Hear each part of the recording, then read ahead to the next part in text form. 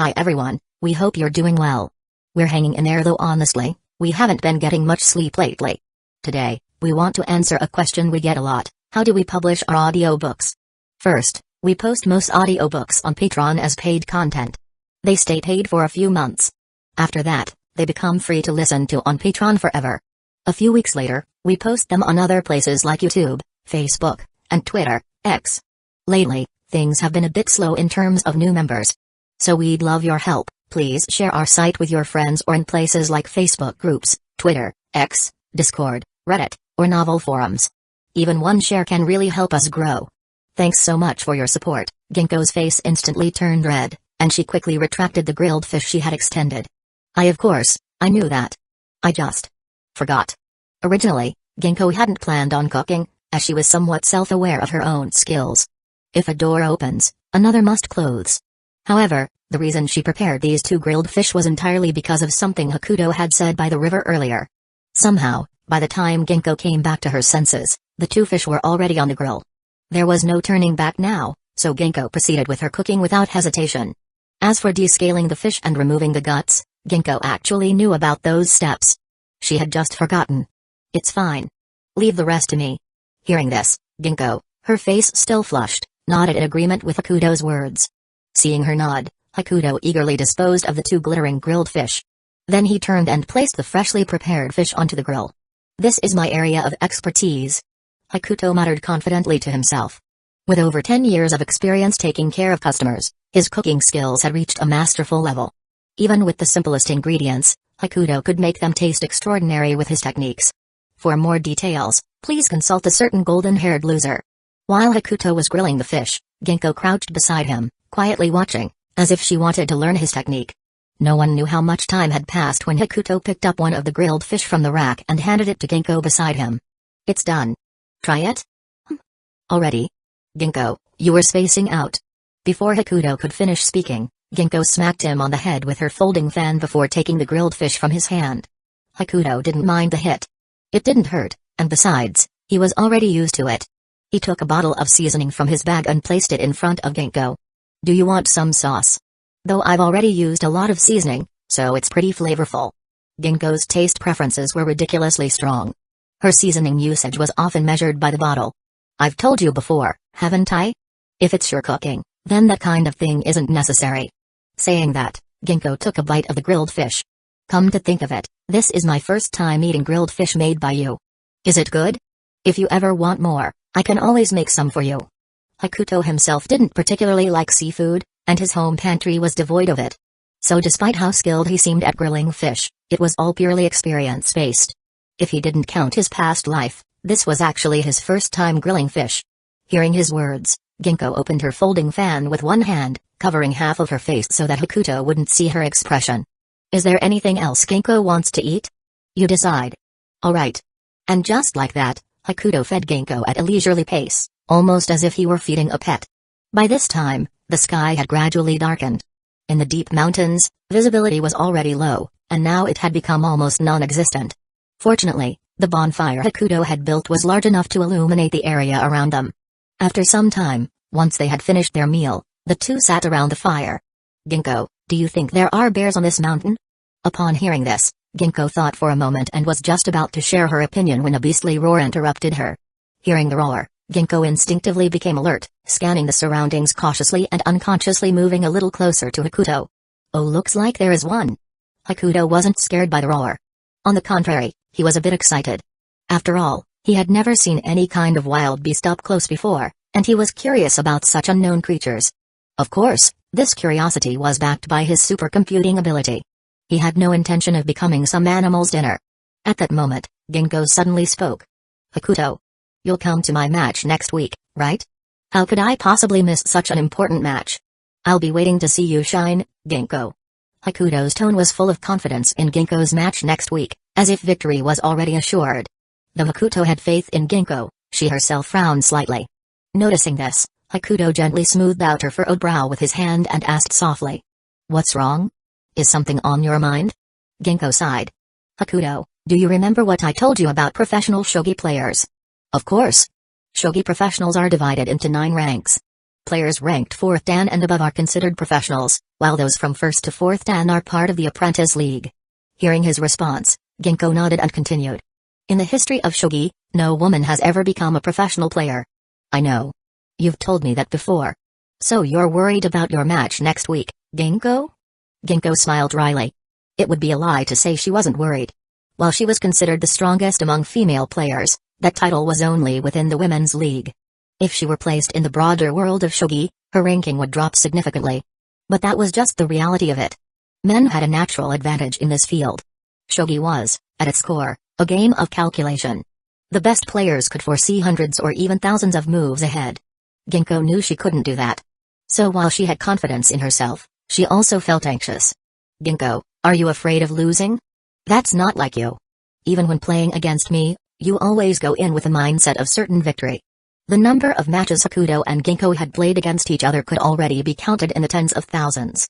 But among them, Ginkgo's win rate was extremely low, almost reaching single digits. Even so, Hakuto had only ever seen the expression of certain victory on Ginkgo's face. It's different. Ginkgo shook her head. In her eyes, Hakuto was different. Special. Don't worry. If you lose, Ginkgo, I'll join the Apprentice League and use my talent to open a back door for you. I don't need a back door. It was just a metaphor. What I mean is, I'll always have your back. As he spoke, Hakuto extended his right hand toward Ginkgo. Certain victory? Seeing this, Ginkgo smiled and placed her hand on his, responding. Certain victory. Chapter 94, The Thief Shiratori Hakuto at Nao's camp. Nishimori Yusa was eating the grilled fish in her hand when she slowly raised her head and asked Nao. I want to take a bath. Hearing this, Nao immediately retorted, huh? You can't even hold out for a day? Yusa scratched her head awkwardly and gave a sheepish smile in response. However, Jojiro was not happy about this. As a die-hard fan of Nishimori Yusa, he couldn't just sit back and watch in this situation. What are you talking about? Yuzurin is a top idol. Of course, she needs to maintain her hygiene. Nao waved her hand dismissively. I asked her, not you. Also, maybe wipe the blush off your face before speaking. Jojiro, completely exposed by Nao, showed no shame at all. Instead, he excitedly rubbed his nose. This is what a starstruck fan looks like? So gross. Nao threw out a snide remark before turning to Yusa, putting down the grilled fish in her hand. Don't worry, I already made preparations. Follow me. Boys are not allowed to come. No. Disgusting. Nao kicked Jojiro away and then led Yusa to the place she had prepared.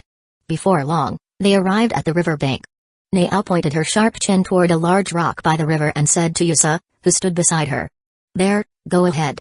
I'll keep an eye on that crazy fanboy. Huh? Although confused, Yusa still walked behind the large rock. But the moment she stepped in, she slowly backed out again. What's wrong? I know it's a bit of a makeshift, but just make do with it. Yusa shook her head. It's not that. There's nothing here. That's impossible. Saying that, Nao walked over to Yusa's side. I put it here today. Where's my metal bucket? Nao stared at the now empty spot, eyes widening in shock. Earlier that day, she had scavenged a discarded metal bucket to heat water for bathing. Before dinner, she had placed it here to heat the water. According to her calculations, by the time they finished eating, it would be just right for a bath. But now, forget about the bath. There wasn't even a bucket left. How were they supposed to wash up? Someone actually stole this? Nao crouched down to examine the scene for any clues.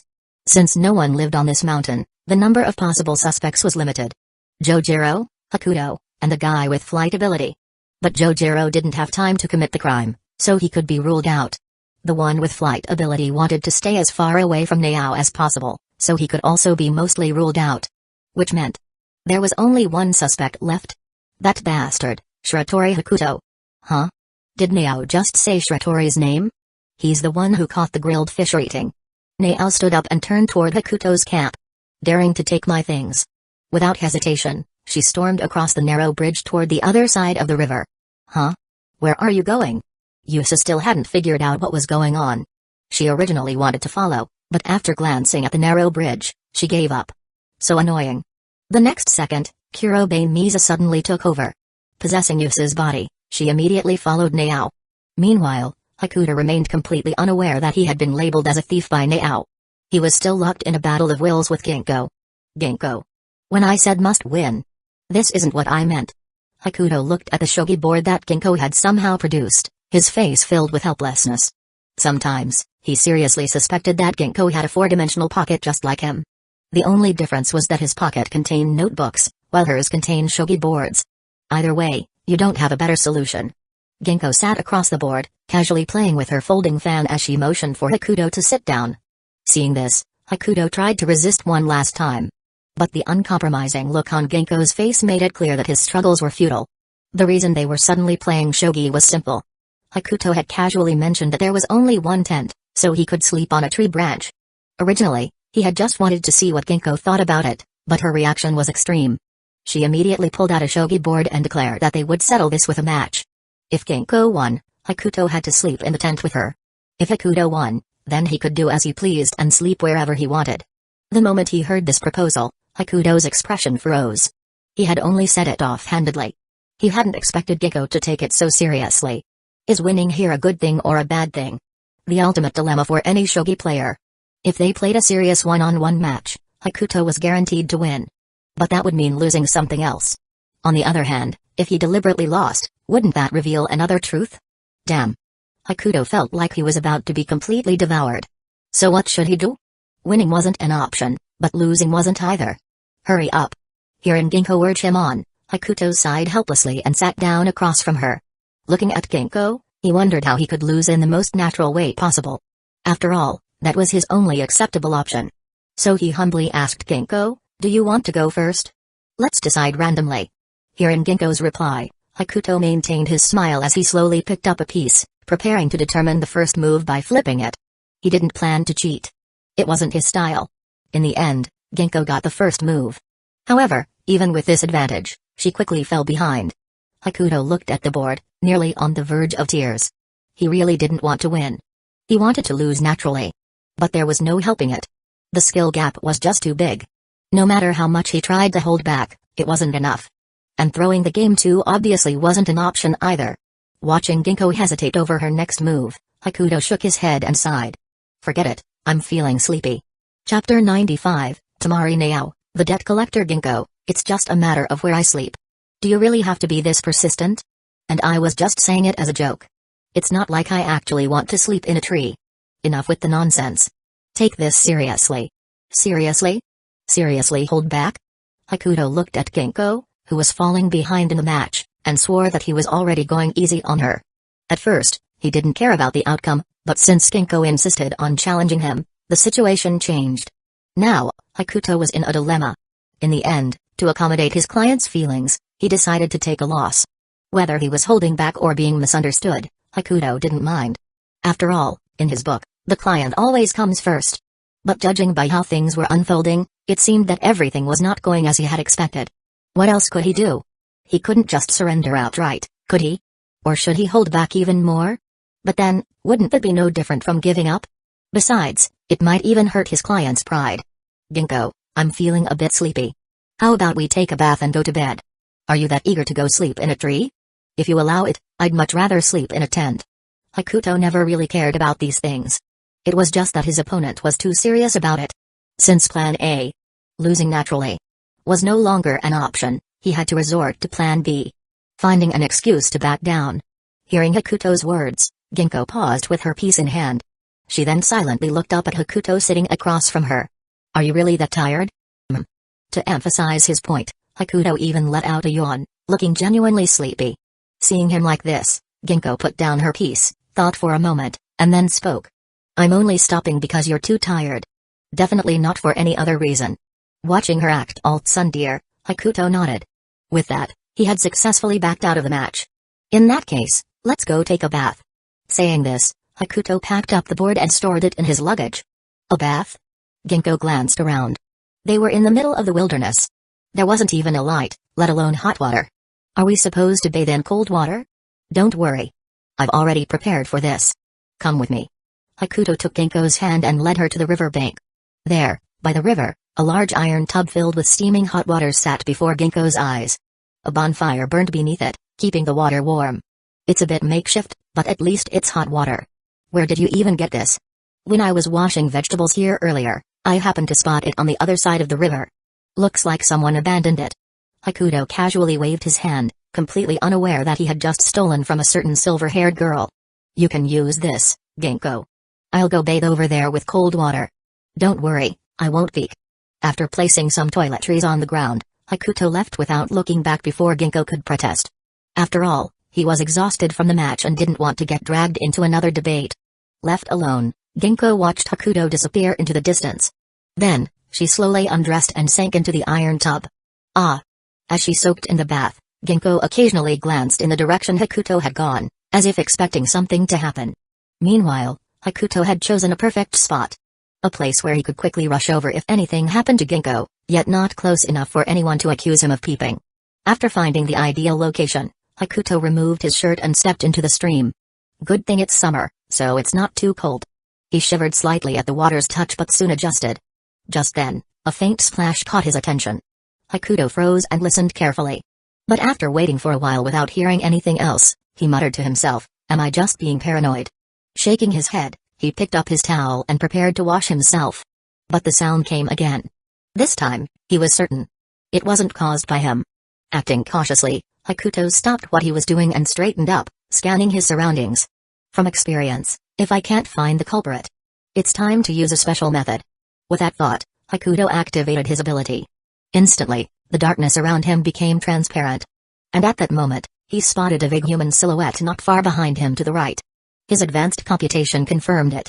There was a girl leaning against a tree in the shadows by the riverbank, watching him. Having identified the culprit, Hakuto sighed and deactivated his ability. As his vision returned to normal, he still had a rough idea of who the person was. Tamori Naao. He wasn't sure what she was up to, but she clearly had a purpose for being here. Just as Naao prepared to use her ability for a sneak attack, she suddenly realized something. Hakuto's eyes were locked onto her. "Can he see me?" Naao quickly checked herself. Her ability was still active. Refusing to believe it, she shifted slightly to the right. Yet Hakuto's gaze followed her movement. Hakuto couldn't actually see Naao, but he could see the ripples in the water. He wasn't blind. "Did you really come all the way from the other side of the river just to mess with me?" Realizing she had been exposed, Naao cancelled her ability and revealed herself in the water. "You again. Nice trick. Using stolen goods to gain favor." Before Hakuto could question her, Naao immediately turned the tables on him. "Is this your new way of striking up a conversation? Do you have any idea how much effort it took to haul that iron tub up the mountain? Huh? That thing is yours? Of course it's mine. Well, you left it in such a random place.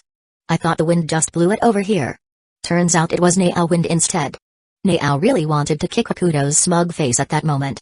"So is that why Kurobane followed you here?" Hakuto pointed toward the shadows where Nishimori Yusa was lurking. "Huh? You recognize that it was Kurobane? Nishimori wouldn't have followed you here for something like this." Chapter 96, Voluntarily Working Overtime. "You? So what about the fact that you took my stuff? I'll give it back. How was I supposed to know you'd go out of your way to buy such an old iron bucket? Don't look at me like that. I have no money, and I'm not giving you my life either." Hearing this, Naao sighed and shook her head helplessly. "Honestly, whether I take a bath or not doesn't matter, but the person behind you." "Huh?" Hakuto instinctively turned around upon hearing Nao's words, only to find that Nishimori Yusa. No, it should be Kurobane Miza, who had somehow silently crept up behind him. Her white stockings were soaked in the stream, and in her hand, a scorching flame flickered into existence as she glared at Hakuto with hostility.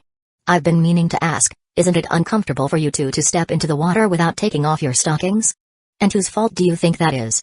With that, Miza Kurobane directly hurled the fireball in her hand at Hakuto. "Wait, seriously? You're actually throwing it?" Hakuto tilted his head to dodge the incoming fireball, staring at her in disbelief. "So you can actually throw that fire?" Another flame appeared in Miza's palm. "Not only can I throw it, but it also hurts a lot when it hits." Just as she was about to make her next move, Naao spoke up to stop her. "Alright, don't show off your abilities here. If that flying ability user sees us, everything will be for nothing." Hakuto immediately chimed in, Yeah. We can just reheat the bucket, there's still time." Hakuto nodded repeatedly. Exactly. Seeing Naao say this, Miza had no choice but to retract her ability, though she still glared fiercely at Hakuto. The two of them stepped onto the shore. Hakuto dried himself off and put his clothes back on. Since they had been in a hurry earlier, neither had removed their stockings before stepping into the water. Now, their stockings were completely soaked. To avoid any health issues, Both Nao and Misa took off their wet stockings. Hakuto held an elastic hair tie in his pocket, preparing to tie up his hair. As he watched the scene before him, he muttered to himself, "An idol's worn stockings." Nao placed her removed stockings to the side, standing barefoot on the grass. "What are you mumbling about over there?" Hakuto answered truthfully. "I was just wondering, if Nishimori's worn stockings were put up for sale online, would those crazy fans bid a sky-high price for them?" "Huh? Are you a pervert? This is just a normal business transaction. Some people would love for this kind of trade to exist." As Hakuto and Nao spoke, a crumpled-up white stocking suddenly came flying at Hakuto, who was in the middle of tying his hair. Relying on muscle memory, he instinctively dodged it. "I was just joking. I wasn't actually asking for your worn stockings. I think you're asking to be roasted." Misa conjured another flame in her palm. The golden glow of the fire illuminated their faces, making them stand out in the darkness. "Didn't we just agree not to show off our abilities? President, aren't you going to stop her?" Hakuto instinctively looked to Nao for help. He disliked conflict, so if he could choose a peaceful resolution, he would. But to his surprise, after hearing his plea, Nao gave him a dismissive look. "I don't think that flying ability user would be wandering around in the middle of the night." "Huh? Are you serious? Do I look like I'm joking?" With Nao's approval, Misa seemed to descend into madness.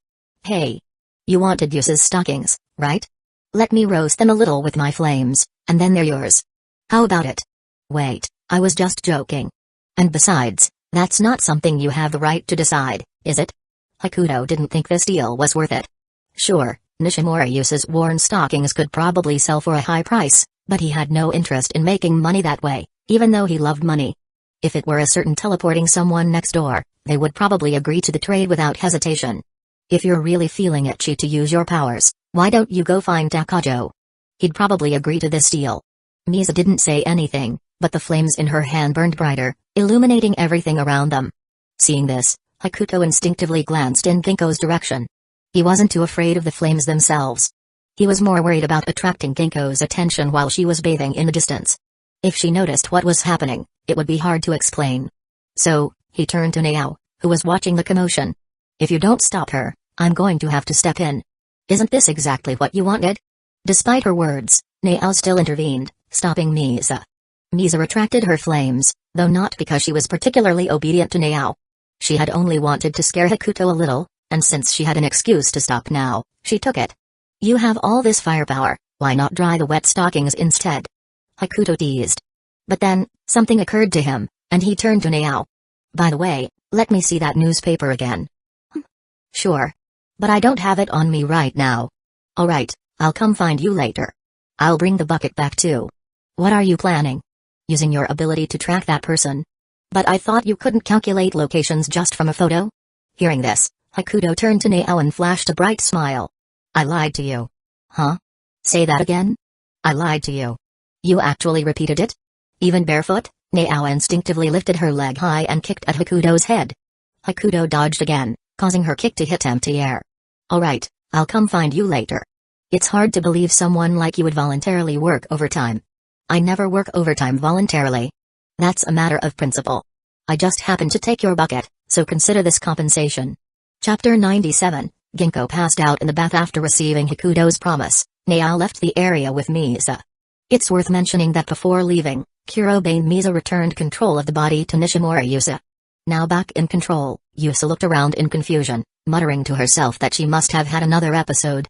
Hakuto found it hard to understand because, whenever Misa took control, Yusa would fall into a deep sleep. However, when Yusa regained control, Misa could still perceive the external world. Moreover, the ability to summon spirits should have originally belonged to Yusa, yet the dominant control was in Misa's hands. This confused Hakuto. To him, summoning spirits seemed more like Misa's ability, while igniting flames was Yusa's. But if summoning spirits was truly Misa's power, then it wouldn't be called summoning.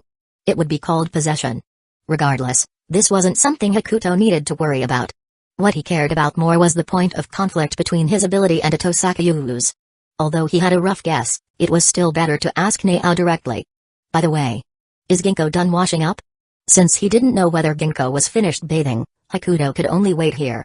If he barged in to check, it would be fine if she was already done, but if she wasn't, that would be a disaster. Still, this is taking way too long. Hakuto knew that girls usually took longer to bathe, but this was excessive. It had already been over 50 minutes.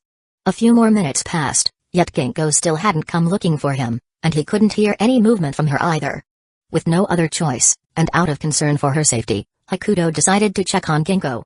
The place where Ginkgo was soaking was shrouded in mist, resembling an ethereal paradise. The occasional splashes of water echoed like a mountain spring. Hakuto peered through the steam to check on Ginkgo's condition. Wait. She passed out? In his view, Ginkgo was lying in the tub with dazed eyes, her cheeks flushed a lovely shade of pink, reminiscent of the early morning sun. But Hakuto had no time to admire the sight. He quickly stepped forward, crouching beside her and patting her cheek. Ginkgo? Ginkgo? Ginkgo didn't respond, only gazing at him with her unfocused eyes. How did she even pass out from this? Hakuto scratched his head helplessly. Given her current state, she definitely couldn't stay in the bath any longer. Otherwise, she might end up all swollen. I should have told Naoto to stick around. With no other options, Hakuto clasped his hands together in a brief prayer before reaching into the tub to pick Ginkgo up. See no evil, see no evil. But really, was a mere phrase enough to block out the scene in front of him? The moment he lifted Ginkgo and hadn't yet wrapped her in a towel, the sight before him left him momentarily stunned. Her blue hair cascaded down her shoulders, droplets of water clinging to the strands and sliding down her snow-white skin before landing on Hakuto's hands. Holding her legs and back, he used the most effective posture to support her weight. Even though they had been childhood friends, and had shared the same bed many times when they were little, things were obviously different now. Even though Ginkgo was still a blossoming young girl, she was already showing signs of maturity. No wonder she has the heart of a mature woman. Her figure is almost there too. Perhaps feeling the movement, a bit of clarity returned to Ginkgo's hazy eyes. She looked at Hakuto, then buried her face into his chest, speaking in a voice that sounded like she was pouting. Hakuto. You're here. Hearing Ginkgo's soft voice snapped Hakuto back to reality. He quickly wrapped a bath towel around her. I have sinned. He nearly slapped himself. How could he be so easily captivated? What kind of person was he? After saying that, Ginkgo closed her eyes and completely passed out. Hakuto held her securely with one arm while picking up her clothes with the other, heading back toward their campsite. Fortunately, he was used to fighting and had plenty of stamina, and Ginkgo was fairly petite. Otherwise, carrying her all this way might have been too much. Once inside the tent, Hakuto laid the towel-wrapped Ginkgo on the bed. Damn it. He had to remove the towel, otherwise, she could catch a cold. As for dressing her, he didn't have the courage for that. Instead, he grabbed a clean towel from the luggage and carefully dried her wet hair. Ginkgo. I'm going to take off your towel now, or else you might get sick. If you don't agree, just shake your head. If you don't move, I'll take it as permission. Of course, Ginkgo was sound asleep and couldn't respond. Hakuto knew she wouldn't react, but he was really just trying to console himself. I'll take that as a yes. Just don't kick me tomorrow, okay? With that, he placed his hands on the towel and slowly pulled. The white towel slid down effortlessly like melting chocolate, revealing Ginkgo's flawless figure once more. Under the gentle glow of the lantern, she lay there quietly, like a perfect, unblemished piece of jade. Her skin was smooth and delicate, reminiscent of the finest porcelain, exuding a soft radiance. There wasn't a single flaw on her body, as if she had been sculpted with meticulous care by nature itself. Her chest rose and fell lightly, reflecting a serene and peaceful rhythm. The elegant curve of her neck, the soft velvet-like skin, shimmered under the light, radiating an irresistible allure. She lay on her side, her entire form on display before Hakuto, resembling a docile kitten inviting him to play. After what felt like an eternity, Hakuto finally slapped himself, forcing himself to snap out of it. Shiratori Hakuto. Are you even human? With that, he quickly pulled the blanket over Ginkgo and quietly stepped out of the tent. The soft moonlight illuminated his face, filling him with a sense of calm. So this is what they call a childhood friend's awakening, huh? Hakuto ruffled his hair, trying to shake off the lingering thoughts. He hadn't forgotten about his agreement with Nao, but he wasn't sure if he'd be back before Ginkgo woke up. How did she even pass out from this? He re-entered the tent and gently poked Ginkgo's soft cheek. Leaving her alone here wasn't ideal. Although they were deep in the mountains with little human activity, there were still safety concerns. I really hope I don't pass out from exhaustion tomorrow. Hakuto silently prayed. To avoid falling into the same mental state as before, he activated his computational ability, clearing his mind of distractions. Then, he took a fresh set of clothes from the luggage and dressed Ginkgo. After finishing everything, Hakuto jogged a few laps around the campsite, using his ability to eliminate all possible risks. Only then did he feel at ease enough to deactivate his power. Chapter 98, Why do I even have to pay to look at a map? So? You're going out to find him in the middle of the night? Huh? Didn't you already calculate his whereabouts? About half an hour after Hakuto put Ginkgo back in the tent, he carried the metal bucket and arrived at Nao's camp. After handing the bucket to Yusa for her bath, he picked up the newspaper Nao had given him and activated his super calculation ability. However, just as he deactivated his ability, he heard Nao issue an order to set out immediately. If we startle him and he flies away, then what? I can't fly. Oh, wait, technically, I can. But only in theory. Huh? You can actually fly? Yeah, sure, but it just happens to use my life as fuel. Hakuto wasn't lying. He really could fly. At the cost of his own life force. In theory, his super calculation ability allowed him to stop time while moving freely. This was because his brain had enhanced every part of his body. So, theoretically, if he strengthened himself enough, he could really fly.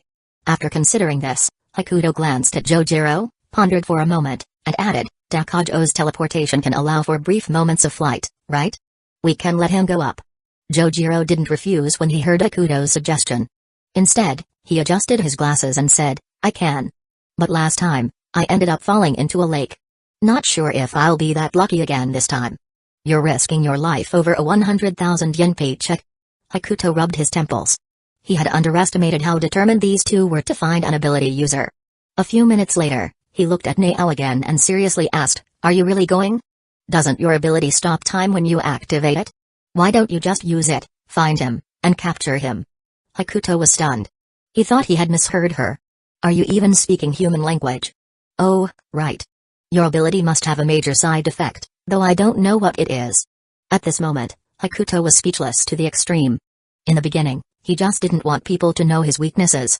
But now, it seemed like he had outsmarted himself. Can I kick you twice? I'm begging you. I'll even pay for it. Sure. Seeing Nao nod, Hakuto immediately ran up to her, cutting off whatever she was about to say. Alright, alright. How much? I'll transfer it right now. Your entire savings. Do I look like an idiot?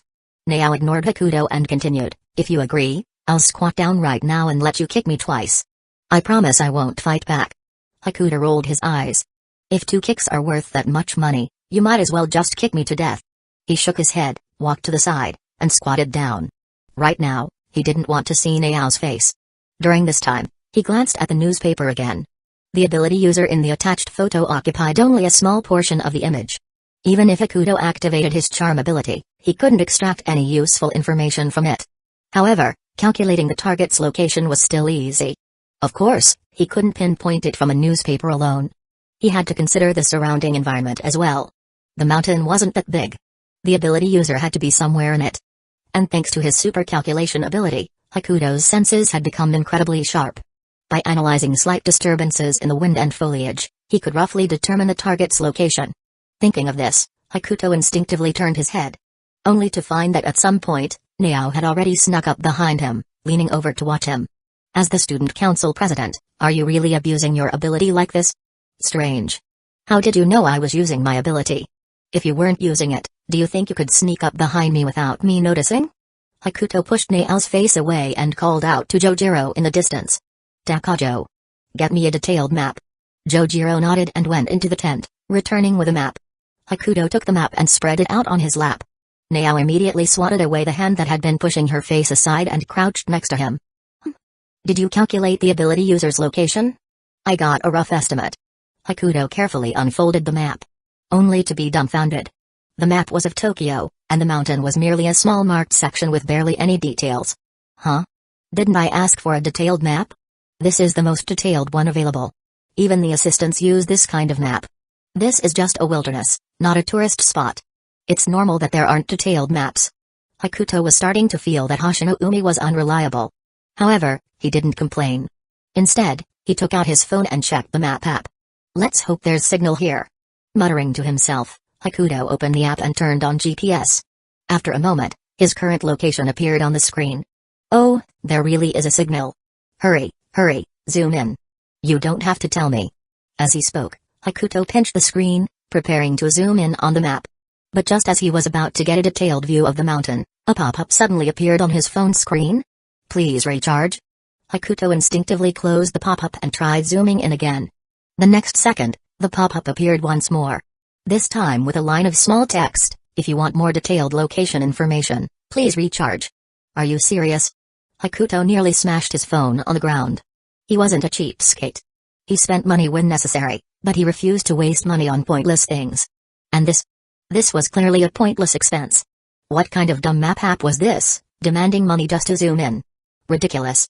The queen of the shogi world, a best-selling novelist, a renowned gin artist, a private high school student council president, the daughter of a famous hospital director, an evil eye wielder. Has any of them ever gotten a single cent from him? Now, just because a few black letters flashed on his screen, this app expected him to hand over his money. For what reason? Just as Hakuto was fuming with disdain, Naao suddenly patted his shoulder. Alright. Payment complete. Huh? You seriously paid for it? Chapter 99, no. Are you actually flying? Hakuto never expected Naao to actually spend money on that dumb map app. He looked at the phone she handed him, internally complaining about how casually rich people spend money, then took it with slight annoyance. This should be about the spot. Hakuto marked a point on the map and handed the phone back to Naao. Naao took the phone, glanced at the marked location, furrowed her brows at first, then widened her eyes. Shiratori, are you sure you marked the right place? Yeah, what's wrong? Hearing Hakuto's confident reply, Naao frowned even deeper. The location is 32 meters away from you? Saying that, she threw her phone forcefully to the ground. It's just 32 meters. What the hell do you even need a map for? Just take me there to grab the guy. SHHH, keep it down. It's only 32 meters. If he hears us, it'll be bad. I don't care. You're paying me back for that VIP subscription. I didn't want to buy that VIP. How was I supposed to know you'd act so fast? Hakuto was telling the truth. He only wanted the map to help Naao and Jojiro, who didn't know the location. The moment he saw that the map app required payment, he was ready to give up on the idea. Who could have guessed Naao was so decisive? She had topped up the money in just half a minute. If there were a ranking for speed, Naao would definitely have a place on it. Bullet train. Supersonic. Light speed. While Naao and Hakuto were bickering, Jojiro glanced at the map on her phone, then subtly shifted his gaze to a spot on the right. An idea began to form in his mind. It's just 32 meters. With his high-speed movement, he could reach it in an instant. But it was too dark, and the target was hiding in the shadows. He couldn't see them, and if he miscalculated and missed, he'd startle them. That would be a disaster. 32 meters wasn't too far, but it wasn't exactly close either. He could see the target's movements but definitely wouldn't be able to hear them. That's why Hakuto was so casual after pinpointing the location. Right now, in the ability user's eyes, the three of them probably looked like they were just arguing over something trivial. And the reason the flying ability user was observing from such a close distance was that he wanted to keep an eye on them. He had came to this mountain to train his ability. Naturally, he didn't want anyone disturbing him. But Hakuto and the others' arrival had disrupted the environment, so he was keeping a close watch. At that moment, Hakuto placed a hand on Jojiro's shoulder and whispered, "Use your ability to take me there." Jojiro adjusted his glasses. "My ability can cause injuries if I'm not careful. I've never tried carrying someone before. Relax, my ability is superior to yours." Hakuto shot him a confident look. But it barely lasted a second before Naao started pinching his waist. "Oh fuck. Stop eating pickled radish. What the hell are you mumbling about? Quit messing around. We're in the middle of something." Hakuto pried Nao's hand off.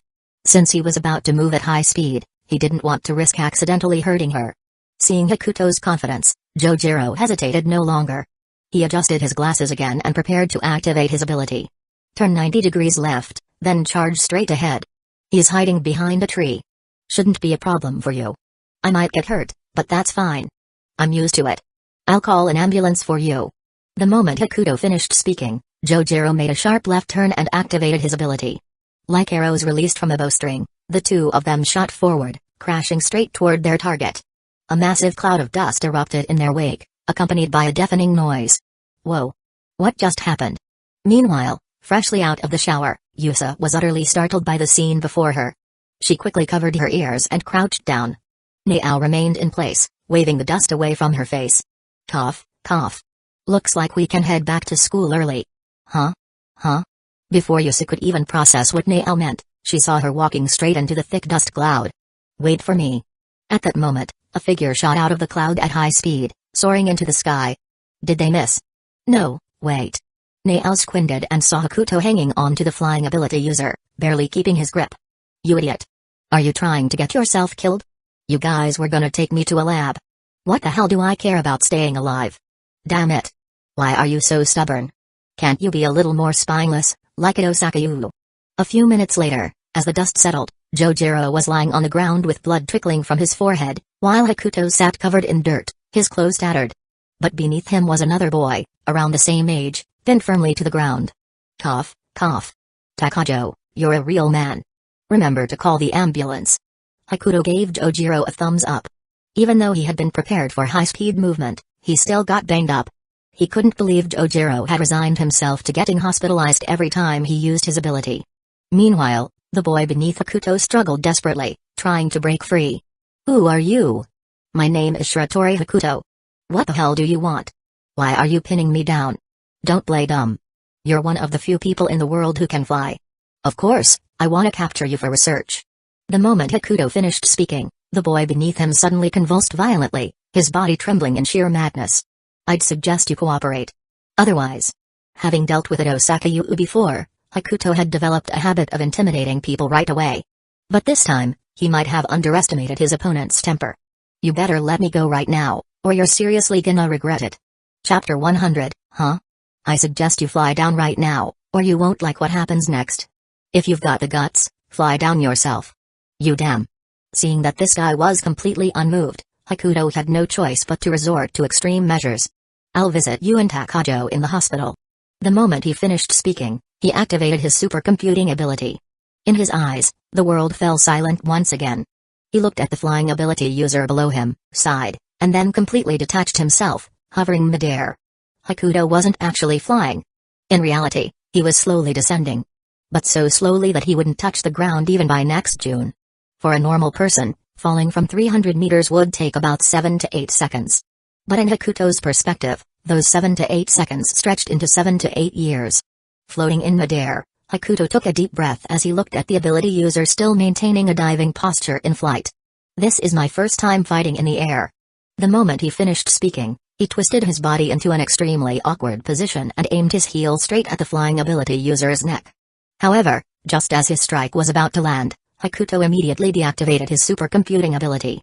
The world around him resumed its normal flow, and his foot slammed into the opponent's neck. Ah!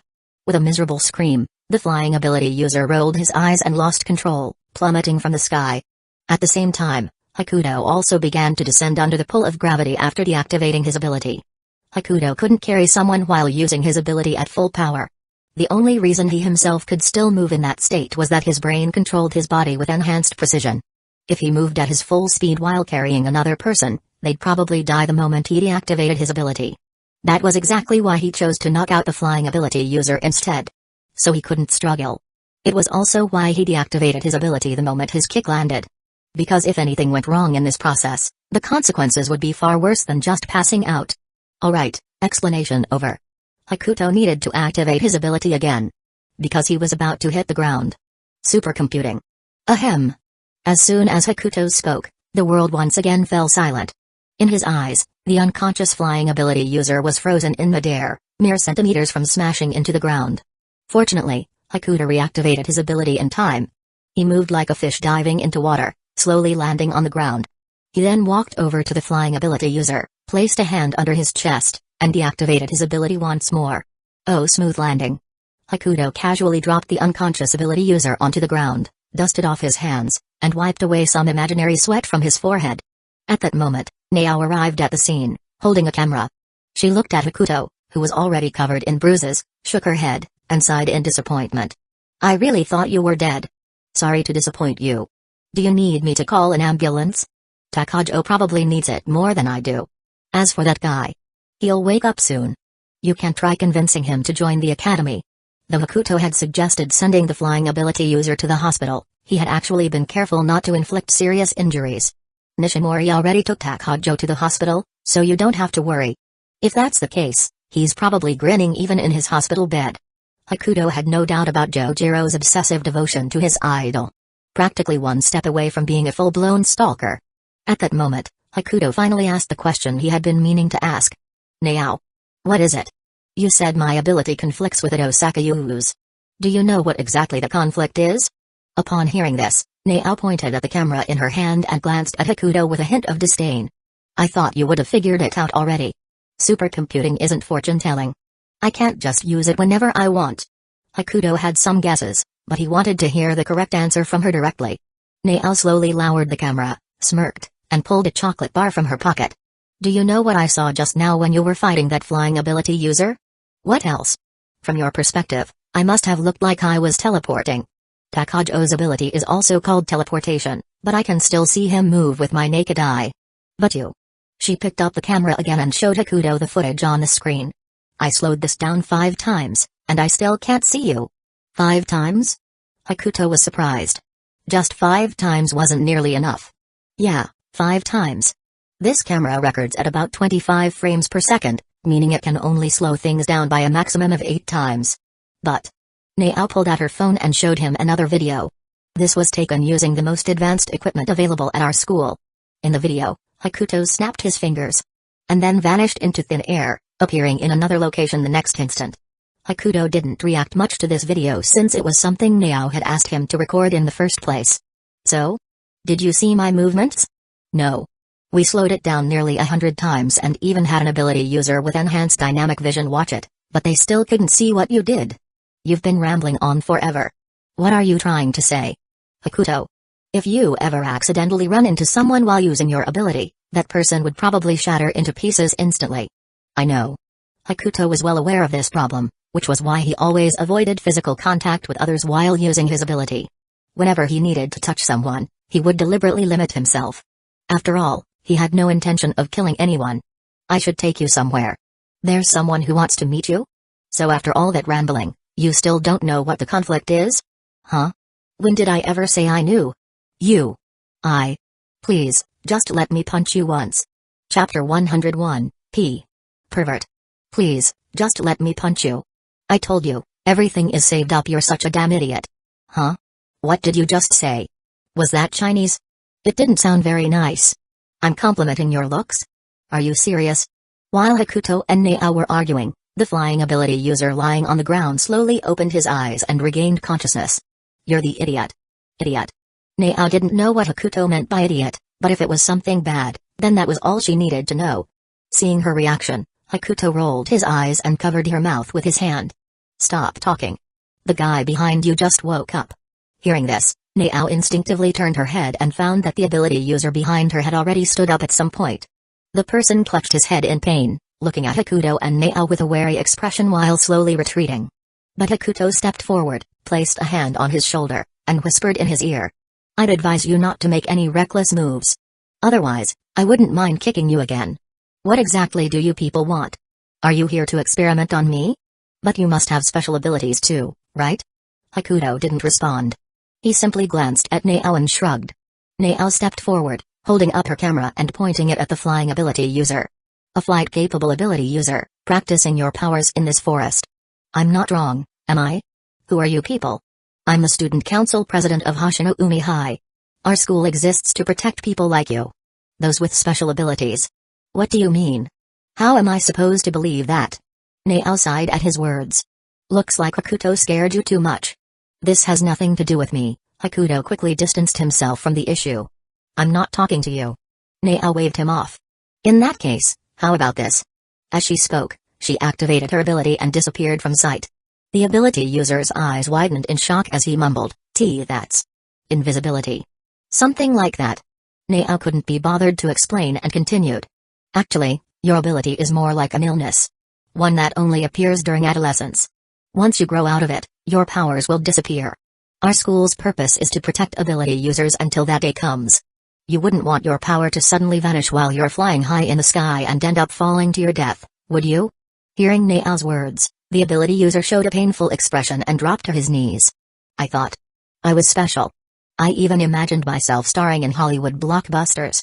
So this is just an illness. Seeing his anguish, Nao didn't hold back but instead poured cold water on the situation. By the way, that guy holding your shoulder wasn't wrong. If it wasn't us who found you today, it really could have been someone looking to experiment on you. Suppress your powers and join our school. It's the best option you have. After saying that, Nao put away her phone camera.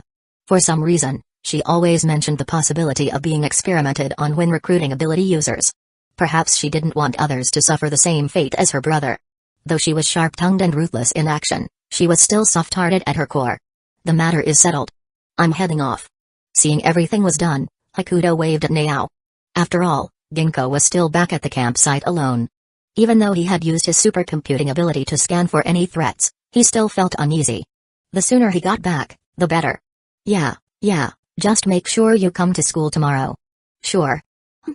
Wait, no. Hakuto instinctively responded, but a second later, he realized something was wrong. He turned to Naao, frowning. Are you serious? As a student, shouldn't you come to school? Come on, tomorrow's Saturday. Since when does our school have a no-weekend policy? Huh? The student council doesn't get weekends off. We're on call 24/7, got it? I don't get it. Hakuto knew Naao wasn't wrong. Ability users didn't conveniently only cause trouble from Monday to Friday. But no one could take away his weekend.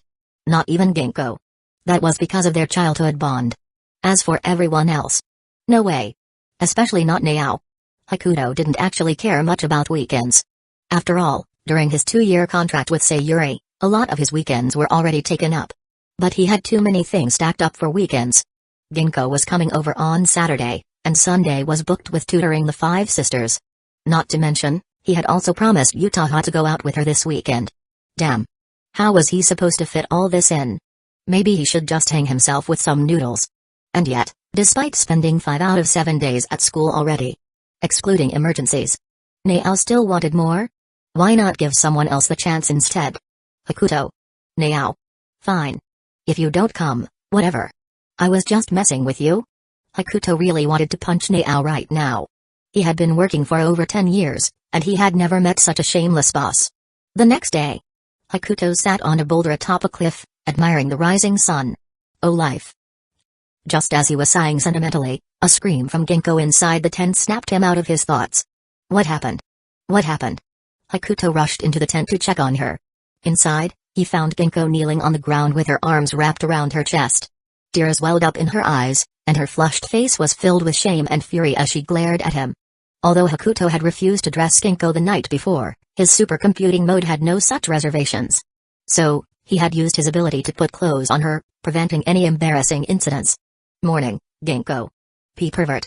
Chapter 102, The Mind Reading as per Hoshino Umi, Student Council Office Ability. Mind Reading. Hakuto frowned slightly as he watched the back of the assistant walking away. A superpower commonly seen in TV dramas. Reading people's minds, huh?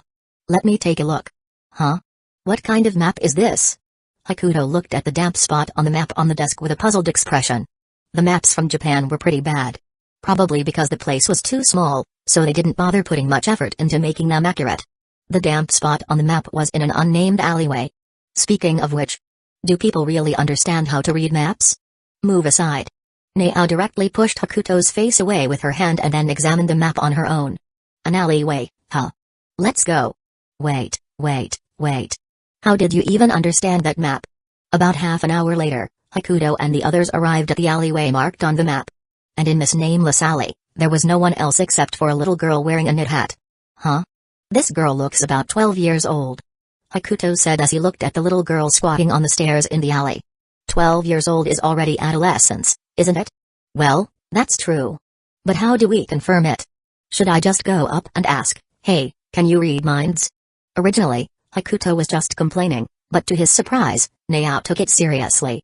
She clapped her hands together and said excitedly, great idea. Are you serious? What? You think it won't work? Then why don't you use your ability to see what happened to her a few hours ago? I'll just go ask. As soon as he finished speaking, Hakuto walked toward the little girl. At the same time, he silently offered his condolences to Itosakuyu and the others. Even though they were all espers, the latter had suffered through stalking, psychological and physical intimidation, and who knows how much torment. Yet, the little girl in front of him clearly didn't have to endure such torment. This surprised Hakuto. Had Naao, the violent maniac, actually turned over a new leaf? But just as Hakuto was lost in thought, Naao suddenly lifted her leg and kicked him hard in the side. What the hell? The sudden attack caught Hakuto completely off guard, and he took the hit directly to his side. Even with his strong physical constitution, this was too much.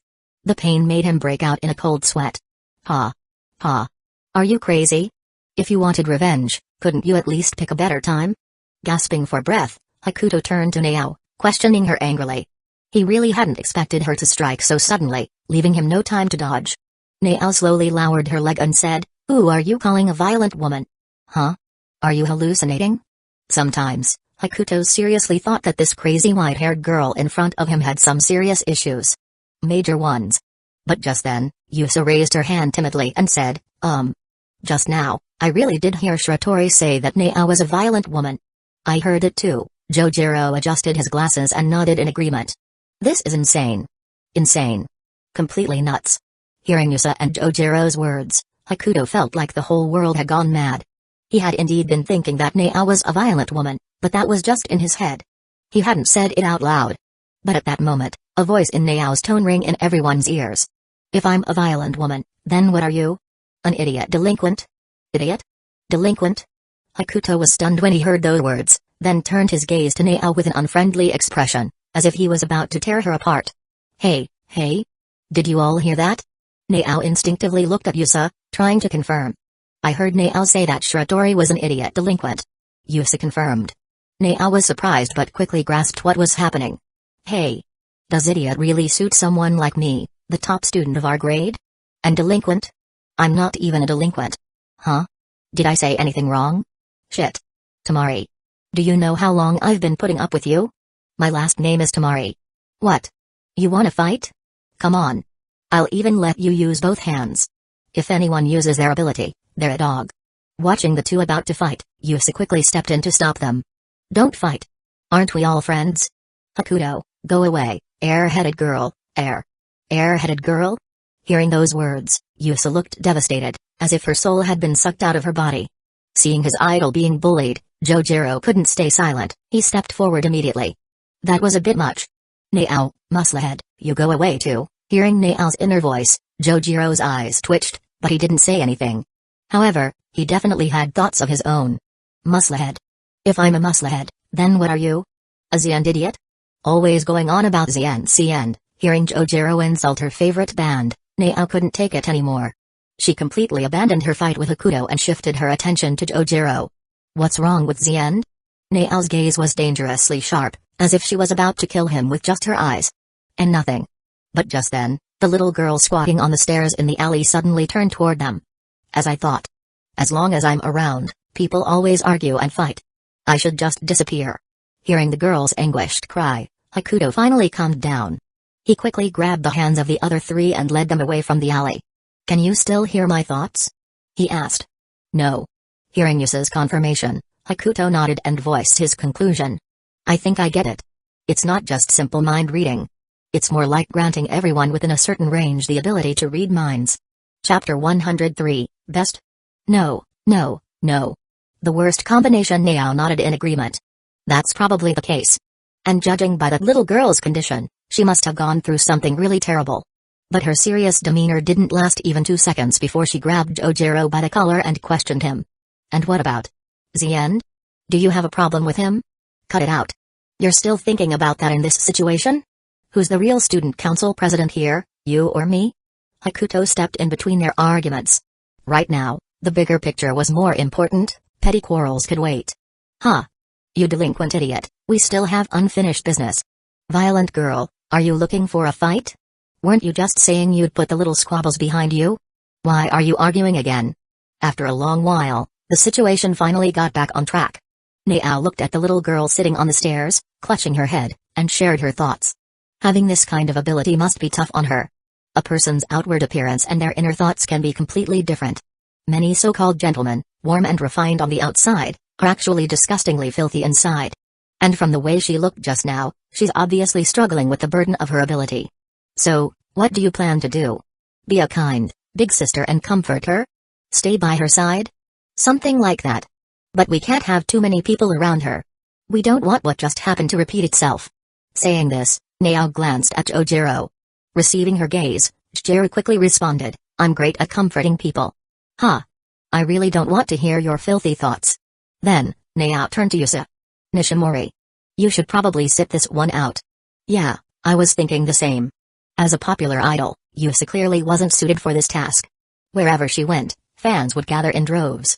And if the media ever caught wind of Yusa's inner thoughts, that would be a massive scandal. "So that means you're going alone? Alright, Everyone, dismissed. Go home.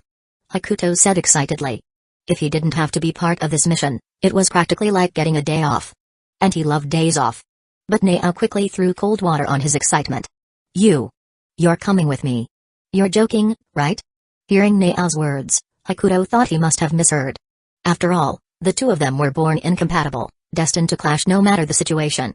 What? If something unusual happens, I won't be able to handle it alone. Besides, this is a great opportunity to strengthen our friendship, don't you think? Strengthen? Friendship? Here, take my middle fingers. Nao launched a flying kick at Hakuto, but this time, he dodged it perfectly. As if. The only reason he got hit last time was that he was completely off guard. Now that he was prepared, there was no way he'd get kicked again. If he did, he might as well go stand on the street like a fool. Despite his complaints, Hakuto still obediently followed Nao to meet the mind-reading girl. After all, he was getting paid. Nao and Hakuto approached the little girl, exchanged a glance, and then sat down on either side of her. Hey there, mind if we get to know each other? My name is Shiratori Hakuto, and she's Tamari Nao. The next second, Hakuto heard Nao's inner monologue. What a lame way to start a conversation, can you control your thoughts for once? Huh? You think this is something I can just turn on and off? While they were bickering in their minds, the girl in the knitted hat responded to Hakuto's words. My name is Ori. What a cute name. Well, now that we've exchanged names, we're officially friends. As expected from a professional, shut up, I'm keeping quiet, see? Hearing the word friend, Ori suddenly started shaking her head vigorously, clutching her head as if recalling something unpleasant. No. Everyone around me always ends up arguing. Just like you two did earlier. That's not true. We were just playfully teasing each other. We're actually really good friends. As she spoke, Nao patted Hakuto on the shoulder. Right? Ha ha ha yeah. Don't break, don't wither away. Hakuto tried his best to suppress his urge to retort, distracting himself by humming a catchy tune in his head. Ori hesitated, then asked, really? Nao confidently patted her chest. Of course. Yeah, right. Hakuto finally lost control of his thoughts.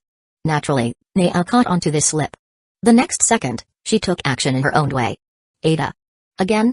Of course, Nao's method was a physical one, but this time, Hakuto blocked her punch perfectly. See? You two are fighting again. Hearing Ori's words, Nao withdrew her hand and shook her head dismissively. No, this is just friendly banter between friends. Saying that, she threw a glance at Hakuto. Nao, say anything weird, and you're dead. Hakuto, hey. Your thoughts are showing, Nao, so what? Just some friendly communication between friends. Hakuto, walking alone through the dark alley, seeing that Hakuto didn't mess up, Nao turned back to Ori with a smile. See? We're really good friends. We wouldn't argue over something like this. Hakuto, loving you for standing tall, but that brother over there is still singing. Oh, don't mind him.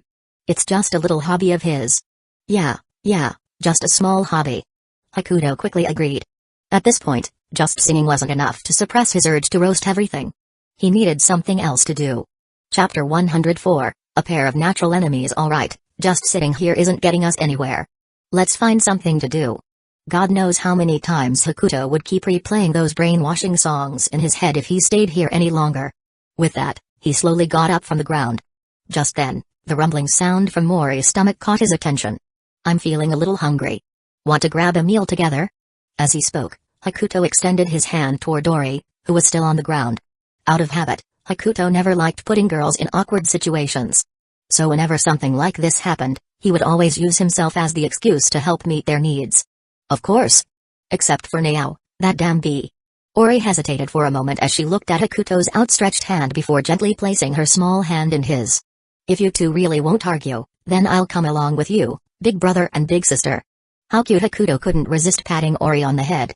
Seriously, only in the 2D world could a little girl randomly be this adorable. Just looking at her was enough to heal the soul. I is dead. Hakuto is a chibi-con, I'm the reverse butterfly. After thinking that to himself, Hakuto immediately sensed the concerned gaze Ori was giving him. Don't worry, just a joke among friends. But as soon as he said that, Nao couldn't hold back. PFFT, trademark. So even you think that was nonsense? About 10 minutes later, the three of them arrived at a restaurant. Hakuto sat next to Nao, while Ori sat across from them. Originally, Hakuto had refused to sit like this, but he couldn't withstand Nao's repeated taunts.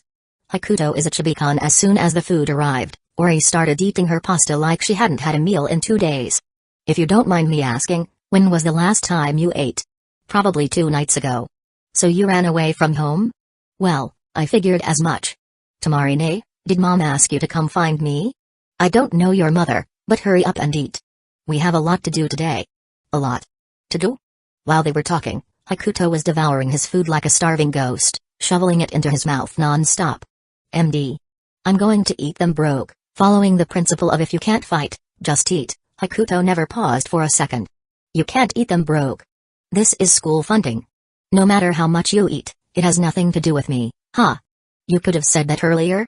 If you can't keep your inner thoughts in check, you're paying for this meal, just because you say I have to pay, I have to? What about my dignity? 1 girl, 1 little girl, and 1 guy. Who do you think the waiter will bring the bill to? You win. Spinning. Your hand goes through me, Hakuto silently complained about how unfair society was to men. Then, to distract himself, he started mentally singing again. Damn it. Haha. Tamarine and Shritorine, you two have such a good bond. Ori giggled as she watched the interaction between Hakuto and Naao. Oh, you. Playing the intro, gazing at the sky, Hakuto almost burst out with some classic lines but forced himself to stop and continued his inner concert instead. Huh. A good bond? Isn't it? Even though you're always arguing, you two are totally in sync. PFFT, PFFT, hearing Ori's words, Hakuto and Naao simultaneously frowned and made expressions of disdain. But this reaction only excited Ori even more. She waved her fork in the air, getting all worked up. See? You're really in sync. Not at all, trademark. Stop thinking what I'm thinking, huh? Who's thinking like you? Look. Even though you're bickering, neither of you actually looks mad. It's more like a couple's playful banter. At that, Ori seemed to have discovered a key point. Her excitement reached a new level. Could it be? Big Brother Shritori and Tamarine are actually a couple? No. Impossible, no. Impossible, but you're so in sync. Huh. Have we ever done anything that only couples do? Laughable. I'm handsome, top of my grade, undefeated in school fights. The girls lining up to chase me could stretch all the way to China. Who does Naao think she is? My girlfriend? Annoyed by his aggressive words, Naao couldn't resist smacking Hakuto on the head again. But, as always, her attack was ineffective. Hakuto was always prepared whenever he mocked Naao, dodging her hits with precision. Of course, last time when she kicked his kidney. That didn't count. That was an accident. Little Ori, listen to me. Remember this face. Lilicons usually have faces like his. Ori hesitated for a moment at Nao's words before timidly saying, but Shritorian is the most handsome guy I've ever seen. As soon as those words left her mouth, Hakuto couldn't hold it in anymore and burst into laughter. Ha ha ha ha. Ha ha ha ha. No, what I meant was. Remember his eyes. But Shritorian's eyes are handsome too. Ha ha ha ha. Ha ha ha ha. Stop laughing. It's so loud, I'll laugh. I'll laugh. What are you gonna do about it, huh? Do you actually think you're that good looking? It's not just what I think, it's what everyone thinks, TSK. Lilicons sure are arrogant, I'm your dad. As their bickering continued, Ori gradually relaxed. Maybe this was the happiest day she had experienced since awakening her powers. After finishing their meal, the 3 of them headed to an amusement park. No, an arcade. No, an amusement park. No, an arcade. Enough. Where are we actually going? Huh? What's so fun about an arcade? That place is full of delinquents and thugs. Ignoring Nao's comment, Hakuto turned to Ori. Since this outing was mainly for her, she should be the one to decide. Little Ori, where do you want to go? Chapter 105, The Crazy Pachinko Machine. If we go to the arcade, Big Brother will win a plushie for you. No cheating. Persuading normally counts as cheating? Then you shouldn't have told me what attractions the amusement park has in the first place. Ori watched as Hakuto and Nao bickered. Her pretty little face curved into a smile before she tugged at Hakuto's sleeve. Shritori, let's go to the arcade. Yoshi. A perfect decision. Hearing Ori agree to his suggestion, Hakuto couldn't help but ruffle her hair again. Huh? What's this? A special weapon against Chibis? It's just that my sincerity moved little Ori. Do you even believe that yourself? Ha ha ha, I do, and so what? Ignoring Nao's thoughts, Hakuto picked up Ori and headed toward the arcade. Let's go, let's go, let's go.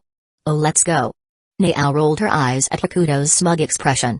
Though she was reluctant, she still silently followed along. Before long, the 3 of them arrived at the arcade. Ori's eyes sparkled with curiosity as she took in the dazzling array of machines. After all, she was still a child. It was normal for her to have never been to a place like this. So why did they go to the amusement park first instead of here? As expected of a weekday. So few people. It's practically like having the whole place to ourselves. Could it be that Hakuto is afraid of the giant swinging ride? What nonsense? If I use my ability, it's way more thrilling than some giant swinging ride? How are you even making this expression in your mind? Damn it, aren't you doing it too? Meanwhile, Ori obediently followed the two, using her ability to create a private space for their banter. Of course, Hakuto didn't forget his promise. He took Ori's hand and led her to the claw machines. President, feel free to do whatever you want. As if you actually booked the whole place. Nao twitched at his words. Just as she was about to follow them, a particular game machine caught her attention. Even Nao rarely visited arcades, so it was natural for her to be intrigued by these things. Curious, she exchanged some money for game tokens and sat in front of the machine to give it a try. Meanwhile, Hakuto, relying on his superb skills, successfully won a plushie for Ori. Shiratori, spending 1,000 yen to get this tiny plushie. Was it really worth it? Ori stared at the palm-sized plushie in her hands, looking troubled. It's fine, it's fine. Totally worth it. Even Hakuto himself didn't believe what he just said. What kind of nonsense was this? He practically had to hit the payout guarantee to finally get one. He felt like he was about to go berserk. He was so pissed off that he considered using his computational ability to teach the owner a lesson. Shiratori, you're saying your inner thoughts out loud. It's fine, just venting. Hakuto patted Ori's head. It wasn't that he minded spending the 1,000 yen, he just felt like it wasn't worth it at all. Come to think of it. Isn't someone missing? Only then did Hakuto realize that Nao was nowhere to be seen. No wonder something felt off. Shiratori, didn't you tell Tomorine to do whatever she wanted? Huh? She really took that seriously? Hakuto was incredulous. It was work hours right now, yet Nao had wandered off on her own? Outrageous. She should get a salary deduction. With that thought, Hakuto carried Ori and retraced his steps, searching for Nao. However, before they even found her, they heard her furious shout. Damn it. Are you kidding me? Hakuto turned his head toward the source of the voice. There, Nao was kneeling on the ground in despair, pounding her fists against the floor as if she had made the biggest mistake of her life. Huh? When did you become a shonen protagonist? Hearing Hakuto's thoughts, Nao slowly raised her head. But the moment she did, she saw the mocking expression on his face. What happened? Did the game difficulty break your spirit? And no. That's not it. Let me see what kind of game could make my dear president react like this. Shiratori. It looks like Tomarine was playing a pachinko machine. Oh, so it was just a pachinko machine. Wait, a pachinko machine? Hearing Ori's thoughts, Hakuto shuddered and almost lost his balance. Just as she said, behind Nao stood a brightly lit pachinko machine, playing its cheery tunes as if nothing had happened. How much did you lose? Hearing his question, Nao, who had just gotten up, nearly collapsed again. Why are you so sure I lost money? Come on, you just had that classic shonen protagonist despair face. What else could it be? Pachinko in Japan was utterly ridiculous. Every year, countless people went bankrupt because of it. Men ended up in debt slavery, women had to sell themselves on the streets. Gambling addiction was no joke. And yet, the Japanese government never restricted the spread of pachinko. In fact, more people worked in pachinko-related jobs than in the car manufacturing industry. Of course, the government was fully aware of its dangers. But they couldn't do anything about it. Pachinko generated too much tax revenue, just like the tobacco industry in China. Aren't you only 16? I thought the age limit for pachinko was 21. So, how much did you lose? Not that much. Nao's pride was strong. Even though Hakuto had mind-reading abilities, he still had no idea how much she had actually lost. Alright then, Ori and I will go check out some other games. Wait for what? Aren't you going to try the pachinko machine? It's actually kind of fun. Nope. I don't play gambling games. That'd be ill-gotten gains. It's not ill-gotten, just reclaiming what was lost. Hearing Nao's argument, Hakuto almost burst out laughing.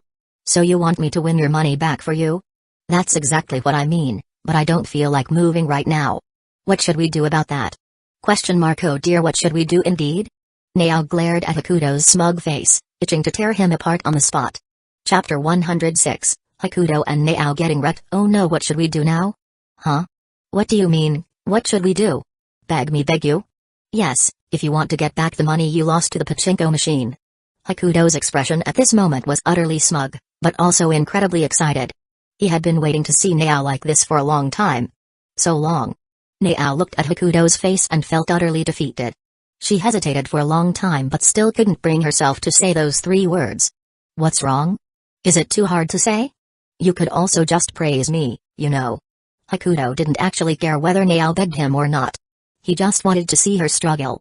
That conflicted and tormented expression. Praise? And how exactly do you want me to praise you? Hearing what Nao was thinking, Hakuto immediately demonstrated. Hakuto-sama is the greatest, most handsome man in the world. That's all you need to say.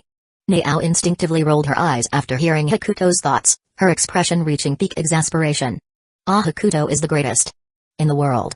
At first, Nao tried to tell herself it was just like getting bitten by a dog. It would pass. But only now did she realize. This dog bite actually hurt. Even if it was just in her mind, she still couldn't accept saying something that went so completely against her conscience. Louder, and get your thoughts straight. Think about your money. Your money was swallowed up by this pachinko machine. Don't you want to get it back? Hakuto spoke with dramatic passion. Hearing that, Nao instinctively let out a sigh. Ah. I should never have agreed to come to the arcade.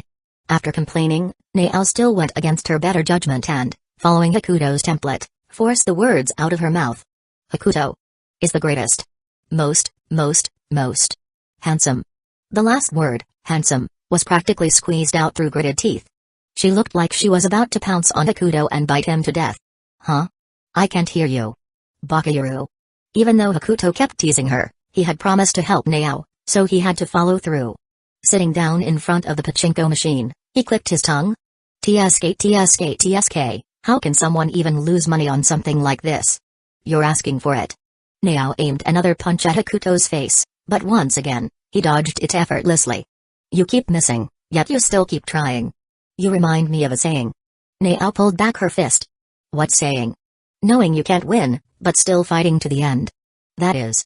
Before Hakuto could finish, Nao threw another punch at his face, hoping to catch him off guard. But he blocked it again. The foolishness of hot-blooded determination. Hakuto let go of her hand, pulled out a 10,000 yen bill, and fed it into the pachinko machine. Watch closely, foolishly hot-blooded one. Witness how Hakuto conquers this pachinko machine. Yeah, Hakuto-sama is the greatest, Nao responded in an extremely sarcastic tone. About half an hour later, under Hakuto's precise control, their total pachinko earnings reached an impressive 1 million yen. Negative 1 million yen. I seriously don't get it. How does someone even manage to lose money on something like this? And not just a little. 1 whole million? Nao, ever the natural-born cynic, couldn't pass up the chance to stomp on Hakuto while he was down. Hakuto, did you lose money? His winning negative 1 million could technically be considered a form of financial management. Hakuto stared at his bank balance, noticing the missing million yen with a hint of disbelief. Even without using his ability, his calculation skills were top tier. By all logic, he shouldn't have had any trouble with a mere pachinko machine. But he underestimated the nature of gambling. As expected, gambling is a game where 9 out of 10 people lose, especially when it comes to machine-based gambling. To be honest, Hakuto wasn't particularly bothered by losing 1 million yen. It wasn't a significant amount to him. What really annoyed him was how his money had just vanished into thin air. My money. Now, Hakuto finally understood why so many people went bankrupt playing these games. Even he had lost 1 million in under 20 minutes. It was basically a money-eating monster. MMPFH. Don't force me to use my power. Oh ho, the Chibi-Kon is about to unleash his ability. Shut up. I'm going to make this arcade go bankrupt today. Then I'll donate all the winnings. Hakuto had no issue with gambling as a concept. But when the odds were rigged artificially, that was a different story. It was just like those shady online gambling sites, where 10 out of 10 are controlled by algorithms deciding what cards you get. Luck and skill don't matter at all.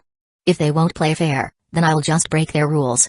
With the intent of making this pachinko machine go bankrupt, Hakuto activated his ability. Though, he didn't even use his full power. A mere pachinko machine wasn't worth it.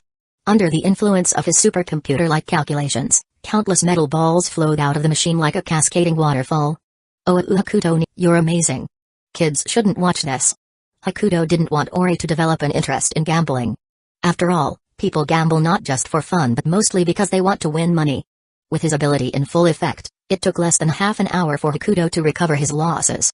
And then make an additional 500,000 yen on top. Not enough. Not nearly enough. Yosh.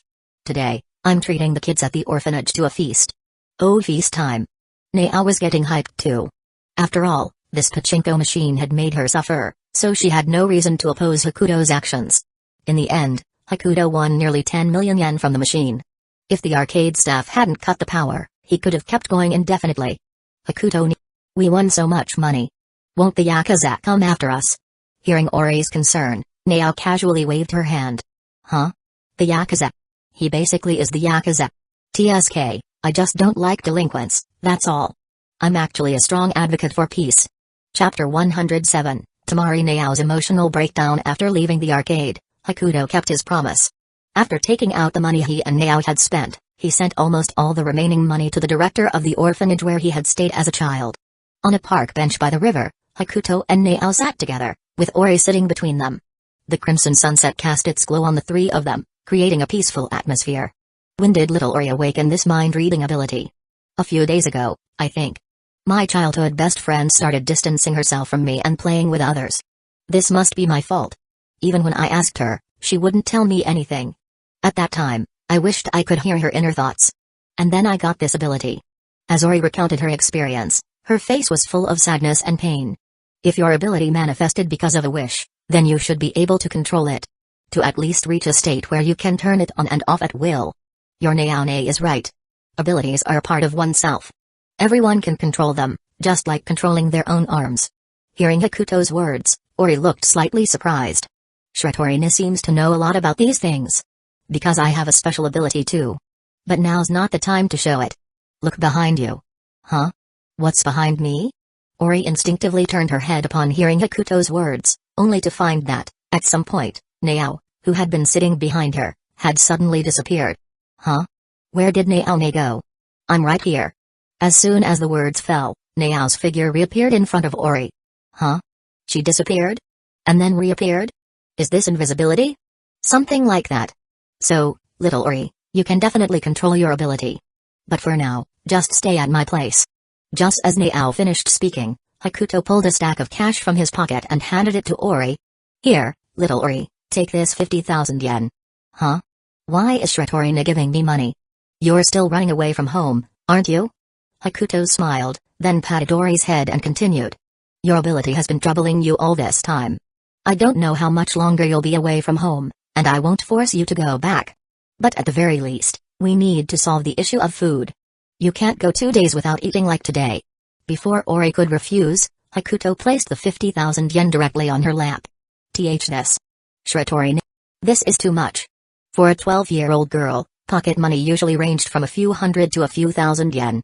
Receiving 50,000 yen all at once was something she had never experienced before. Consider it a loan. When you're able to earn money in the future, you can pay me back. But this isn't from the winnings at the pachinko machine just now. This is straight from my own pocket. Even though I won a lot earlier, that was only because of my ability. You should never get involved in gambling. Okay, I understand, Ori nodded. I already said little Ori should stay at my place. Giving money like this isn't really your style, none of your business. I'm not asking you to reimburse me. Oh, speaking of reimbursements, you need to cover the money spent on a claw machine today. Since you did so many good deeds today, I guess I'll reluctantly cover it for you, thanks, President. That'll be a total of 100,000 yen. Cash or transfer? Hearing the number, Nao nearly spat out the soda she was drinking, almost spraying it all over Hakuto's face. Without even thinking, she blurted out, how much? 100,000? You're telling me you spent 100,000 yen on a claw machine? Yeah. If you don't believe me, ask little Ori. Ask my ass. You're asking for a beating. Beat me if you can. That night, Hakuto and Nao arrived at the entrance of an apartment. Is little Ori settled in? Yeah. She seems to be a fan of Nishimori and got really excited when she saw him. Hakuto glanced at the apartment in front of him and scratched his head. I thought you'd go talk to little Ori's parents first, but you came here instead? This is the home of the friend little Ori mentioned. If we want her to control her ability, we need to understand the trigger first. With that, Nao stepped forward and rang the doorbell. After a moment, a girl with purple hair slowly opened the door. Coming. You must be Ongoka. I am. Who are you? We're Ori's friends. Upon hearing Ori's name, Ongoka's expression visibly changed. She immediately opened the door wider and anxiously asked, You're Ori's friends? Have you found her? She's fine now. That's a relief. Seeing Ongoka let out a sigh of relief, Naao frowned slightly and asked, "You were worried about little Ori? Then why did you deliberately distance yourself from her?" Ongoka clearly hadn't expected this question. She hesitated for a moment before putting on a resolute expression and responding, "Because I don't want to have anything to do with her anymore." "Why?" Under Nao's persistent questioning, Ongoka stammered, unable to come up with an answer for a long time. Seeing this, Nao instinctively glanced at Hakuto behind her and signaled him with her eyes. "I told you getting this was pointless. I had to put in a lot of effort to get it from Professor Shizuka." Sighing, Hakuto unlocked his phone and handed it to Nao. "What I'm about to show you needs to be kept secret." What do you mean?" Nao pulled up a video stored on Hakuto's phone. In the video, Hakuto held a crowbar, surrounded by a group of people. But within moments, the people around him were writhing in pain on the ground, groaning in agony. The scene looked like a battlefield of the fallen. "Why are you showing me this?" Ongoka instinctively stepped back, recognizing the man in the video as the one standing just a few feet away. "To be honest, the guy behind me is a mafia boss. He took a liking to Ori and wanted to recruit her into the underworld." Hakuto clicked his tongue in annoyance but didn't refute it. After all, this was necessary. If they didn't do this, they would have to explain the supernatural abilities instead. And it wouldn't be good for a normal girl to learn about such things, so Hakuto had to play the role of a mafia boss. But his annoyed expression only made Ongoka even more terrified. Her body instinctively curled up slightly. Why would they target Ori? No idea. Our boss just took a liking to her and wanted to ask her closest friend if she had anything to say to her. After all, even the mafia has some sense of humanity. Oh no. Not only was he solidifying his image as a mafia boss, but now he was also confirming himself as a chibikan. That's impossible. Ori's body. There's no way she could join the mafia. Seeing Ongoka waver, Nao seized the opportunity. Her body? What's wrong with Ori's body? After hesitating for a moment, Ongoka finally confessed. Ori. She won't be able to move in the future. She'll be bedridden. Hearing this, Hakuto furrowed his brows. ALS? That explains it. Huh? What do you mean? When I activated my ability at the pachinko machine earlier, I could sense something wrong with Ori's body. But I didn't expect it to be ALS. Can you cure it? If I don't mind the consequences, maybe. ALS. An incurable disease. Patients could only watch themselves become paralyzed, helpless and hopeless. If Hakuto ignored the risks of his ability and focused on researching the disease, he might be able to develop a cure. But it was uncertain whether the cure would come first, or if he would die from the side effects of his ability. I found out from my mom and Ori's mom talking. So I deliberately distanced myself from Ori. Rather than watching my best friend end up bedridden and paralyzed, it's better to cut ties from the start. That way, it's easier for everyone. Isn't it? Hearing this, Hakuto found it utterly absurd. If this were in the past, I swear I would have beaten some sense into you for that ridiculous mindset. You don't have to. I'll do it myself. Nao's face twisted in rage as she glared at Ongoka in front of her. She casually tossed her phone behind her to Hakuto, then grabbed Ongoka by the collar. You call yourself a good friend? You little brat. Saying you cut ties because you didn't want to see your friend turn into someone who can't move. Did you ever think about this? While you were off avoiding little Ori and playing with other people, she was being eaten away by her illness.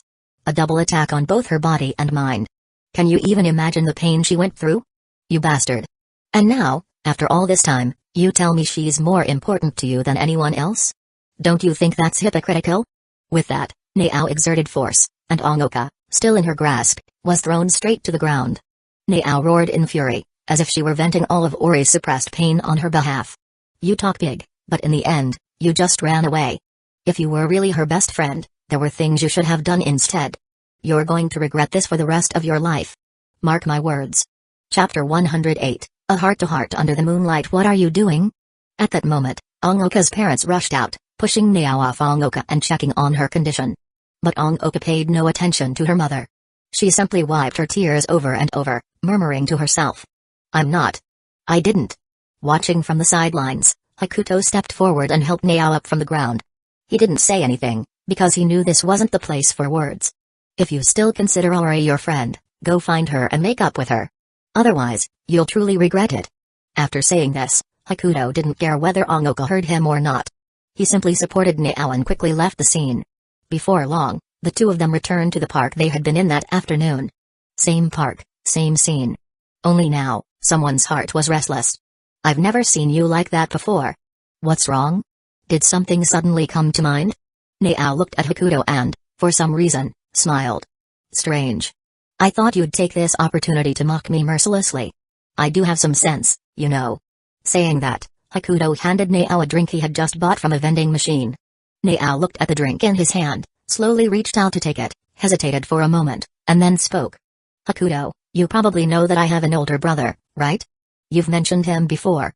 As someone who had been subjected to experiments because of his supernatural abilities, Hakuto felt sympathy for Nao's brother, but there was nothing he could do.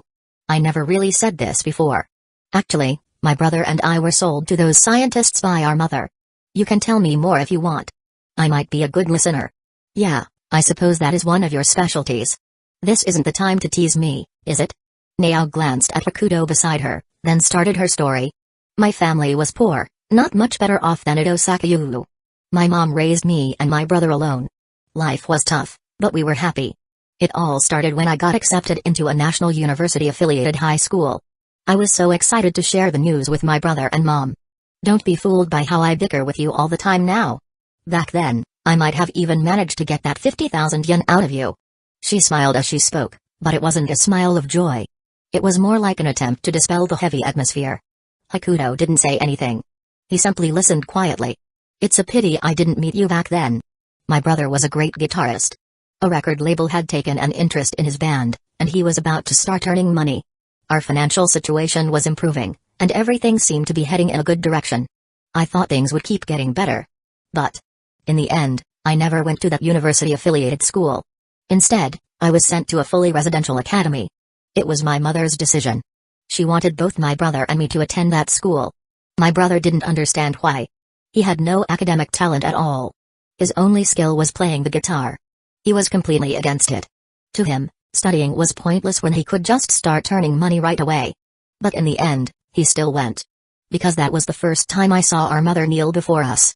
The mother who had raised us alone knelt in front of me like that. So, I went to that school. It really looked like a normal school, and I made new friends quickly. But even though we were at the same school, I almost never saw my brother. And every day after class, I had to undergo medical checkups, like some kind of experiment. My brother, on the other hand, was subjected to horrific experiments every day. His ability allowed him to manipulate air vibrations at will. With that ability, he could make his guitar produce all kinds of sounds during concerts.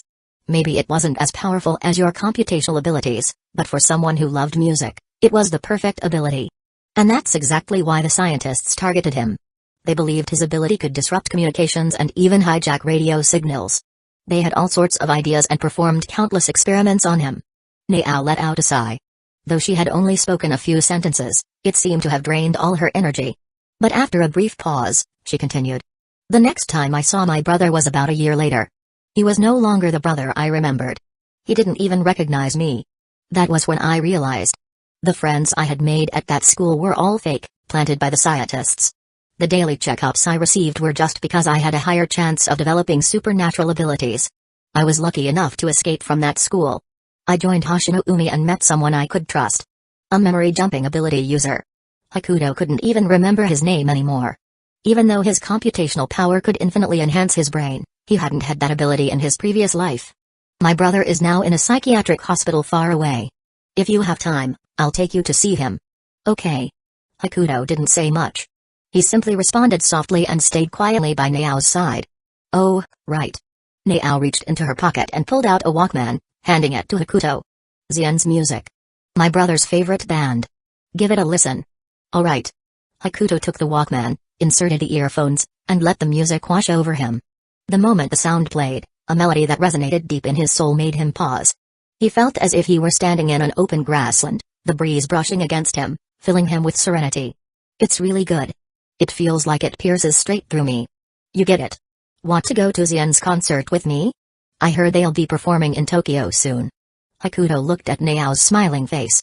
It was hard to believe that the girl who had just been recalling such painful memories could cast them aside the next moment. Maybe that's why she was able to become the student council president. Hey.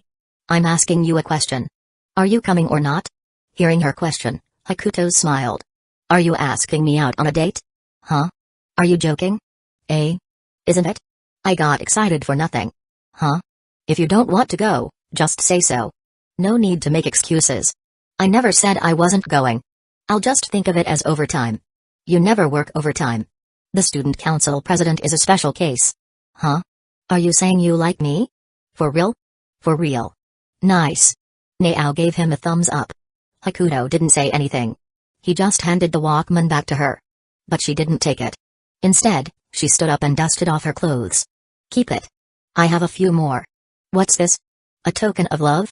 You're acting really weird today. Is this a side effect of your computational power? Hakuto looked at the Walkman in his hand and chuckled. Then, he casually said, taking this won't make me save the world, right? Still holding on to that Chuda biohabit? No. Just saying. He stood up and walked beside Nao. Side by side, the two of them strolled off into the distance. By the way, were you serious about what you said earlier? Yeah, I was. Chapter 102, as long as I get there. Wait, Ginkgo, you passed out in the bath yesterday. Did you forget? Seeing Ginkgo looking as if she had just been humiliated by Hakuto quickly spoke up to explain. Then. My clothes. I swear I put them on you with my eyes closed. Do you believe me? As soon as Hakuto finished speaking, Ginkgo grabbed the clothes beside her and started throwing them at him like a rain of arrows, leaving him no chance to dodge. Pervert. Die. Die. Hakuto actually had no need to dodge. Getting hit by a few pieces of clothing wouldn't hurt him in the slightest. In fact, letting it happen might help Ginkgo calm down. No one knew how long it lasted, but soon enough, a pile of clothes had accumulated at Hakuto's feet, and Ginkgo had nothing left within reach to throw at him. Of course, unless she was willing to take off the one she was currently wearing. Then she would still have ammunition. Silently, Hakuto picked up the clothes at his feet, folded them neatly, and placed them into the suitcase. Ginkgo just watched from the side, staring intently at Hakuto. Ginkgo, are you hungry? So you did that to me, and now you're just trying to change the subject? Hakuto had already expected this, but he couldn't just leave Ginkgo soaking in a metal tub all night. At this point, he felt like anything he said would be a death sentence. He really had been trying to change the subject, but it seemed she wasn't going to let him. So it's not something that can be brushed off that easily. Hakuto shook his head and put on a bright, carefree smile as he looked at Ginkgo. What does Ginkgo want to hear from me? As a professional, Hakuto knew exactly how to handle situations like this. It was tricky, but not unsolvable. Following the principle of the more you say, the more mistakes you make, he decided to let Ginkgo take the lead in the conversation. My clothes. And what exactly did you see? I saw everything. Should I let you look back at me in return? Since he had dressed her, it would be obviously suspicious to claim he hadn't seen anything. So he might as well be honest. As for the part about letting her look back at him, it was just a joke to lighten the mood. Everything? Hearing his words, Ginkgo was stunned. The blush that had just faded from her face now returned, spreading all the way down to her neck. Her originally fair skin now carried a soft pink hue, like a lotus blooming in spring. You mean? You saw everything. If this were something proper, I'd be seeing a beam of holy light right now. Die. Die. Before Hakuto could finish, Ginkgo threw the blanket covering her at him. But because of her lack of physical strength, the blanket didn't even reach his feet. Watching the awkward scene unfold, Hakuto wanted to laugh but didn't dare to. He could only silently pick up the blanket and gently place it back over her legs. Why? Why is even my underwear on properly? Huh? Could he tell her that he had activated his super calculation mode, cleared his mind completely, and just happened to put everything on in the process? Ginkgo, we've been childhood friends for so long. We've even shared a bed countless times. What does this even count as? Even as Hakuto spoke, he felt like his own words were ridiculous, but this was the best he could come up with. Hearing him, Ginkgo took a deep breath, shook her head, and calmed herself down. Once I reach 4th dan in my professional ranking, I'll talk to you about this again. Becoming a professional shogi player had always been an obsession for Ginkgo. Until she achieved that goal, she wouldn't allow herself to break through that last barrier between her and Hakuto.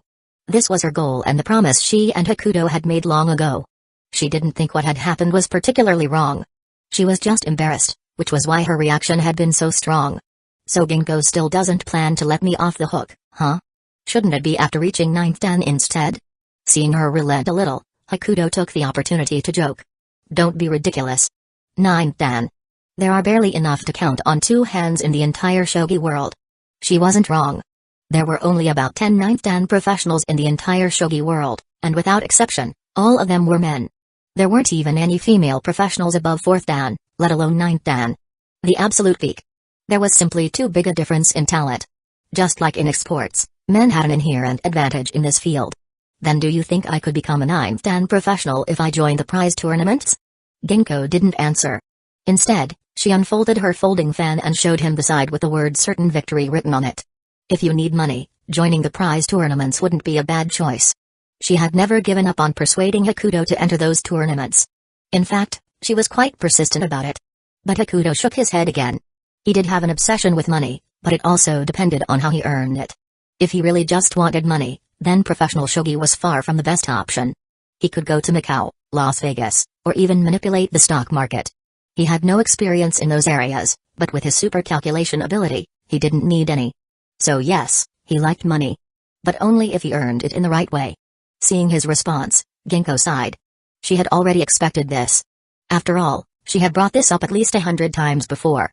If Ginkgo really becomes a professional shogi player, then maybe, to be worthy of you, I'll go and for the title myself. Huh? Ginkgo was stunned, and the fan slipped from her fingers. This was the first time she had heard him consider it seriously. Especially based on her becoming a professional first. Really? Really? But Ginkgo, you should focus on becoming a professional first. With that, Hakuto walked out of the tent, leaving Ginkgo sitting there in a daze. As she watched his back disappear, her heart refused to settle. Professional shogi player. Professional shogi player.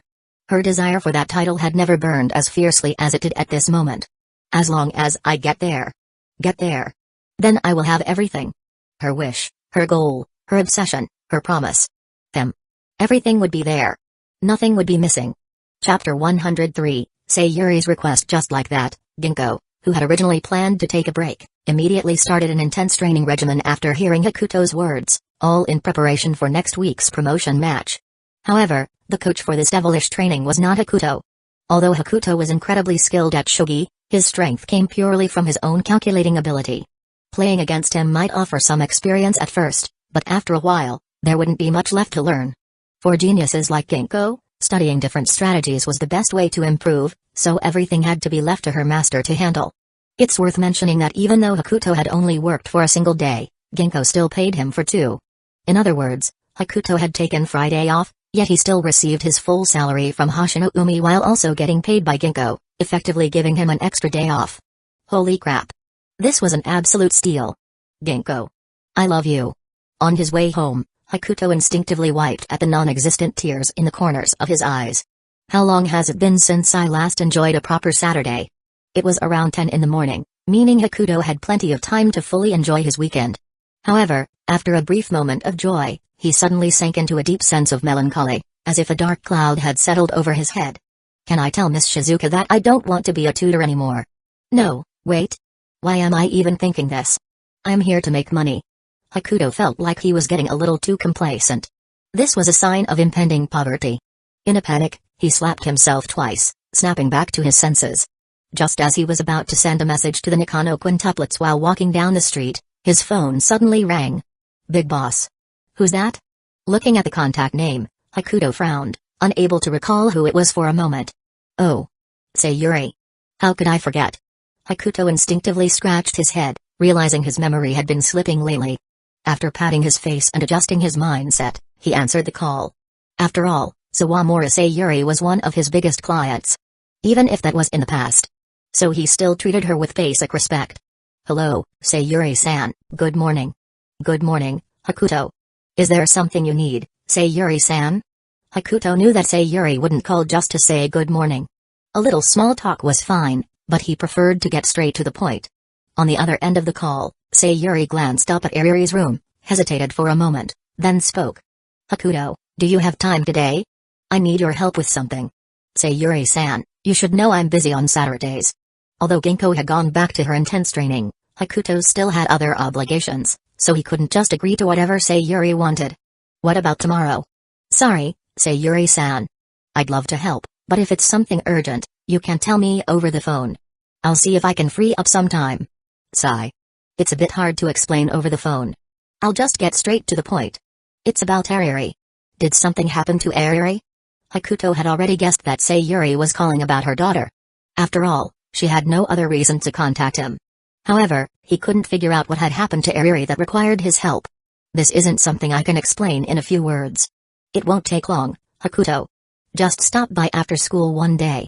Consider it as doing me a favor, okay? Please. To be honest, Hakuto was a little surprised to hear such a pleading tone from Sayuri. In his impression, Sayuri wasn't exactly a cold and domineering businesswoman, but she was definitely the one in charge at home. That nonchalant attitude, the ever-present smile, the sense that everything was within her control. That was why Hakuto had always maintained a certain level of respect for her. Beyond gratitude, this was the main reason. And now, this same woman was actually humbling herself to ask him for a favor. Hakuto couldn't wrap his head around it. Sayuri-san, you don't have to be so formal. You probably know I'm an exchange student now, so my schedule isn't very flexible. But I'll do my best to make time, okay? There was no way Hakuto could refuse Sayuri's request, especially after how far she'd gone to ask him. Turning her down now would be heartless. Then I'll thank you in advance, Hakuto. Sayuri quickly hung up and looked up at Ayuri's tightly shut door, sighing deeply. At least I still have some sway with Hakuto. Truthfully, Sayuri hadn't wanted to ask Hakuto for help. She had been waiting for her daughter to sort things out on her own. However, just moments ago, when she went to bring Ayuri a meal, she found her daughter in a terrible state. Ayuri was sitting at her desk, hugging the teddy bear Hakuto had given her, staring blankly at her drawing. It was unclear what she was thinking. Dark circles had formed under her eyes, and she looked like a refugee who had just escaped from a disaster. Even her once radiant golden hair had lost its luster. Ayuri? Ayuri? What's wrong? Hearing Sayuri's voice, Ayuri simply glanced at her blankly before returning her gaze to the drawing. Sayuri had no idea what was going on with her daughter, but she knew she couldn't just sit back and do nothing. Honestly. Where did she inherit this stubbornness from? She muttered to herself, frustrated. Even now, her daughter refused to acknowledge her own feelings, even if it meant suffering alone in her room. Meanwhile, Hakuto, staring at his phone after the call ended, made a mental note of Sayuri's request and decided to visit when he could. But for now, he had a tutoring session to attend. Hopefully, everything works out. Chapter 104, Let's play an exciting game of Three Kingdoms Kill. Hakuto took out his phone and sent messages to the 5 Nakano sisters one by one. I'm at home. Why are you taking up my precious weekend? Sorry, Shiratori, I might be back a little late. Oh. Shiratori, where are you now? Do you need me to come down and get you? What are we studying today? Do I need to prepare anything? After receiving their responses, although the replies were all over the place, at least no one rejected Hakuto's visit. Hakuto shrugged, put away his phone, and was about to continue heading toward the sisters' house when a product in a nearby store suddenly caught his attention. I didn't expect them to sell this here. Huh? Are you just here to freeload a meal? No, it's just that your cooking is too delicious, Nino. No matter how much you flatter me, I won't obediently cooperate with your studies. Hakuto arrived just in time for dinner at the Nakano household. With no other choice, he had to shamelessly accept their hospitality. That being said, if the 5 Nakano sisters could merge into one person, they would definitely be someone just as outstanding as Hakuto. Shiratori-sensei. Can I ask you something? Yes. Go ahead, Yotsuba. What's that box you just put on the coffee table? Oh, that? It's today's lesson. Hearing this, Itsuki instinctively put down her chopsticks. Do I need to prepare anything in advance? Like study materials or something? Hakuto waved his hand nonchalantly. Who says studying always requires textbooks? It's the first day of class, so let's take it easy. A gentle and warm smile appeared on Hakuto's face. Speaking of which, I thought Akiko wouldn't make it back in time. I still have a part-time job this afternoon, but since it's your first time visiting our home, Shiratori, I decided to cancel it. I'm touched. Boo, quit the act and eat your food. About 10 minutes later, everyone finished their meal and sat cross-legged around the coffee table. Nino and Miku sat on either side of Hakuto, while Yotsuba was beside Nino, followed by Itsuki and Akika. In the center of the group was the box that Hakuto had just bought from the store.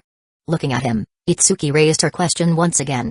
Shiratori-sensei, are you sure we don't need books? To Itsuki, studying was inseparable from textbooks. No need. Hakuto waved his hand. But before we start, I want to ask. Do you all know about Romance of the Three Kingdoms? It's one of the 4 great classical novels of China. Of course we do. Seeing everyone nod, Hakuto felt relieved, as this saved him quite a bit of trouble. As you all probably know, due to the sheer size of the land, ancient Chinese warfare and warfare in Japan are like night and day. The ambitions, strategies, and loyalty of the people in Romance of the Three Kingdoms are on a whole different level. Hakuto could clearly feel Miku's intense gaze fixed on him as he said this. But, that's not what we're here to discuss today. This is. With that, Hakuto opened the box in the center. This is. Cards. Inside the box was a set of colorful playing cards, divided into 4 stacks. One stack was predominantly black with 3 to 4 multicolored jade-like symbols in the center. Another stack featured beautifully illustrated characters with the word General on the back. The third stack had words like Lord, Rebel, and Traitor on them. The fourth and largest stack contained various symbols on the front, while the back displayed 3 large Chinese characters, Three Kingdoms Kill. Three Kingdoms Kill? What's this? Nino picked up a card, glanced at the logo on the back, and asked. Zhu Zhiyang? Prime Minister? This is the Prime Minister? Seeing their confused expressions, Hakuto clapped his hands and explained. Since you all know Romance of the Three Kingdoms, then Three Kingdoms Kill will be easy to understand. Simply put, Three Kingdoms Kill is a strategy card game based on Romance of the Three Kingdoms. It's a tabletop game, and in China, it's consistently ranked in the top 2 most popular games. After hearing Hakuto's explanation, the 5 sisters became intrigued. After all, Romance of the Three Kingdoms was a highly regarded classic in their eyes. Especially Miku. Her eyes sparkled as she looked at the Xiaoyun character card in her hand. Rather than saying Miku liked the Warring States period, it would be more accurate to say she was fascinated by the ambitions, battles, and strategies of historical figures. And when comparing China's Three Kingdoms era with Japan's Warring States period, the difference was vast. It wasn't that Hakuto had any bias against Japan. There was just no comparison. If the Three Kingdoms era was a clash between great nations, then the Warring States period was like a skirmish between villages. Miku had learned about the Warring States period through video games. Although she had heard of Romance of the Three Kingdoms before, she had never delved into it. But now, after hearing Hakuto's words, her curiosity was piqued. How do we play this? Miku asked. Hakuto smiled and picked up a general card to explain. This is a general card. In simple terms, it's your character in the game. Each general has different abilities. He pointed to the description at the bottom of the card. I bought a complete set, so there are nearly 100 general cards here. Aside from a few exceptions, most of them are real historical figures. After saying this, Hakuto could feel the 5 sisters' growing curiosity. After all, when someone gets their hands on a new game, it's only natural to want to explore it. As for the Lord, Rebel, and Traitor role cards, their names speak for themselves. The Lord is the central figure in the game, and their goal is to eliminate all rebels and the traitor. The Loyalist assists the Lord in defeating the rebels and the traitor. The rebels aim to assassinate the Lord. The traitor must eliminate everyone except the Lord and then engage in a one-on-one duel with them to win. This is the hardest role to play. Hakuto continued explaining the rules to the Nakano sisters, as understanding them was necessary before they could start the game. Kill. Dodge. Peach. These are the most basic cards, and their effects are explained on them. Hakuto then gave a detailed explanation of attack range, and the +1 horse and -1 horse mechanics, since those were common pitfalls for beginners. Chapter 105, Oh no! You win. You win. This looks pretty interesting. Can I choose the Prime Minister? The Prime Minister comes with built-in gossip. Miku looked at the skill description of the SP Xiaoyun card in her hand. Dragon Soul, treat kill as dodge and vice versa. Charge, when activating Dragon Soul, you can take a designated opponent's card. Although Miku was still a bit unclear about the rules of Sangosha, for some reason, she was immediately drawn to the Xiaoyun General card at first glance. Holding the Xiaoyun General card, Miku turned to Hakuto beside her. Shiratori. I want to pick this one. Sure, pick whatever you like. Just take a moment to understand the general skills, then we'll start the game. Saying this, Hakuto shuffled the identity cards and then distributed them. The ruler has to reveal their identity. For a 6-player game, I remember it's 3 rebels, 1 spy, 1 loyalist. Check your identity cards, then choose your general. This is an important step. In the first round, the ruler's role fell on Hakuto. Since they were playing with beginners, he was lenient with the rules and let them choose their generals freely. After what felt like ages. So long that Hakuto was nearly falling asleep. The other 5 players had finally picked their generals. I'm ready. Nino, did you pick Sima Yi just because his artwork looks cool? What? No way. At least he's better than your brute Zhongf. But Zhongf can use kill infinitely. What about Itsuki? Let me see. Something called Zhu Sheng. From Wu Kingdom. Huh? What the hell? Hearing the name Zhu Sheng, Hakuto's drowsiness vanished instantly, and he perked up. He looked at Itsuki across from him, gave her a thumbs up, and applauded in his mind. What's wrong? Nothing, nothing. Since everyone has picked, let's get started. Hakuto casually picked Majao from the general pile. Since it was a beginner-friendly match, there was no need to overthink. Because the turn order followed a clockwise direction, the 6 players' turn sequence was Hakuto, Miku, Akika, Itsuki, Yotsuba, Nino. Huh? Why am I last? You're so eager to play. Are you a rebel, Nino? I'm not. Don't try to trick me. Hakuto chuckled and distributed the cards. Since it was a casual game, they kept things simple. The ruler got 5 cards, while everyone else got 4. Dodge, negate, peach, lightning, king gang sword, -1 horse, vine armor, damn. 7 cards and not a single kill? Majao having no kill felt like a cosmic joke. Even Hakuto wasn't spared. And since it was a face-up game with no card exchanges, he had no choice but to accept it. With that, Hakuto equipped the -1 horse, king gang sword, and vine armor before ending his turn. As for why he dared to equip vine armor despite Yotsuba playing Zhuge Liang, well, he was just going easy on beginners. Miku, it's your turn. Wait. Let me check first. Take your time. Before Hakuto could finish his sentence, a Zhuge crossbow appeared on Miku's general card. Ah. Zhuge crossbow. I know this one.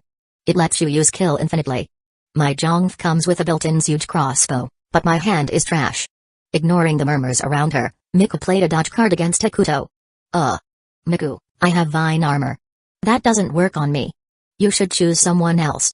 Hakuto remained patient with beginners.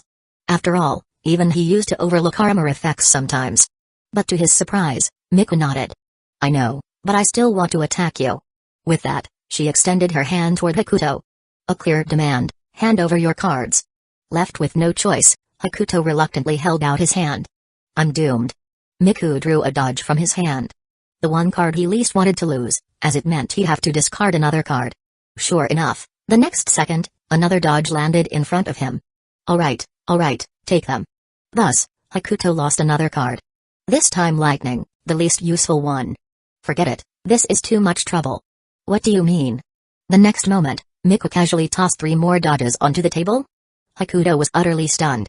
So Miku, after getting the Zhuge crossbow, also had 4 dodges in her hand? Damn. How is this any different from a home invasion robbery? Wait. Hold on. Miss Miku, I only have 2 cards left. 3 is a bit much. Miku picked up 1 dodge but still took Hakuto's peach and negate. Since Hakuto was now unarmed, Miku turned her attention to Akika. Miku, we're on the same side. Give me healing. Akika quickly surrendered, knowing her hand was absolute trash. Without vine armor, if she got targeted, it would be both a robbery and a complete violation. Really? Really? Seeing her sister's plea, Miku believed her and didn't attack. She ended her turn, holding just 1 peach, 1 negate, and 1 dodge. At this point, Hakuto finally realized. Miku had discarded 2 dodges earlier. Which meant her original hand was 1 Zhuge crossbow and 5 dodges. If this had happened in a serious game, Hakuto would have flipped the table already. Hakuto, oh no, you win. You win. The turn moved to Akika, but since her hand was bad and she lacked range, she simply attacked Itsuki and ended her turn. Why are you attacking me, Akika? You're the only one in range. Itsuki shot a disgruntled look at Akika and silently noted this grudge. Itsuki, you're not a rebel too, are you? Hakuto was cardless, so he wasn't worried about Yotsuba setting him on fire. He was more concerned about Itsuki cutting him down if she got the right distance. Me? Itsuki pointed at herself, then shook her head. I'm not. As she spoke, she equipped an ancient saber. Not? Then why? A Zhuge crossbow and 5 dodges were already absurd. Now Itsuki had an ancient saber? Phew. At least she doesn't have range. Hakuto decided to stop overthinking. He was just relieved that Itsuki was the farthest away. But the next second, Itsuki played a whine. Hakuto's eyelid twitches, but he still felt safe since the distance issue remained. Chain attack. Activate. What? Hakuto was truly dumbfounded. So in a face-up game with no card swaps, Itsuki had managed to draw chain attack, whine, and ancient saber all at once? Is this a joke? The chain attack linked Hakuto and Nino. Why not Akika or Miku? Because Itsuki was a rebel. And since Yotsuba was playing Zhuge Liang, who had 8 trigrams armor, Nino was the best choice. Shiratori. I have a bad feeling about this. Nino looked at the chain attack beside her. Even though she didn't know what Zhu Xing's skills were, she had a very bad premonition. Nino, I don't know your identity, but right now, you're my loyalist. Farewell, ruler. Fire kill. Itsuki raised her hand high and slammed the fire kill card onto the table, targeting Nino, who was now chained. I'm doomed. And it was fire kill. Doomed. Absolutely doomed. Chapter 106, The struggle for the air has always been this way. Mars spicy. Mars spicy. Across the table, Yatsuba mimicked Hakuto and shouted. I haven't even played a card yet. I need healing. Jizusheng, wine, fire slash. Even without the full effect of the ancient ding blade, it was enough to send Hakuto, clad in rattan armor, straight to the grave. Since Hakuto had simplified the rules to accommodate beginners, there was no rule allowing the monarch to gain extra health. So his Majou only had 4 health points, just enough for Yatsuba to cut him down with a single strike. Unmatched. Taking the head of thousands. One break. The sleeping dragon emerges. Double strike. Fame in a single battle. Hakuto, who had been cut down in one blow, leaned lifelessly against Nino, looking utterly defeated. I had 3 peaches. Why were they all buried? Ha ha. Ha ha. Hee hee. Sengokushi kill is so fun. Ha ha ha. Unmatched. Itsuki was about to let out a triumphant howl but decided against it. Finally, the roles were revealed. Miku, Itsuki, and Akiko were rebels, Yatsuba was a loyalist, and Nino was the spy. So why did all 3 rebels have to be seated right after me? Ugh. Fine, take it. Take it. Itsuki. Why did you cut down the monarch in one slash? I hadn't even played a card yet. It wasn't just the monarch. I got wiped out too. Sengokushi kill is so fun. As she spoke, Itsuki eagerly shuffled the deck, clearly addicted to the thrill of eliminating someone in one blow. Hakuto looked at the smug Itsuki and couldn't help but laugh in frustration. The rebel boss had the ancient ding blade, the little rebel had his huge crossbow, and 5 dodges. Ha ha ha. What was I even playing? Was this some kind of beginner's protection phase? How were the cards this good? Meanwhile, my Majou was stuck without a single slash. Shiratori-sensei, hurry up and draw your identity card. Hakuto sighed, then drew an identity card from Itsuki's hand. Shiratori is the monarch again? Ah. I don't want to play Chancellor anymore. Itsuki, let me use your Jizusheng. I swear I just saw God Xiaoyun a moment ago. Where did he go? Listening to the chatter around him, Hakuto chuckled, finally coming to terms with it. You're right. But the struggle for the air has always been this way. Play? Do you like to play? I'll let you play. Play, play, play. God Xiaoyun? Jizusheng? Play? Shiratori. What's with this general? Why is there such a massive wall of text? Mkaopai's skill description was practically an essay, enough to make anyone's head spin just from looking at it. You don't need to understand it. You just need to know how to write the words nightmare mode correctly. Hakuto retrieved the Mkaopai general card from Nino's hand and placed it in front of him, urging everyone to start quickly. Found it, God Xiaoyun. Miku, look at this Jizukai. Pair him with your God Xiaoyun. It's absolutely unstoppable. God Xiaoyun and Jizukai. People called them the Universe Brothers, and rightfully so. God Xiaoyun, a 2-health general, had a hand limit increase of 2 and could draw a card both when entering and leaving critical condition. Hearts acted as peaches, spades as negates, diamonds as fire slashes, and clubs as dodges. Jizukai could acquire his own judgment cards and first assist another player. If that player lost health, he lost health, if they gained health, he gained health. After losing health, he could conduct a judgment. If it was black, he discarded a card on the field. If red, he designated a player to draw a card, 2 cards for the assisted player. Even beginners could see how terrifying their synergy was. However, after overhearing the conversation between Miku and Akiko, Hakuto simply smiled. Jizukai? God Xiaoyun? Alright. I don't care if you're loyalist or not. First, let's send you to exile. Hakuto didn't bother with excuses. As the monarch, he revealed his general cards one by one. However, upon seeing the extensive skill descriptions, the others immediately felt a headache coming on. Miku and Akiko were busy strategizing their Jizukai and God Xiaoyun combo, completely ignoring Hakuto. Yatsuba was fighting Itsuki over Dabao's general card. I don't understand. But I only know this one. Kill me, Itsuki. I want to play Jizusheng. Then I'll keep Jisima Yi. Wait, hold on, this God Xanyu artwork. Huh? What's this? Liu Yan? Let's give him a try. Liu Yan, God Xiaoyun, Jizukai, Jizusheng, Mkaopai, God Xanyu. If this lineup appeared in an online game, even the most dedicated players would never be able to afford it. Hakuto sighed as he observed their choices. It seemed that even beginners could recognize powerful cards. But it didn't matter. Because the empire is vast, and none are unwelcome. And yet you dare to resist? With their generals chosen, the game officially began. Beginners generally didn't pick their cards based on what the monarch chose. They just played whatever they felt like. Aside from Nino, no one else even glanced at Hakuto's general card. Meanwhile, god generals could choose their own faction, so Miku naturally picked Shu for god Xiaoyun. But Nino was different. After looking at Hakuto's general card, she hesitated for only a moment before picking Wei. Akika also unhesitatingly assigned her assist to Miku. Dragon battles in the wild. Swearing to the heavens. To prove my resolve. The Yuan army is nothing but a scattered force. The monarch can break them with strategy. Those who invade Wu's borders. I, Sheng, will shatter them. In the afterlife, you will surely feel my emperor's grace. How could I have any treacherous intent? Hakuto watched as each general was placed on the table and grinned. Now, he didn't care how good everyone else's cards were. Even if Yotsuba got Zhongba, he wasn't worried. Because the struggle for the heir has always been this way. My decree is already merciful. Ha ha ha. Without hesitation, Hakuto activated his ability on Akika, then exiled Miku, stripping her generals of all skills. Huh? Shiratori, does that mean my god Xiaoyun lost all his abilities? Wait, why does Miku only lose abilities for one turn, but I'm stuck as a blank slate for the whole game? I don't know. I only know this. Hakuto didn't bother strategizing anymore. The only thing in his mind now was the struggle for the heir has always been this way. My decree is already merciful. With his refined skills, it took just 2 turns to cut down all 3 rebels. No way. Shiratori-sensei, you can't claim Kaupai anymore. Yotsuba leaped onto Hakuto in frustration. That last game had been pure suffering for her.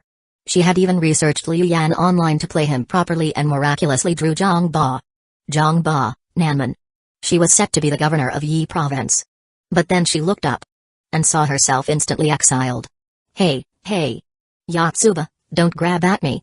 Get off first. Nino panicked, seeing Yotsuba clinging to Hakuto, nearly kicking her away. Yotsuba. What do you think you're doing, clinging on to him like that? Yotsuba. I don't care. Shiratori-sensei can't claim Kaupai anymore.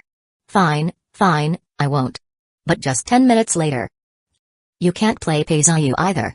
Chapter 107, Hakuto's Plan. Absolutely perfect? Just like that, the Nakano quintuplets spent a pleasant afternoon playing their new game. However, Hakuto's purpose for coming here tomorrow wasn't just to find people to play Three Kingdoms Kill with. His main goal was still tutoring. Shiratori, you're not playing anymore?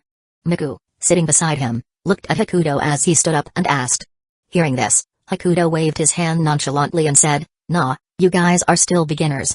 I'll join again once you're more familiar with it. Then, he turned to Nino and smiled. Nino. Where's the thing I asked you to prepare?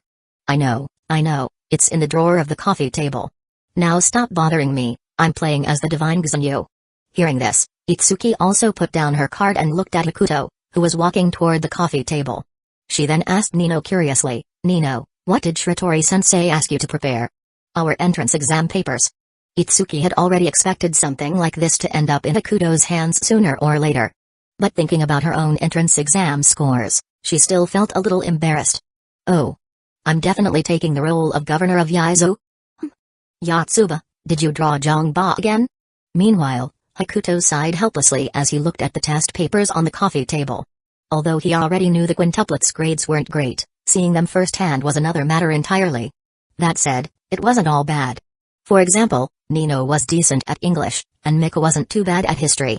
So, does that mean they really need to combine their strengths to achieve greatness? The last time I graded someone's homework was probably in my past life. Despite his complaints, Hakuto's hands didn't stop moving. The red pen in his hand danced across the papers, writing and marking without pause. There were only 2 reasons he bought Three Kingdoms Kill to play with the quintuplets. First, to spark their enthusiasm for learning. Just now, he had used the general's abilities to tell them various stories from the romance of the Three Kingdoms. He could tell that through this method, the quintuplets listened with curiosity rather than impatience. Of course, the exams in Japan didn't test romance of the Three Kingdoms, and even if they did, the score weight would be minimal. So his real goal wasn't to teach them about the Three Kingdoms. It was to make future tutoring sessions go more smoothly. Besides, if he could build a bond with the quintuplets, then even if they failed their exams, Nakano Maruo probably wouldn't fire him. And with that bond, the quintuplets would likely be more motivated to study. Even though Hakuto was confident in his abilities, it was always good to have a backup plan. The second reason was Miku. After today's events, she would probably beg Hakuto for tutoring. Now, 4 of the quintuplets were on board. Only one remained. Akika, who had dreams of becoming an actress. Because of this dream, she spent her free time working part-time, auditioning for roles, and honing her acting skills. In Hakuto's eyes, studying wasn't the only path in life, and pursuing acting wasn't a bad choice. But the contract was crystal clear. He had to ensure all 5 sisters passed their exams. He had no choice. Even though he supported Akika's dream, he still had a contract to fulfill. What Hakuto didn't realize was that he was yawning more and more frequently, and his once elegant handwriting was starting to look shaky. It wasn't really his fault. Last night, he had stayed up late because of that flying ability user, and the after effects of overclocking his mind were kicking in. It would be a lie to say he wasn't tired. But still. Sleep. It was the lowest cost desire. Hakuto refused to be defeated by such a trivial urge. And then, the next second, the red pen in his hand slipped to the floor, and he collapsed onto the sofa, fast asleep. Hakuto didn't know that shortly after he dozed off, the quintuplets all put down their game and gathered around him, whispering. Miku poked his face, but he didn't react. Shiratori. Is he asleep? Yotsuba said, did he pass out from seeing our test scores? Itsuki added, my scores might be bad, but they're not that bad. Akika gently brushed a strand of Hakuto's hair and looked at Nino. Hey, Nino. Shiratori is really handsome, isn't he? Huh? Isn't that obvious? The people I approve of must pass the looks test first. Were there ever tutors who taught like this? Maybe it's just because it's our first day, so he wanted to make things more relaxed? Whoa. Shiratori-sensei's handwriting is so pretty. He even drew me a little bunny. Yotsuba was excited, but before she could finish, Itsuki quickly covered her mouth. Yotsuba turned her head and found the other 4 staring at her with dangerous eyes. SHHHX4. Oh, my bad. Yotsuba's rabbit ear headband twitched as she gave an embarrassed smile. But their concerns were unnecessary. At Hakuto's current level of exhaustion, not even an earthquake could wake him up, let alone their chatter. Maybe things won't be so boring from now on. I thought with his grades, Shiratori-sensei's teaching methods would be super strict. Huh. You guys don't know. This guy Shiratori? Spacing out in class was the least of his problems. Aside from Hiratsuka-sensei's class, he was practically non-existent in every other lesson. Nino couldn't understand how someone with such a lax attitude toward studying managed to score so well. She could only pout in frustration. At that moment, Itsuki seemed to remember something and turned to Yotsuba. Speaking of which, Yotsuba, don't people at school always use you for free labor? Huh? No, they don't. Yotsuba scratched her head awkwardly. She wasn't good at refusing people, and since she was athletic, the basketball team often roped her in for extra practice. Miku played with her Jaiyun card and said flatly, if Yotsuba doesn't want to go, she can just use Shiratori's name. Wouldn't that cause trouble for Shiratori-sensei? They wouldn't dare.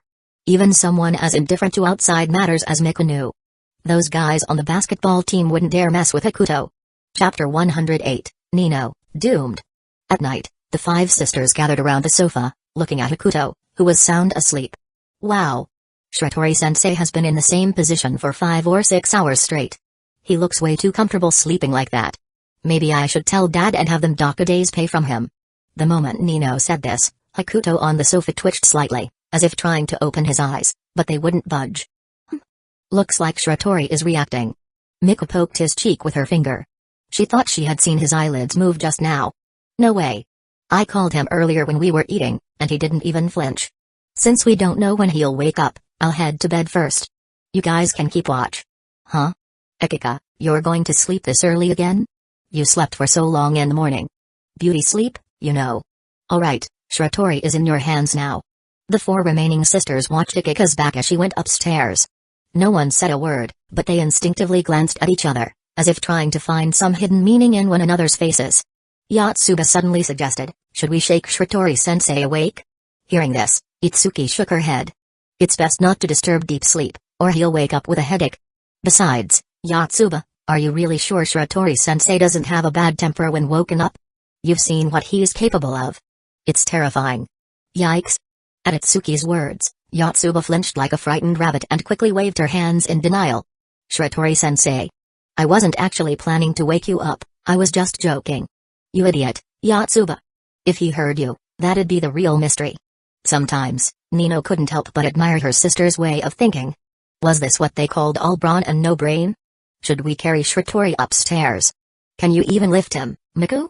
Nino waved her hand dismissively, pretending to be uninterested, then turned to the others. You guys figure it out. I'm heading to my room. With that, Nino leisurely walked toward the stairs, though her unintentional glance back betrayed her. Her eyes met the three sisters downstairs. Even Nino felt a bit awkward under their gaze. What are you looking at? Go to bed already. With that, she tossed her long hair over her shoulder with a dramatic flourish and returned to her room. Yotsuba's bunny ear hairband twitched as she muttered, Nino's face was so red just now. Was it too hot? Is the AC broken? She grabbed the remote control and instinctively pressed the power button. Seeing the AC turn off, Yotsuba frowned. It's not broken. Just as she was about to turn it back on, Miku suddenly spoke up. I have an extra blanket in my room. We can use it to cover Shiratori. Great. Miku, I'll help you carry it. And just like that, Yotsuba completely forgot about the air conditioner. Well, I'm off to bed too. Perhaps because Akiko had set the trend, the five of them left Hakuto sleeping on the sofa and returned to their rooms. About an hour later, the door of the second-to-last room on the upper floor quietly opened. A slender, fair foot stepped out. Its owner was none other than Nino. She cautiously looked around, checking Akiko and Miku's rooms beside her. Should be fine. I didn't wake them, right? Confirming that everything was clear, Nino let out a sly smile. She clutched a blanket in her arms and tiptoed downstairs toward the sleeping Hakuto. Her movements were practically those of a thief. It's so hot. Who turned off the AC? The moment she descended, Nino felt an overwhelming wave of heat. The temperature difference stung her delicate skin. By memory, she fumbled around the coffee table for the AC remote and turned it back on. As the cool air gently flowed through the room, she finally felt some relief. Shiratori is still in the living room. Whoever turned off the AC better pray I don't find out. She muttered under her breath. Meanwhile, in her room, Yotsuba suddenly shivered. With the AC back on, Nino finally had the time to take out her phone and use its dim screen light to check on Hakuto. Just as she suspected, Hakuto's face was covered in sweat. His hair was drenched, and his collar was soaked through. This is Miku's blanket? So nosy. Does that mean the blanket I brought is useless now? She glanced at the one already covering him and muttered softly. But the moment she lifted the blanket, she froze on the spot. Did Shiratori wet the bed? From her angle, his clothes were completely soaked, as if he had just been pulled out of the water. The damp fabric clung tightly to his body, highlighting his well-defined muscles in an unintended display. He's still not waking up. Is he a half-pig? Nino grumbled, grabbing some tissues to gently wipe the sweat from his forehead. But as she wiped, her usual habit kicked in. He's so handsome. How can someone be this good-looking? Staring at Hakuto's impossibly perfect face, Nino felt utterly defenseless. And now, with beads of sweat glistening on his skin, he looked ridiculously alluring. Her heart was practically racing out of control. Just as she was about to take out her phone and capture this rare moment, a door suddenly opened upstairs. Ah! Nino nearly dropped her phone in shock. Is someone just going to the bathroom? She crouched low, trying to hide her presence. If someone saw her like this, she wouldn't be able to explain herself. She couldn't exactly say she was sleepwalking. At this point, she could only pray that whoever was upstairs had simply gotten used to use the bathroom. But her hopes were dashed the next second when she heard footsteps heading down the stairs. Chapter 109, The Mantis Stalks the Cicada, unaware of the oriole behind hiss. Hearing footsteps coming from the stairs, Nino didn't care who it was or why they were coming down. She quickly lay down on the floor and crawled away from the sofa like a little cat. Better not let me find out who it is. She muttered softly but kept moving without slowing down. In no time, she reached the window and hid behind the curtain. Once behind the curtain, Nino let out a sigh of relief. She peeked out just enough to observe the situation outside. From her perspective, someone about the same size as her was crouching in front of the sofa, seemingly watching over Hakuto. I can't see clearly. It was dusk, and there was no nearby light source. The moonlight was blocked by the curtain, making it impossible for Nino to see the person's face. All five sisters had similar figures, and at this moment, none of them had distinctive hairstyles or accessories, so it was natural that she couldn't recognize them. But the next second, the person took out a phone, using the faint light from the screen to illuminate the scene. At this moment, Nino finally saw who was standing next to the sofa. Miku. And she was still in her pajamas, looking drowsy. Huh? Nino's eyes widened in disbelief. She had no idea why Miku had come downstairs. Surely she wasn't sleepwalking? Meanwhile, on Hakuto's side, now that the air conditioning was on, his previously furrowed brows had relaxed. His sweat had lessened considerably, but his clothes were still soaked, revealing his well-defined muscle lines. Is the blanket too thick? Miku gently brushed aside Hakuto's bangs, completely unconcerned about the sweat on them. Then she picked up the blanket from the floor, folded it neatly, and placed it at the foot of the sofa.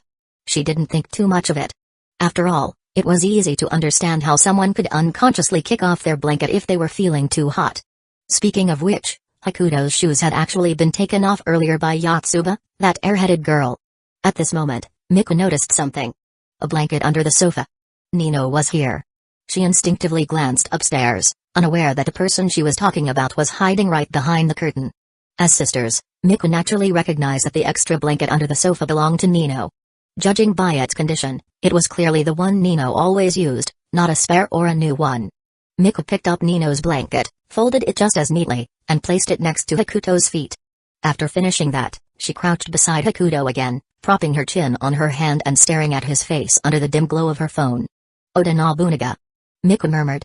Then she opened the Three Kingdoms kill card game on a coffee table, took out the God Zhaoyun character card, and placed it in front of Hakuto. Zhaoyun. Zhao Zilong. Actually, Miku had also seen the scene Yotsuba had described. Hakuto fighting. She just never mentioned it. In the past, Miku wouldn't have given such things much thought. But that time was different. It wasn't just a fight for the sake of fighting. It was a fight to intimidate those delinquents. That kind of action, that kind of intent. The overwhelming dominance he displayed was something Miku couldn't forget. And this afternoon, his gentle demeanor had made her feel as if she were basking in a warm breeze. These two contrasting sides of Hakuto lingered in her mind, refusing to fade. What was supposed to be a routine awakening had instead led her to think of Hakuto the moment she opened her eyes. By the time she realized it, she was already standing in front of the sofa. He really is handsome. No wonder Nino was so upset after getting rejected that she couldn't even eat. Hiding behind the curtain, Nino heard Miku's words and immediately exploded with anger. What do you mean I was too upset to eat? Who could possibly eat after going through something like that? Why did she sound like some kind of rejected loser in Miku's eyes? It was just a refusal to exchange contact information.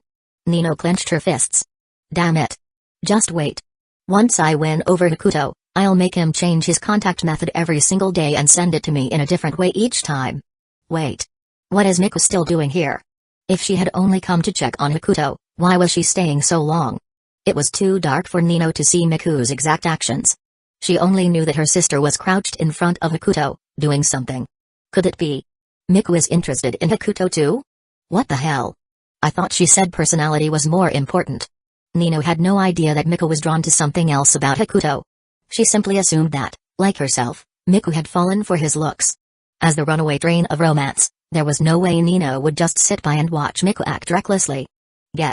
Just as Nino was about to yank open the curtain and rush out, another door upstairs suddenly creaked open. Huh? Both Nino and Miku turned their gazes upstairs at the same time, their bodies freezing in place. They even forgot to breathe.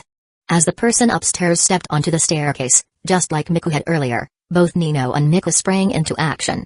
Nino immediately retracted the words she was about to shout and hid behind the curtain again. Miku, on the other hand, hastily turned off her phone screen and frantically scanned her surroundings. In the end, she chose to hide in the same spot as Nino, except one was on the left and the other on the right. Nino, who is it this time? Miku, who's coming down? Both of them gripped their phones tightly, hoping that whoever was on the stairs hadn't noticed them. Otherwise, they'd have no choice but to pretend they were sleepwalking to cover it up. Chapter 110, Stay away, go to Miku. 3 people now. Is this place a marketplace? Nino glanced subtly at Miku, who was hiding behind another curtain not far away. Perhaps due to the darkness of the room, Miku hadn't noticed Nino beside her. Her full attention was on the person who had just come downstairs. That person walked up to the sofa, looking at the running air conditioner and feeling the cool breeze blowing from it. Instantly, they let out a relieved sigh. That scared me. I thought I had turned off the AC. Their tone carried a sense of relief, as if they had just escaped a disaster. Both Miku and Nino, hiding behind the curtains, were momentarily stunned upon hearing this voice. Yotsuba? Yes, the one standing next to Hakuto was none other than Yotsuba. With her extraordinary dullness, she had finally realized. An hour later.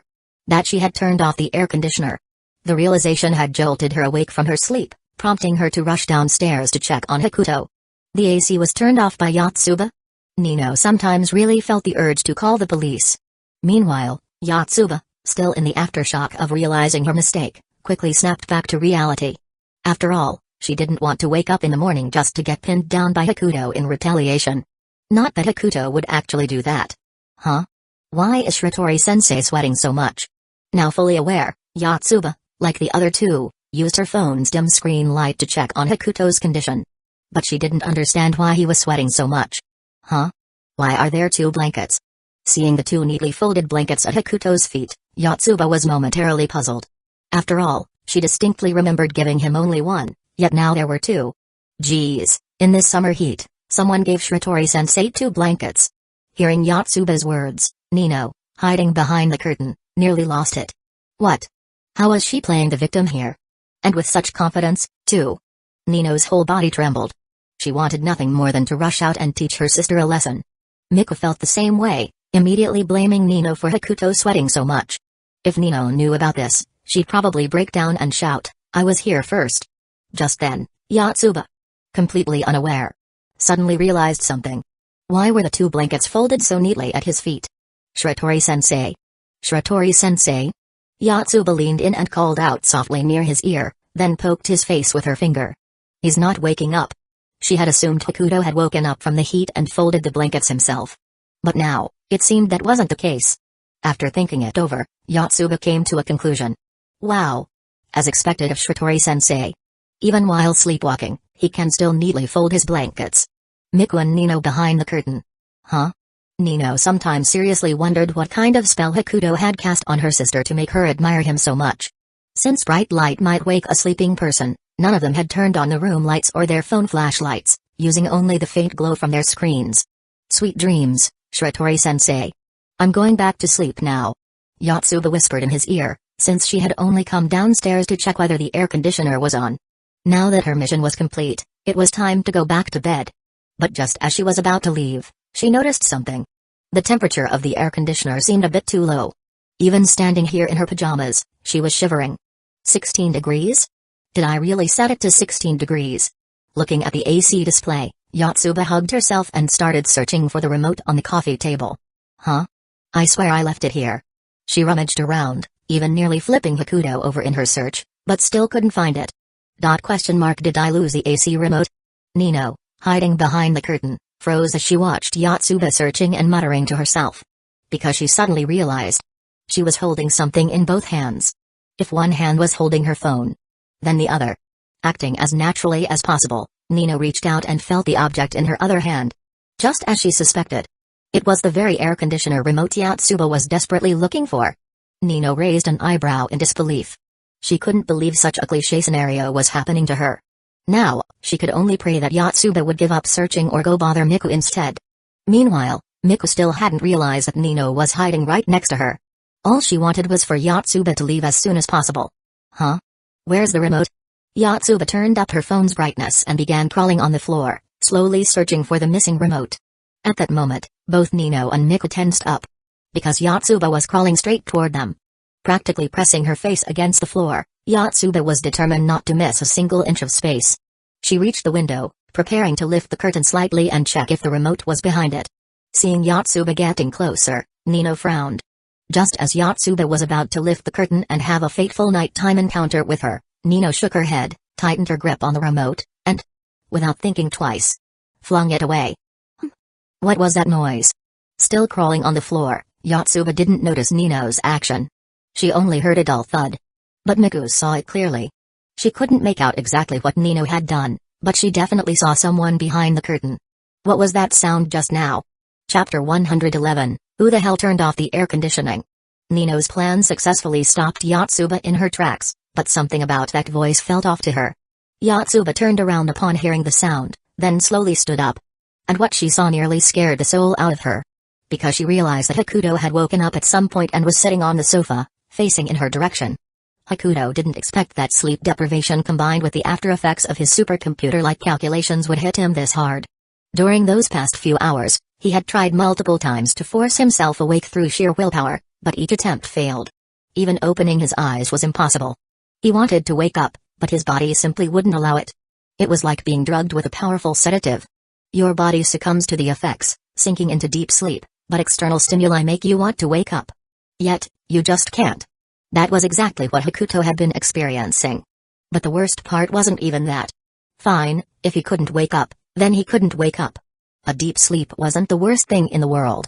But who the hell turned off the air conditioning? He was practically melting.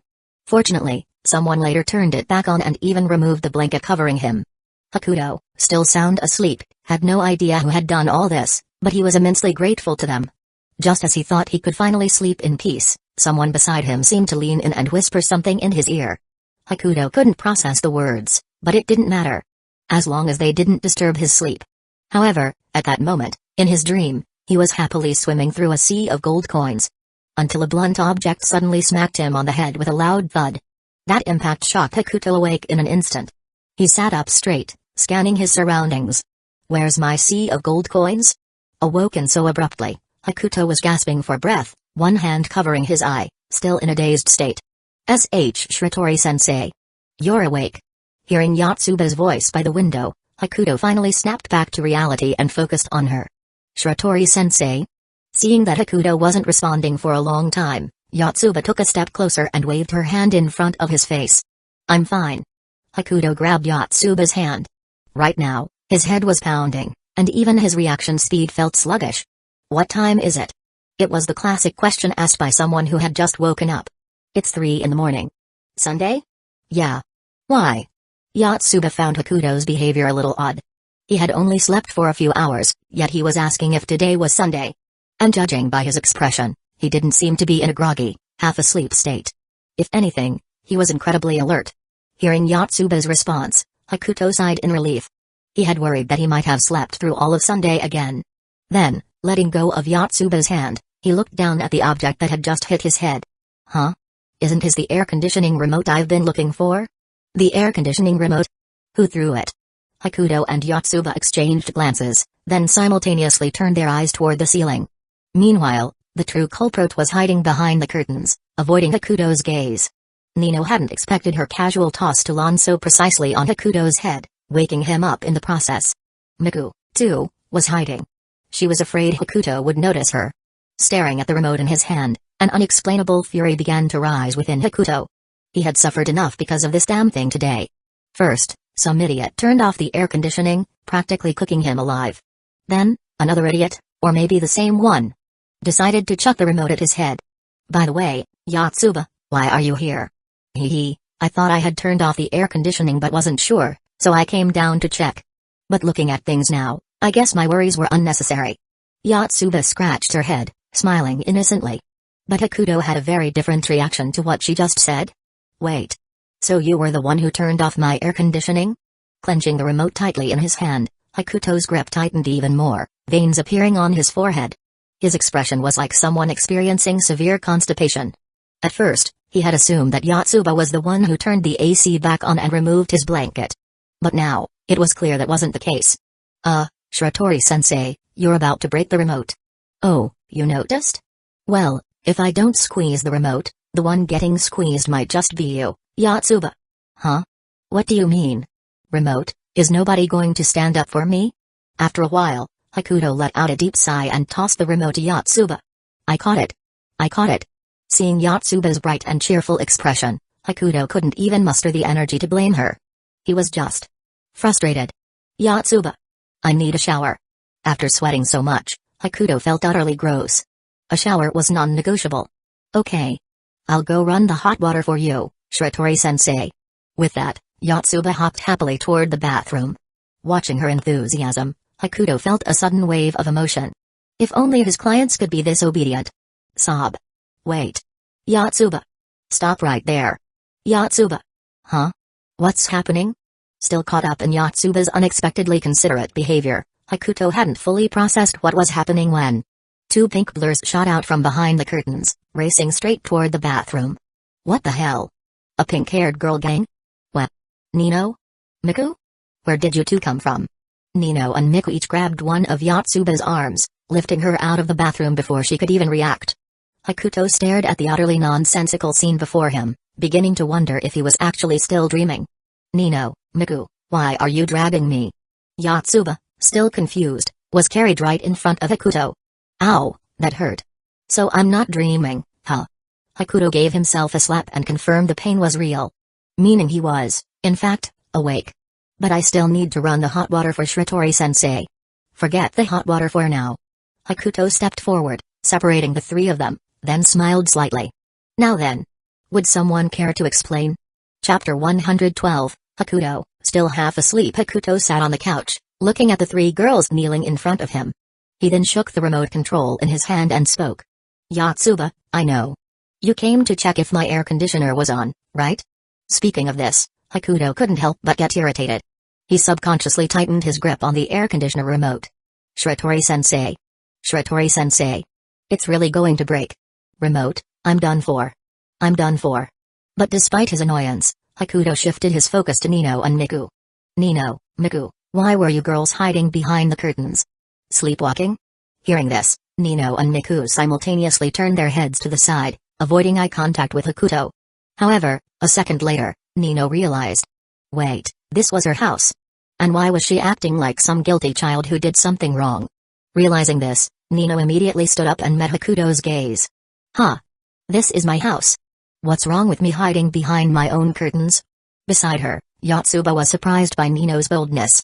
After all, in her experience, Hakuto was someone who actually hit people. So, Yotsuba tugged at Nino's sleeve, signaling her to calm down. At the same time, Miku also tugged at Nino. She had noticed that Hakuto's face had darkened, and unlike Nino, she knew exactly why they were here, so she didn't have the same level of confidence. Even though Miku felt she hadn't done anything wrong, whispering in someone's ear while they were sleeping wasn't exactly an honorable act. As Shiratori-sensei, don't be mad. Yotsuba was genuinely afraid that Hakuto would beat all three of them up. Even though, after spending a day or two together, she had realized that Hakuto wasn't as cold and irritable as the rumors claimed. On the contrary, he was quite gentle. But that scene of him taking on all three of them at once? Yotsuba could never forget that. However, to her surprise, Hakuto responded with a puzzled expression. Mad? Why would I be mad? His darkened face just now was simply because he was thinking. After listening to Nino, he really couldn't find anything wrong with her logic. After all, this was the Nakano house. Forget hiding behind the curtains. If she wanted to hide inside the toilet tank, he wouldn't have a problem with that either. Makes perfect sense. Hakuto figured he must still be half asleep to even be discussing this with the three of them. Right now, his priority was taking a shower. Then, if he had some free time, he needed to grade the quintuplets assignments and create a study plan. With that in mind, Hakuto decided to drop the topic. He got up from the couch and waved at the three girls. I'm going to take a shower. You guys should go to bed soon. Yotsuba. Yes, sir. You don't need to be that formal, but could you grab me a couple of outfits that I can actually wear? Hearing this, Yotsuba, who was still kneeling on the floor, froze for a moment. She looked at Hakuto's 6-foot frame and hesitated. Even though they had some gender-neutral clothes, the size difference was a real issue. But despite the challenge, Yotsuba still responded energetically. Clothes that Shiratori-sensei can wear. It's tough, but I promise to complete the mission. Hakuto chuckled at her enthusiasm. Then, he subconsciously glanced at Nino and Miku before turning around and heading to the bathroom. As the bathroom door slowly closed, Yotsuba didn't rush to find clothes. Instead, she turned to Nino. Shiratori-sensei must be mad. Right? Hearing this, Nino, who had been acting all confident earlier, instantly deflated and dropped back to her knees. The remote. You were the one who threw it, weren't you? Miku looked at Nino and asked cautiously. Nino didn't respond. She just nodded. Huh? So, you're the one who woke him up by hitting him with the remote? Seeing Yotsuba's shocked expression, Nino quickly covered her mouth. Keep it down. Do you want that guy to come out mid-shower and beat me up? In reality, Hakuto was currently enjoying a bath and humming a tune, completely unaware of what was happening in the living room. Even Nino herself didn't fully understand what had just happened. Maybe it was just her personality. Her instincts made her clash with Hakuto without thinking. Even though Hakuto had brushed it off, his expression clearly showed he was a little annoyed and disappointed. Actually, he wasn't annoyed or disappointed at all. He just felt like he had wasted his time on something meaningless. So, what do you want to do, Nino? Apologize to Shiratori-sensei? Apologize? Hearing that word, Nino almost reverted to her usual stubbornness, but she forced herself to hold back. She thought back to her actions just now. After a moment, she irritably waved her hand. Fine, fine. I'll apologize to him. Seeing that Nino was willing to apologize, Yotsuba immediately breathed a sigh of relief. At least now, she wouldn't get dragged into a fight. But then, she suddenly remembered the question that Hakuto hadn't gotten an answer to earlier. So, Nino, what were you two doing down here? Were you really sleepwalking? Hearing this, Nino and Miku instantly shrank back. Checking out a game. Bringing a blanket for Hakuto. Both of them chose to lie and, at the same time, decided not to expose each other. Oh, come on, Yotsuba. You still need to find clothes for Shiratori-sensei, right? If you waste too much time, you might get punished. Nino, why didn't you say so earlier? Hearing Nino's words, Yotsuba jumped up like a startled rabbit and rushed upstairs to find clothes. Soon, voices could be heard from upstairs as she talked with Itsuki. Yotsuba? What are you doing up so late? Shiratori-sensei asked me to find him some clothes. Find him clothes?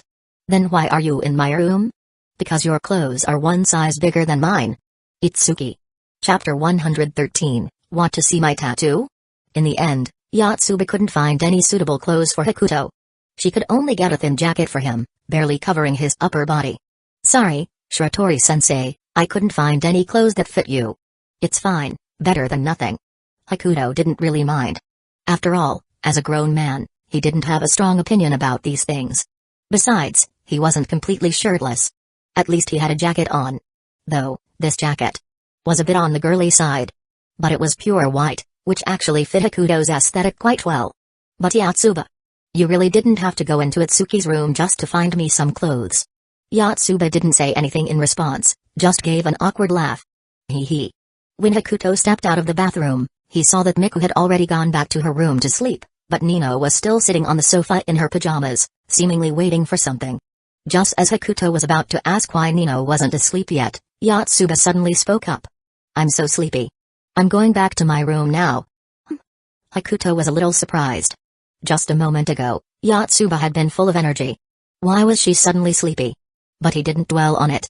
It was late anyway, so wanting to sleep wasn't unusual. Good night. Good night, Shiratori-sensei. Watching Yotsuba go upstairs, Hakuto found it a bit strange but didn't think too much about it. He sat down on the sofa and took out the test papers he hadn't finished reviewing. At this moment, Hakuto was wearing only a pair of shorts and a thin jacket. His messy hair draped over his shoulders, yet he didn't look disheveled. The red pen in his hand spun like a windmill between his fingers. He slowly removed the cap of the red pen and glanced at Nino beside him.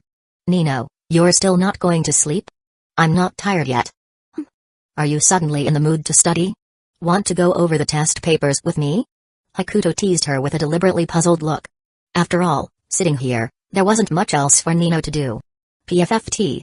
Even if I had to jump off the balcony, I wouldn't study. There's no need to make such a dramatic declaration. Looking at Hakuto's gentle smile, Nino's face suddenly turned red. She instinctively turned her head to the side. Although she hesitated for a moment, she didn't forget her main reason for staying up. About earlier. What about it? I'm sorry. I shouldn't have spoken so harshly to you. Hearing Nino's words, Hakuto momentarily stopped spinning his pen, nearly dropping it to the floor. Because he wasn't quite sure what Nino was apologizing for. Speaking too harshly? Huh? That was considered harsh? Hakuto actually thought his own attitude had been a bit condescending just now. His first thought was that Nino was messing with him, but judging by her expression and tone, she was clearly serious. And thinking back to how Yotsuba had asked if he was mad earlier.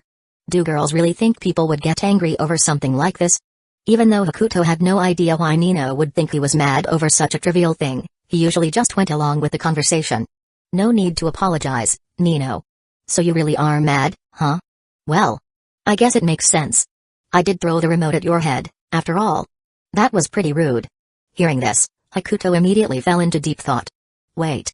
You're saying you were the one who threw something at me to wake me up? Hakuto didn't really think it was a big deal, since he had wanted to wake up anyway.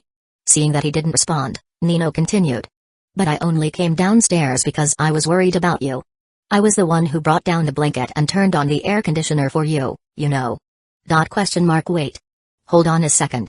Hearing the words turned on the air conditioner, Hakuto immediately interrupted Nino. Nino, are you saying that you were the one who turned on the air conditioning in the living room? Why yeah. Hearing her confirm it, Hakuto fell into contemplation once more. So Nino not only brought him a blanket but also turned on the air conditioning, saving him from the heat. And in the process, inadvertently woke him up. And the only thing she felt guilty about was speaking a little harshly. And she even came to apologize for it. After sorting out his thoughts, Hakuto felt that he shouldn't be the one receiving an apology. He should be the one apologizing to Nino. Looking at Nino sitting beside him, he suddenly felt like her familiar face had never looked this beautiful before. What? Why are you looking at me like that all of a sudden? It's nothing. I just wanted to say thank you, Nino. Huh? Thank me?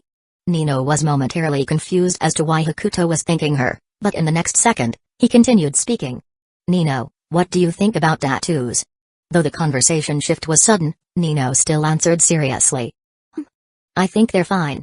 Although tattoos were somewhat stigmatized in Japan. People with tattoos couldn't even enter most public baths because of gang associations. It couldn't be helped. If you chose to stand out, you had to be prepared to lose something in return. But Nino didn't think tattoos were a big deal. She naturally liked things that stood out. Hearing that Nino had no prejudice against tattoos, Hakuto continued. Then. Do you want to see mine? Since Nino had helped him so much and even apologized to him, Hakuto wasn't sure what he could do in return. So he figured he'd just show her something she might like. Hearing his words, Nino's eyes widened in surprise, her face full of disbelief. You have a tattoo? Since when? After being at the same school for so long, Nino had never heard anyone mention Hakuto having a tattoo before. Given how much people gossiped about him, they would probably even know which class period he preferred to use the restroom. I've had it for a long time. People just don't know about it. I've never heard anything about it. Do I seem like the kind of person who would go around showing off his tattoo? Nino shook her head. In her impression, Hakuto wasn't that type of person. Sure, sometimes he liked to act cool and could be a bit of a tease, but deep down, he was actually a pretty mellow guy. She really had no idea why Yotsuba was always so afraid that Hakuto would beat her up over nothing. Chapter 114, Here's 50,000. Take it off. So. Nino, do you want to take a look? Hakuto put down the test paper in his hand, pointed at his own back, and spoke in a calm tone. However, when this calm tone reached Nino's ears, it felt like an irresistibly seductive invitation. Looking at the dripping wet Hakuto in front of her, feeling the warmth of his gentle smile, Nino subconsciously swallowed, though she herself wasn't even aware of it. That kind of thing. Who would want to look? Blushing, Nino turned her head to the side, refusing to look at Hakuto sitting next to her. Seeing her flushed face, Hakuto, who was just about to take off his shirt, paused, smiled, and pretended to be regretful as he picked up the test paper on the coffee table again. Not interested? My mistake then. Huh? Hearing Hakuto's words, Nino, who had just turned away, was instantly dumbfounded. She was just being polite. Really, just being polite. It wasn't the truth at all. As she turned back to look at him, Hakuto waved the test paper in his hand and flashed her a bright smile. Then, Nino, you should go to bed early. I still have to make a study plan for you all. You. Nino stared at the serious look on Hakuto's face, wanting to say something but unable to get the words out. She hesitated for a long time but still couldn't bring herself to speak. Even though she really wanted to just leave and go back to her room to sleep, she couldn't accept it. She wanted to see it. She wanted to see it. It wasn't just curiosity about Hakuto's tattoo. Her curiosity had been completely ignited. Taking a deep breath, Nino puffed up her cheeks and glared at Hakuto in frustration. After struggling for a long time, she finally forced out 2 words. I want. What? I said I want to see. Hakuto hadn't expected Nino to have the courage to say it outright. After all, in his impression, she wasn't the type to do something like this. But just because you say you want to see, doesn't mean I'll let you. Too late. You should have said so earlier. Hearing Hakuto agree, Nino let out a sigh of relief. After going so far as to set aside her pride and say something so embarrassing, if she got rejected, she might as well jump off a building. Just as Nino thought Hakuto was about to take off his shirt, he instead pulled out his phone and started scrolling through his photo album in front of her. Let me find it. Nino's eyes widened as she watched Hakuto search through his album. She had just seen him about to take off his shirt. Why was he looking for a picture now? But she couldn't exactly tell him to just take his clothes off, so she decided to wait.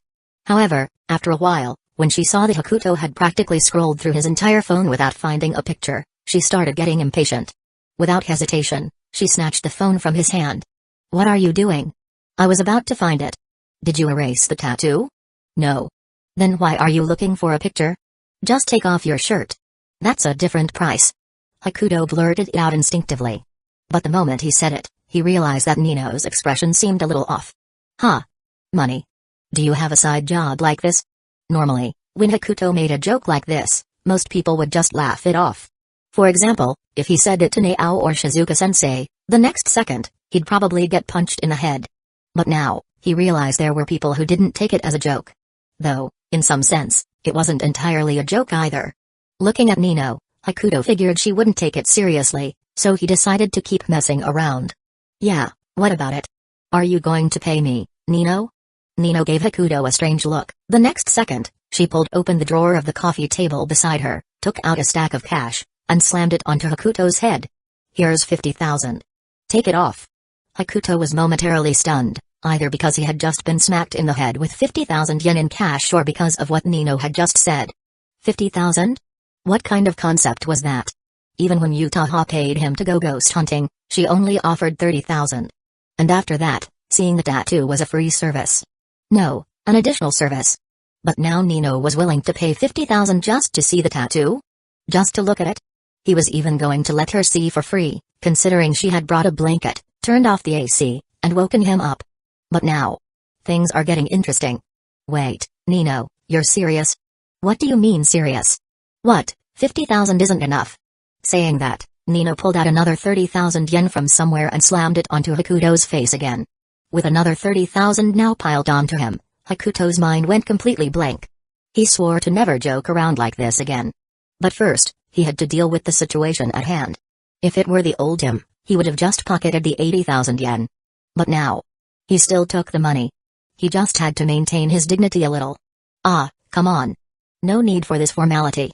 I just hope your hands are as honest as your words. Nino muttered as she watched him pick up the cash from the floor. It's just a tattoo, right? Look, look. Without hesitation, Hakuto took off his shirt, turned his back to her, and lifted his hair from his shoulders, revealing the tattoo on his back. His tattoo wasn't particularly complicated. At first glance, it was just a simple string of characters, but on closer inspection, no one could understand what they meant. Nino gently placed her hand on the tattoo, and the moment she touched it, she felt his body heat flow from her fingertips through her entire body. What does this tattoo mean? Let the mind arise without dwelling upon anything. Hakuto explained while allowing Nino to continue touching it. After all, she was the big spender here. He never expected that joking around could have such perks. Maybe this really was humanity's greatest productivity tool. Can I take a picture? Of course. Do you need me to pose or something? Who wants you to do that? Just stay still. Saying that, Nino took out her phone and snapped a few pictures of the tattoo. Then, after glancing at Hakuto and seeing that he wasn't reacting much, she subtly pulled the camera back and took a full body shot. Hey in the photo, Hakuto had taken off his shirt, lifted his hair, and struck a pose that practically exuded male allure. Nino was quite satisfied with her photography skills. And very satisfied with how cooperative Hakuto was. She didn't even think about the fact that she had just spent 80,000 yen. Chapter 115, Unlocking a Big Business Deal. Alright, you can put your clothes back on now. That's it? But you spent 80,000 yen on this, you know. Unlike others who would take their money and leave immediately after the job was done, Hakuto truly cared about his clients. From his perspective, spending 80,000 yen on such a trivial matter was simply not worth it. Of course, there was no way he was going to return the money he'd already received, so the best he could do was let Nino make some additional requests. Hearing Hakuto's words, Nino fell into deep thought. Although 80,000 yen wasn't a big deal for her, and she had already achieved her goal, since Hakuto insisted, she had no reason to refuse. After considering for a moment, Nino looked at Hakuto with a mischievous smile and said, "What kind of services do you offer here?" Of course, Nino knew that Hakuto was just messing around earlier, but she was still willing to spend the extra 80,000 yen. First, it was for her pride. Second, she wanted to create a psychological misperception in Hakuto. And what kind of misperception was that? It was to get him accustomed to this sort of transaction. If it cost 80,000 yen just to take a look at a tattoo this time, what about next time? And the time after that? And then time after that? Over time, Hakuto would inevitably develop a psychological bias, believing that these transactions were normal. And when that time came, Nino would claim her victory without hesitation. As for the money, oh, please. It's just a material possession. Besides, Hakuto himself belonged to her, so wasn't his money technically hers too? With this mindset, Nino casually tossed 80,000 yen in cash onto Hakuto's face, relieved that the coffee table happened to have some spare cash. Sure, she could have transferred the money digitally, but no digital transaction could match the visual impact of cold, hard cash. Nino felt like a genius. No, a master of romance. This battle of love was already set in stone, and victory belonged to her. And asking Hakuto about his available services? Naturally, it was just a way to further immerse him in the role she had set up. However, to her surprise, Hakuto simply chuckled and calmly replied, massage, lullabies, bedtime stories, cooking, house cleaning, assassination, dealing with enemies. As long as it's for you, Nino, I can do anything. Why are you so experienced with this? Hearing Hakuto rattle off his list of services as if he were reading a menu, Nino was completely stunned, her face full of disbelief. Am I? Hakuto had no intention of bringing up his former side jobs, so he could only play dumb and put on an innocent expression. Isn't it obvious? Wait. And what's up with that assassination part?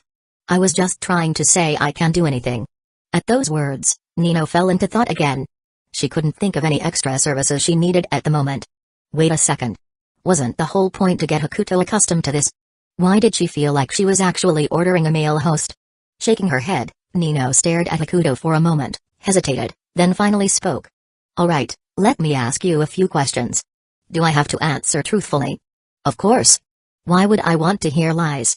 Nino nodded, crossing her arms as she asked her first question. Have you ever worked as a host or something similar? No. A host? Hakuto wouldn't mind, but it wasn't like anyone would hire him for that kind of job. Good. Hearing his firm response, Nino let out a sigh of relief. After seeing how natural he had been earlier, she had seriously feared that he used to be a host. Alright, then what was your first impression of us five sisters? Seeing Nino's slightly flushed face, Hakuto smiled. Even though she was beating around the bush, he could tell what she wanted to hear. But since she had specifically asked for the truth, he could only slightly adjust his words while keeping them honest. Akika. Mature, intelligent, big sister type. But honestly, her name sounds kind of old-fashioned. Miku. Reserved, doesn't talk much, but very observant. Yatsuba. Carefree, always brimming with energy, and looks like the kind of person who's easy to trick. Itsuki. Looks like the type of girl who would get scammed by a guy just because he knows how to cook. Listening to Hakuto's impressions of her sisters, Nino had to admit they were quite accurate, with no bias whatsoever. And what about me? You, Nino? Hakuto paused for a moment, met her gaze, then smiled before continuing. If we're talking about first impressions, mine is still from the day you asked for my contact information. Ah. Who told you to bring that up? Fine, then tell me your second impression. Second, huh? Nino, you always act tough, but after I rejected you, you still accepted my invitation. Are you actually the type who just goes along with things? Go along with things, my ass. Nino almost kicked Hakuto into the wall.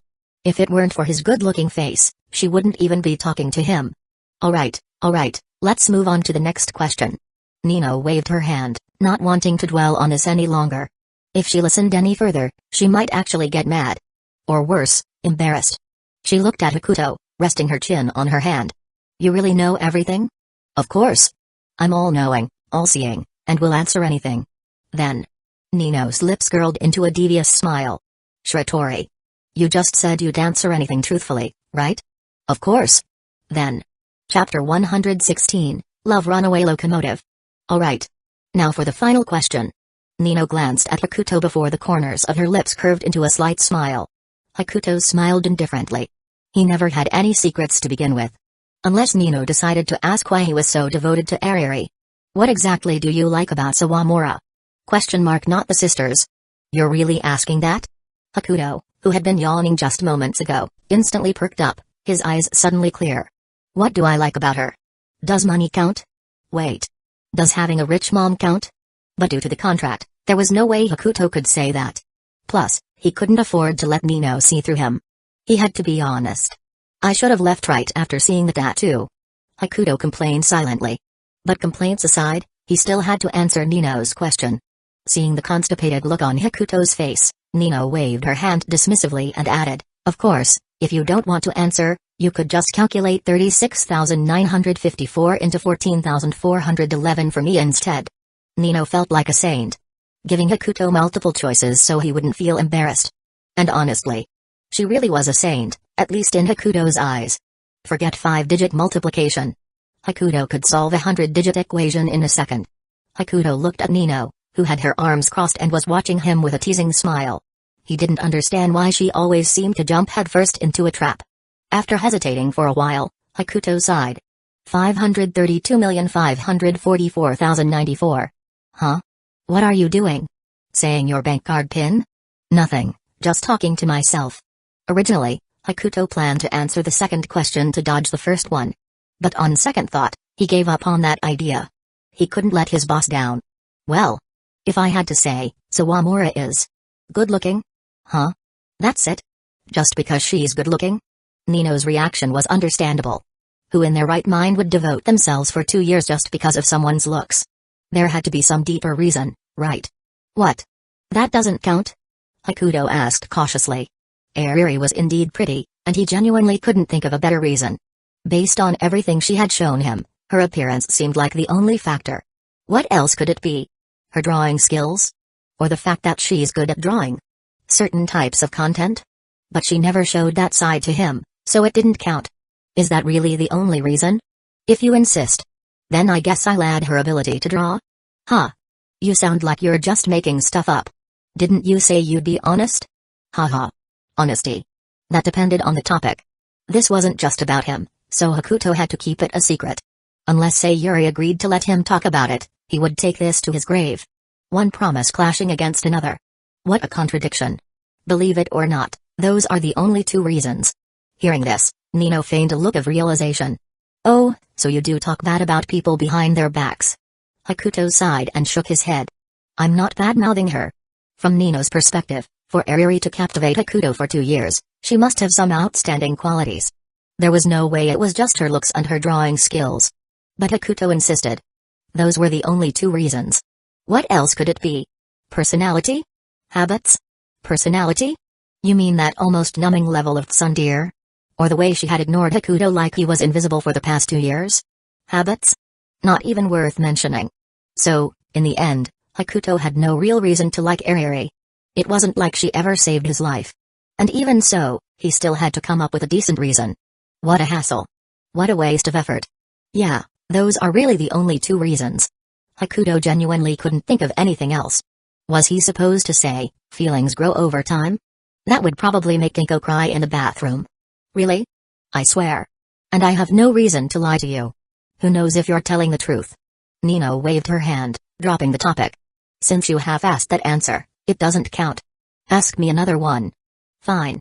I'd even tell you the color of my underwear if you asked. TCH. Who would want to know that? Nino crossed her arms and looked at Hakuto. For some reason, her cheeks turned a little red, and she tried to act casual. You said you like Sawamura just because she's good-looking? Hakuto nodded. Ariri's appearance was one of the few things he actually admired about her.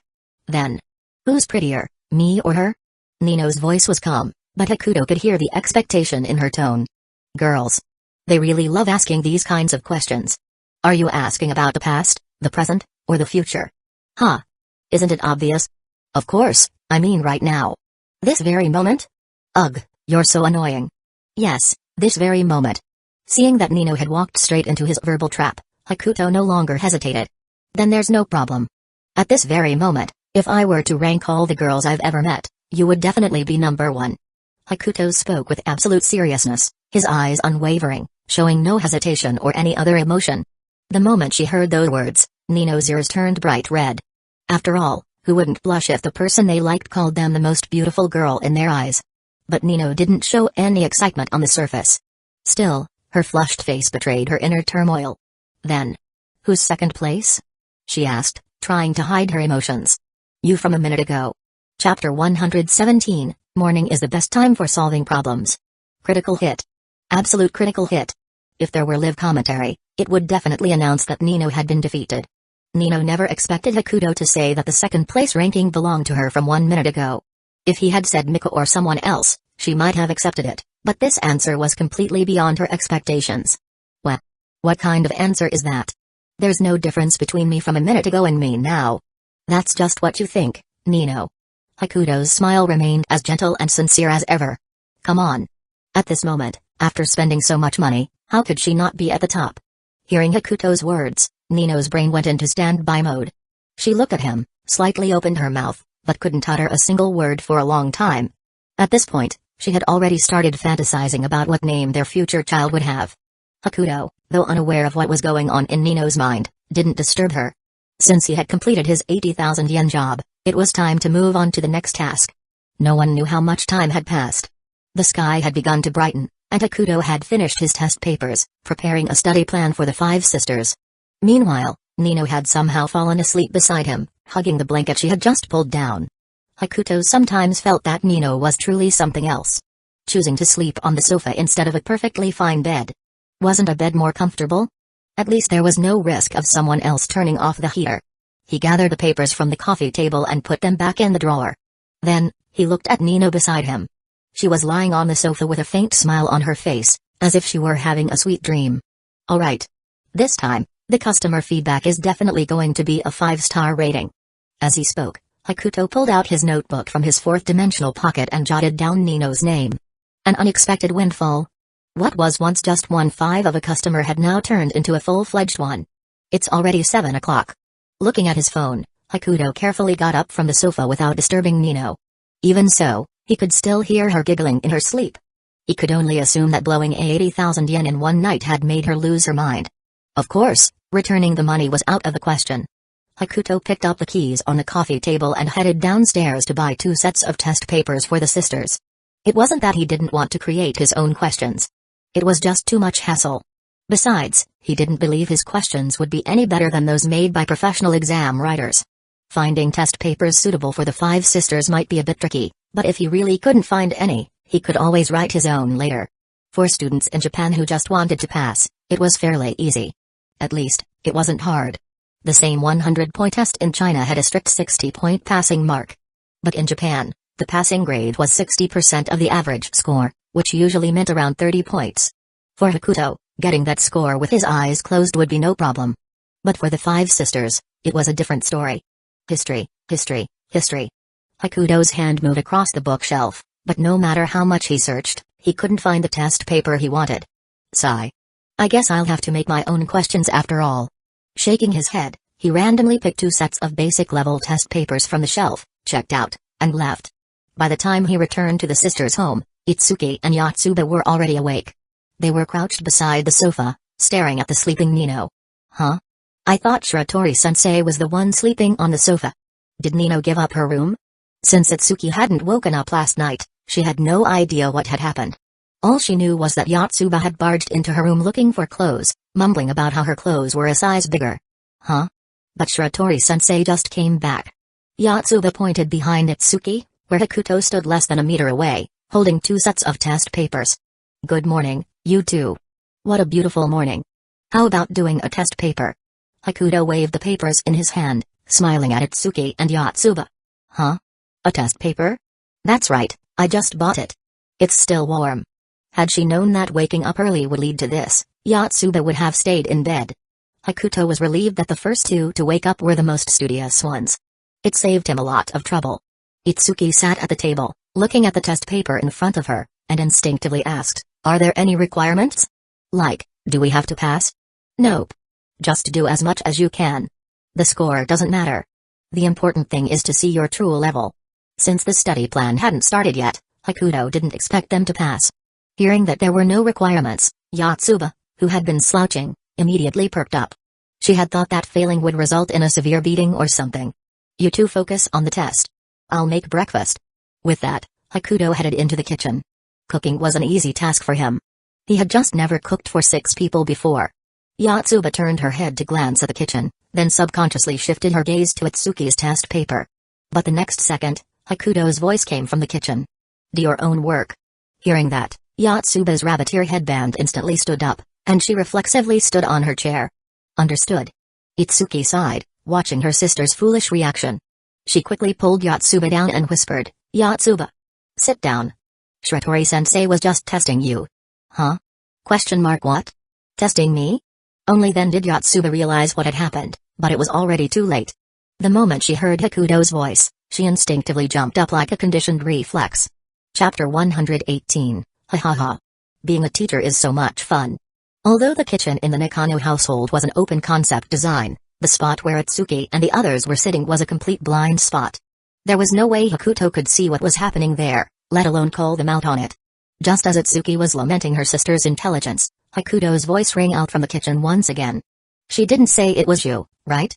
Upon hearing this, Yotsuba and Itsuki's expressions were surprisingly identical. "Yotsuba, Itsuki, Itsuki. Shiratori-sensei is talking about you. Right? Probably. If the first sentence was meant to warn Yotsuba, then this one was clearly directed at Itsuki. Didn't you say Shiratori-sensei was just trying to trick us? Technically, that should be the case. From a physics standpoint, without the aid of any technological means, two people's lines of sight must be reciprocal. In other words, if you can see me, then I should be able to see you." But at this very moment, Itsuki was sitting on a chair, and even if she lifted her head with her hands, she still wouldn't be able to see what Hakuto was doing. Yet. No matter how hard she thought, Itsuki couldn't figure out how Hakuto saw her. Did he actually have X-ray vision? Transparent world? No wonder he was so good in a fight. Turns out he had cheats all along. Little did she know, after saying those words, Hakuto chuckled to himself in the kitchen.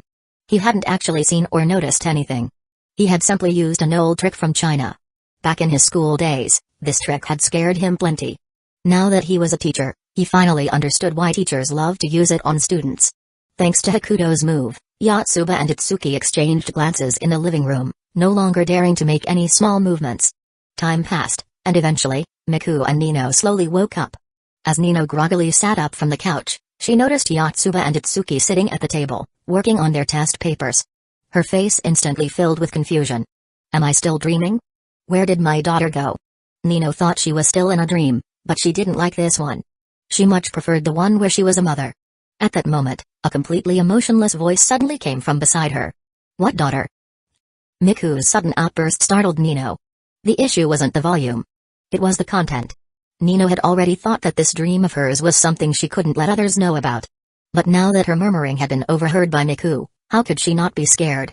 And nothing. Miku, you must have misheard. Nino tried to play it cool, waving her hand dismissively. Hearing this, Miku gave her a suspicious glance but didn't press the issue.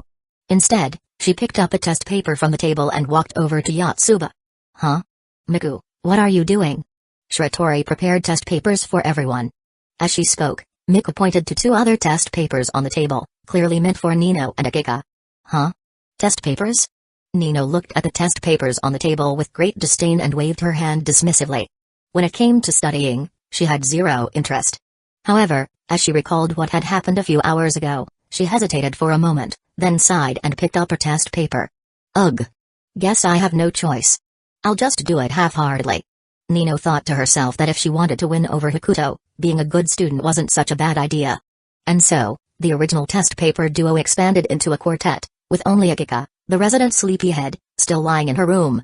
Yotsuba. Let me see your test paper.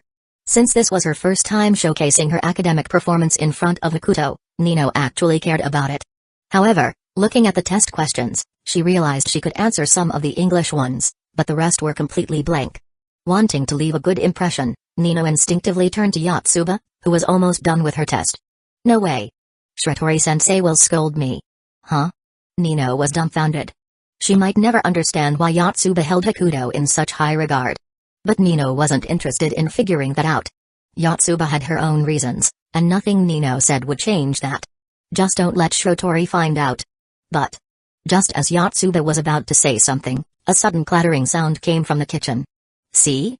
Shiratori-sensei is warning me. Nino, just do your own work. Huh? The bowl fell? Well, at least it didn't break. Hakuto, in the kitchen, had no idea he had just unintentionally terrified Yotsuba again.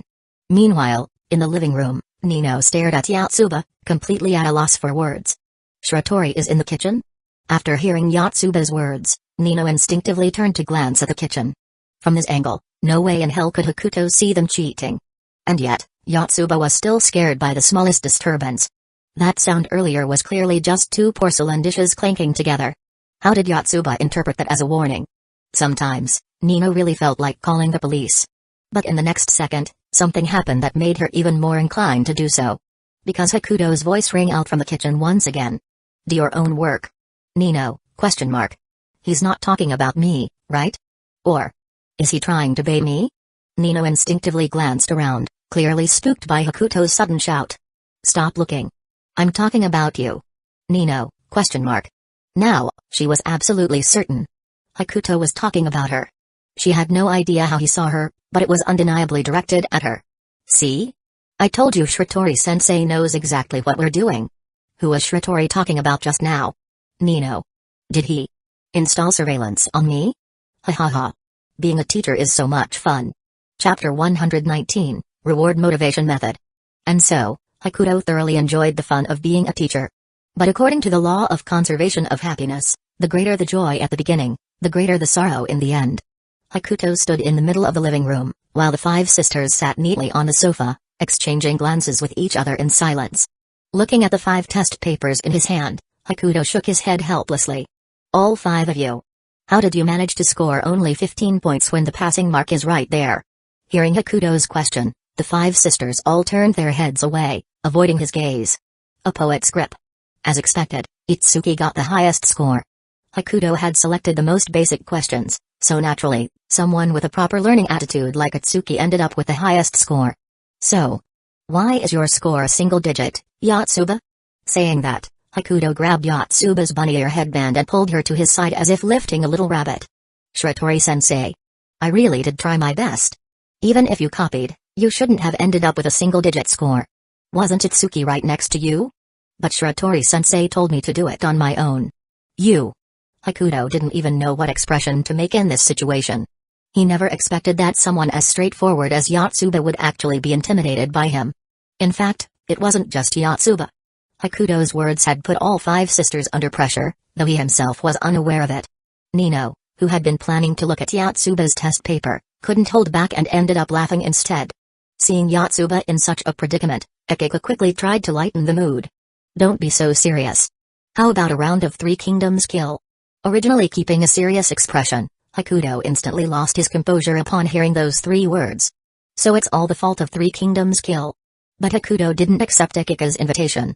Instead, he pulled out the test paper he had just completed and placed it on the table. This is my version of the test. You can compare it to yours and correct your mistakes. If there's anything you don't understand, ask me. Hakuto let go of Yotsuba and continued, honestly, I was somewhat prepared for your scores, but clearly, I underestimated things. Saying that, he took out a small white bun-shaped plush toy and handed it to Itsuki, who was sitting beside him. Looking at the plush toy Hakuto handed over, Itsuki showed a puzzled expression. This is a little toy that I made, as a reward for getting the highest score. Holding the plush toy, Itsuki realized this was the first time she had received a gift based on her academic performance. Though she was the highest scorer among the 5, her grades weren't exactly great. Just the best of the worst. But why a bun? Itsuki muttered to herself. She was pretty sure she hadn't revealed her love for meat buns in front of Hakuto. The other 4 sisters, seeing the plush toy in Itsuki's hands, were stunned. Shiratori-sensei. Shiratori-sensei. What about mine? Get your score into double digits first. Once again, Hakuto grabbed Yotsuba's weak spot, but in the next moment, he reached into his bag and pulled out 4 more small items. Unlike Itsuki's plush toy, these 4 items were in packaging, making it impossible to see what was inside. The boxes varied in size. The largest was bigger than Hakuto's face, while the smallest was only about half the size of a palm. Yotsuba, why don't you try guessing which one is yours? Yotsuba hadn't expected to receive a reward at all. Given her single-digit score, she had been grateful just to avoid punishment. Looking at the 4 packages hanging from Hakuto's fingers, the longing in her eyes was obvious. She wanted one. If I guess correctly, will Shiratori-sensei give me mine? You can come ask for it when you get the highest score. With that, Hakuto turned to the other 3, flashing a bright smile. The same goes for you all. TCH. Who wants your little trinkets anyway? Oh? Nino, are you not even a little curious about what I prepared for you? To be honest, Hakuto's words hit Nino right where it mattered. She was definitely curious, but she kept up her uninterested facade. That kind of thing. Whatever. At that moment, Miku, who had been silent the whole time, raised her hand and spoke. Hakuto, can I at least see what's inside mine? You'll know once you earn it yourself. Then when's the next test? In a few days, probably. Hakuto wasn't entirely sure. After all, he still needed to create the test and consider the sisters' preparation. Hearing this, Miku nodded, then picked up Hakuto's answer sheet and started correcting her own test. Itsuki, let me play with your bun plush. No way. If you want one, score higher next time. Hey, Miku, let me take a look at Hakuto's answers. Didn't Nino say she wasn't interested in a reward? Huh? Who said I wanted it for the reward? I just want to improve my score, that's all. Hakuto clapped his hands, clearly satisfied with the scene before him. The grade motivation method, the reward motivation method, and finally, a bit of psychological manipulation. He had maxed it out. Hakuto felt like he had pulled off a perfect play. Even though the little trinkets he had prepared weren't worth much, the chain reaction they caused was beyond any monetary value. At the very least, Hakuto didn't believe that simply spending money could motivate the five sisters to study like this. Just then, Itsuki turned to Hakuto and asked, if I get first place again next time, will there be another reward? Of course. Next time, you can choose your own reward. It can be an item, a request for me to do something, or even a question you want me to answer. As long as it's not too unreasonable. As soon as Hakuto said that, all five sisters froze and nearly stopped writing at the same time. Nino looked at Hakuto, realizing that she now had an absolute reason to win. Not just out of curiosity but necessity. Miku felt the same, while Akiko was more focused on figuring out what Hakuto meant by not too unreasonable. Meanwhile, Yotsuba puffed up her cheeks in frustration at Itsuki. Ah. Itsuki, you just got your reward, and you're already thinking about the next one. Chapter 120, What does Toyosaki's event have to do with me? Just like that, Hakuto, who only left the home of the five sisters at noon, had finally completed his work. Faced with this half day of free time, Hakuto felt a little lost without realizing it. He didn't know what to do. Wandering aimlessly through the streets, he felt the sunlight on his face and let out a deep sigh. What should I do? Go home and sleep? Or find something to do? Although Hakuto had always looked forward to vacations, now that one had arrived, he felt like there was nothing to do. With no goal in mind, he simply walked toward his home. But without realizing it, he passed by Ariri Spencer Sawamura's house. Even though Hakuto's home and Ariri's were not close at all. In fact, they were quite far apart. The route he took today happened to lead him right past it. Standing on the street, Hakuto gazed at the apartment and unconsciously recalled the phone call he received from Sayuri yesterday. Should I go in? Since it was Sayuri's request, he had no reason to refuse. But at the same time, he had no reason to waste his precious weekend on it. Thinking this, Hakuto stopped looking at the apartment, shook his head, and continued walking toward his home. As far as he was concerned, whatever Sayuri had asked him for probably wasn't urgent. He could just go after school one afternoon when he had time. Little did he know, Sayuri was practically dying of anxiety at home. Back at home, Hakuto flopped onto his bed. He thought he could finally get some rest. Until he saw a rope hanging down from his bedroom balcony. Inside the bedroom, Hakuto grabbed Rika, who had climbed up the rope onto his balcony, with one hand while toying with her Oj with the other. Alright, what do you want this time? Brave hero. Can you let go of the wicked eye Lord Oj first? Rika dangled in his grip like a little rabbit. Because of their height difference, she looked oddly comical. Talk. Or I'll pluck it off. No. That's my charm point. The moment Rika heard him threaten to pluck her Oj, she started struggling desperately to break free from his grip. Seeing this, Hakuto shook his head in exasperation before finally letting go and dropping her onto the bed. Ouch. That hurt. Rika rubbed her sore backside. Hero, why is your bed so hard? Seeing that she was still talking about irrelevant things, Hakuto's patience ran out. He stepped forward, transformed his hand into a chopping blade, and started flicking her forehead repeatedly. Get to the point. Get to the point. Get to the point. Hero. It hurts. Get to the point. Get to the point. Get to the point. Oh. Get to the point. It was the Iron Fist of Annihilation who sent me to find you. Hearing Rika finally explain why she was here, Hakuto stopped his assault. Meanwhile, Rika clutched her reddened forehead and lay on the bed pitifully. Miss Shizuka sent you? Still lying on the bed, Rika covered her forehead and replied. Yeah, because on Friday, the Iron Fist of Annihilation tried calling you, but she couldn't get through, so she sent me to find you. Hearing that, Hakuto instinctively took out his phone and checked his call history from Friday. Sure enough, just as Rika said, Shizuka had called him on Friday night. Actually, not just Friday. She also called several times on Saturday afternoon. It was just that she had an impeccable talent for calling him at the worst possible moments, so he never answered. What does Miss Shizuka want? Hearing his question, Rika got up from the bed, struck a pose, and cleared her throat. Ahem. The Iron Fist of Annihilation said the school is holding a stall event next week, and she wanted me to inform you. A stall event? Yes, a stall event. Upon hearing this, Hakuto's first reaction was confusion. What kind of event was this? But in the next moment, he realized something. He wasn't even a Toyosaki student anymore. He had been an exchange student for nearly a month already. What did this event have to do with him? Was he some kind of double agent now? The Iron Fist of Annihilation said the event will be conducted through clubs or small groups. And since the undefeated weakest hero has formed a contract with the Wicked Eye Lord. SHH. Huh? Hakuto cut Rika off because he had already taken out his phone and was dialing Shizuka's number.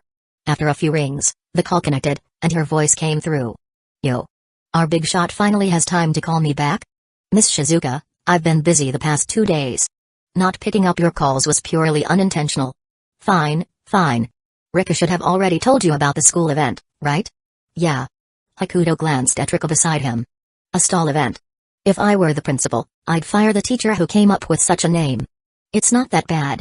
To put it simply, it's basically a charity sale. The school provides the venue, and students can use it to sell things. It's a pretty decent social practice activity. And what does that have to do with me? Technically speaking, I'm not even a Toyosaki student anymore, right? Shiratori. Who was the one clinging to my leg half a month ago, saying he didn't want to leave school. That was then. This is now. Stop bringing up the past. Hakuto had always disliked events like these. Well, maybe not disliked, but he definitely wasn't interested. After all, there was no benefit to it. Only trouble. He'd rather stay at Hashinoami and catch ability users. The venue is free, and all the proceeds from sales go to the students themselves.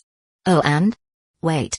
Normally, you'd never pass up a chance to take advantage of something like this. Chapter 121? Hearing Shizuka's words, Hakuto sighed and ran a hand through his hair. Miss Shizuka. If I don't participate, the school wouldn't suffer any loss, right? They'd even save on renting one stall space. Hakuto never really understood why Shizuka was so intent on getting him to join this event. First of all, she knew he wasn't interested in things like this. Secondly, he technically wasn't even a Toyosaki student anymore. So there was no reason for him to take part in an event hosted by Toyosaki Academy.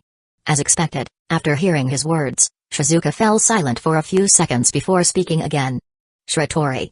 Do you know what's been happening at school since you left half a month ago? Don't tell me that as soon as I left, those people started acting up? Well, pretty much. The school is putting a lot of importance on this event, so they want you to come back and keep things under control. PFFT. Hakuto couldn't hold back his laughter after hearing Shizuka's words. Ha ha ha. Sometimes I really feel like a mafia boss. Besides, weren't those big shots in the school leadership not too fond of me? Why are they thinking of me now? You know how it is. The school cares a lot about its reputation. I've known that since the day I enrolled. Hakuto found this situation amusing. His previously bored mood was instantly lifted. It was just like how parents always say a fan is good enough in the summer, but the moment the air conditioner breaks, they're the first to complain. So, what do you say? If you can come, the stall itself doesn't matter as much. What's important is your presence. Shizuka continued to ask for his opinion. Although she was just acting as a messenger, deep down, she was hoping he would come. You'll have to ask Hashinoami Academy. If they agree, I have no objections. Technically speaking, Hashinoami Academy had already bought his time from Monday to Friday for 3 months with a fixed salary and over 1 million yen. So when it came to their arrangements, Hakuto usually had no major objections. Even if that troublemaker Nao told him to be a male model, he'd grumble while doing it. Hearing his response, Shizuka nodded and said she would contact Hashinoami Academy before hanging up. Listening to the beeping tone from the phone, Hakuto highly doubted that Hashinoami Academy would agree to something like this. After all, the reason he was here as an exchange student was because of the ability user situation, not because he was a true exchange student. Unless Nao suddenly went insane and decided that Hakuto needed the experience of running a stall. Putting down his phone, Hakuto looked at Rika beside him, only to see her sitting on the bed, staring at him intently. Hero, are you going to join the school event? The Wicked Eye Lord cannot be without the hero. Oh, Wicked Eye Lord, you will have to learn to live alone. Hakuto really didn't think he would attend Toyosaki Academy's event. Like he said before. Unless Nao lost her mind. Then can you help me prepare something for my stall tomorrow? What is the Wicked Eye Lord planning to sell? Humphrey. As soon as Hakuto finished speaking, Rika crossed her arms and struck a proud pose. Then, she pulled out a thick, dust-covered book from under Hakuto's bed. Seeing the book in Rika's hands, Hakuto was shocked. He had no idea when this book had been placed under his bed, and judging from the dust, it had been there for quite some time. Wait a second. I thought I only kept notebooks under my bed. Hakuto muttered to himself. A long sealed tome of great power. Cough cough. I, the wicked eye lord. Cough cough. Shall now. Cough cough. Stop talking, you're going to choke on the dust. It's fine. It's just. Cough cough. Seeing Rika nearly cough out her lungs, Hakuto quickly snatched the dusty book from her hands, took it to the balcony, and shook off the dust. When he returned the book to Rika, she was still coughing uncontrollably. Cough cough. Cough cough. After a long while, Rika finally recovered and took the book back from him. Cough cough. The seal on this book is strong, but it is no match for the wicked eye lord. Yes, yes. Rika slowly opened the book and handed a page to Hakuto. This is a magic circle that can summon deities from another world. I will set up this summoning circle at my stall tomorrow. With the power of the wicked eye lord, it will definitely work. I should have expected this. Hakuto should have known that whatever Rika planned to sell wouldn't be anything normal. Does the rest of your club agree with this?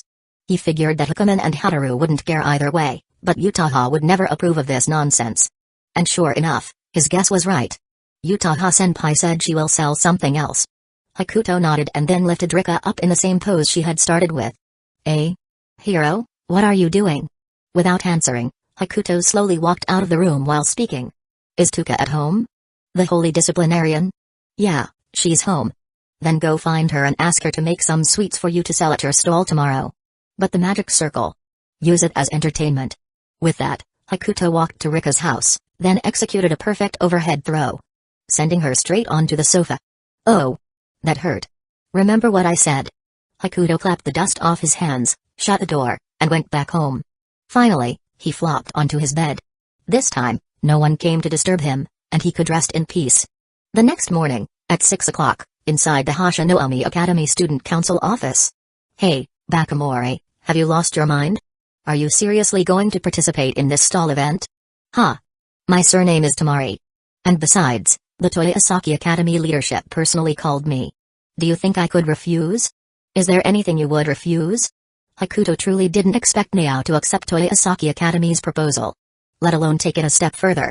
Toyosaki Academy only wanted him, but Nao decided to bring the entire student council to set up a stall there. If you go run a stall at Toyosaki, what if something happens at school? It's fine, it's fine. The school can function without us for a day. Nao waved dismissively, looking completely unconcerned. Chapter 122, the stall event is in full swing. The school isn't going to stop functioning just because a few of us are missing, right? Hakuto's mind went blank when he heard Nao's words. Did Ito Sakashunsuke know that the student council he founded was now using public funds for fun? Besides, wasn't the purpose of creating the student council to ensure that Hashinoumi Academy could function properly? Seeing that Hakuto had been frozen in place for too long, Nao instinctively kicked his shin. What are you standing around for? Come help move things. Oh. Hakuto snapped out of his daze at Nao's voice, but the next second, he suddenly realized. It's only 6 in the morning. Wait. Are you saying you dragged me to school at 6 in the morning just to move things for today's stalls? Huh? No, also for tomorrow's stalls. I actually fell for it. I really thought it was something urgent. I didn't even wash my face before coming here. Isn't this important? Hearing this, Hakuto was at a loss for words. He wanted to find something to refute Nao, but he couldn't come up with anything. It was as if he had lost all his strength and means. There was no other way. Even though he kept complaining, he still had to help move things. What are you selling? And what about Takajo and the others? Takajo will be here later. Nishimori can't come because of her circumstances, but she did bring out a lot of her merchandise. As she spoke, Nao pulled out a signed album of Yusurin from the box Hakuto was carrying. Hakuto took a glance at the album in her hands, then looked her up and down before saying, with this stuff, Takajo might just keep everything for himself. Don't worry, I won't sell to him. Even if you don't, this kind of thing will probably be gone the moment it hits the stall. I know, that's why I also got some Zen merch. Zen merch? From what Hakuto understood, Yusurin was practically a national idol in Japan, or at least close to it. Her merchandise was always in short supply, let alone signed albums. If you dared to put one out, someone would snatch it up immediately. Price didn't matter. The power of devoted fans was unstoppable. Meanwhile, Zen was a post-rock band that had held concerts in Japan a few times, but their popularity wasn't high. Most of their fan base was overseas. So if both types of merch were put on sale, Nishimori's items would be gone in an instant, while Xian's might have some buyers, but not many. Honestly, I thought you'd put your portable music player up for sale. Nea waved her hand dismissively, ignoring his comment, and continued, by the way, what did you prepare? Huh? Me? Hearing her words, Hakuto was dumbfounded. His eyes widened in shock. Wasn't I just here to have fun? I had to prepare something too? Huh? Didn't Toyosaki say they set up a special stall just for you? What do you think I agreed to that for? Wasn't it because you had no choice? You said it yourself. Take this. Hey, hey, hey. Why are you hitting me again? You were the one who said it. Meanwhile, at the Nakano household. Ah. Why didn't anyone tell me there was a school event today? Yotsuba ran around the living room like a headless chicken, hurriedly gathering things. Though it wasn't clear what exactly she was looking for. On the couch, Miku and Itsuki followed her movements with their eyes, almost instinctively. Didn't your homeroom teacher tell you? I don't know. Yotsuba continued rummaging through the living room, leaving a mess behind. Ahem. Yotsuba, what are you looking for? Isn't this a stall event? I'm looking for something to sell. I already prepared that ages ago. At that moment, Nino walked out of the kitchen carrying a tray of freshly baked cookies. You're ready, but I'm not. Seeing Yotsuba's flustered state, Itsuki shook her head helplessly. Yotsuba.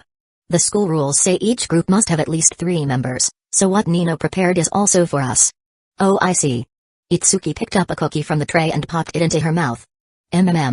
So good. Nino's cooking is as amazing as ever. Akika also praised. Of course. Do you even need to ask who made these? Hearing their compliments, Nino's nose practically lifted to the sky in pride. But this batch won't be enough, will it? Don't worry, I made plenty. Nino reassured them just as the oven timer dinged. Oh, another batch is ready. By the time Nino returned with the fresh cookies, the previous batch had mysteriously vanished from the table. Where are my cookies? According to the law of conservation of mass, if the cookies were gone, they must have ended up in someone's mouth. Just like Itsuki and Yotsuba's mouths right now. Yotsuba. Itsuki. I didn't eat them. Itsuki mumbled through a mouthful of cookies, refusing to admit guilt.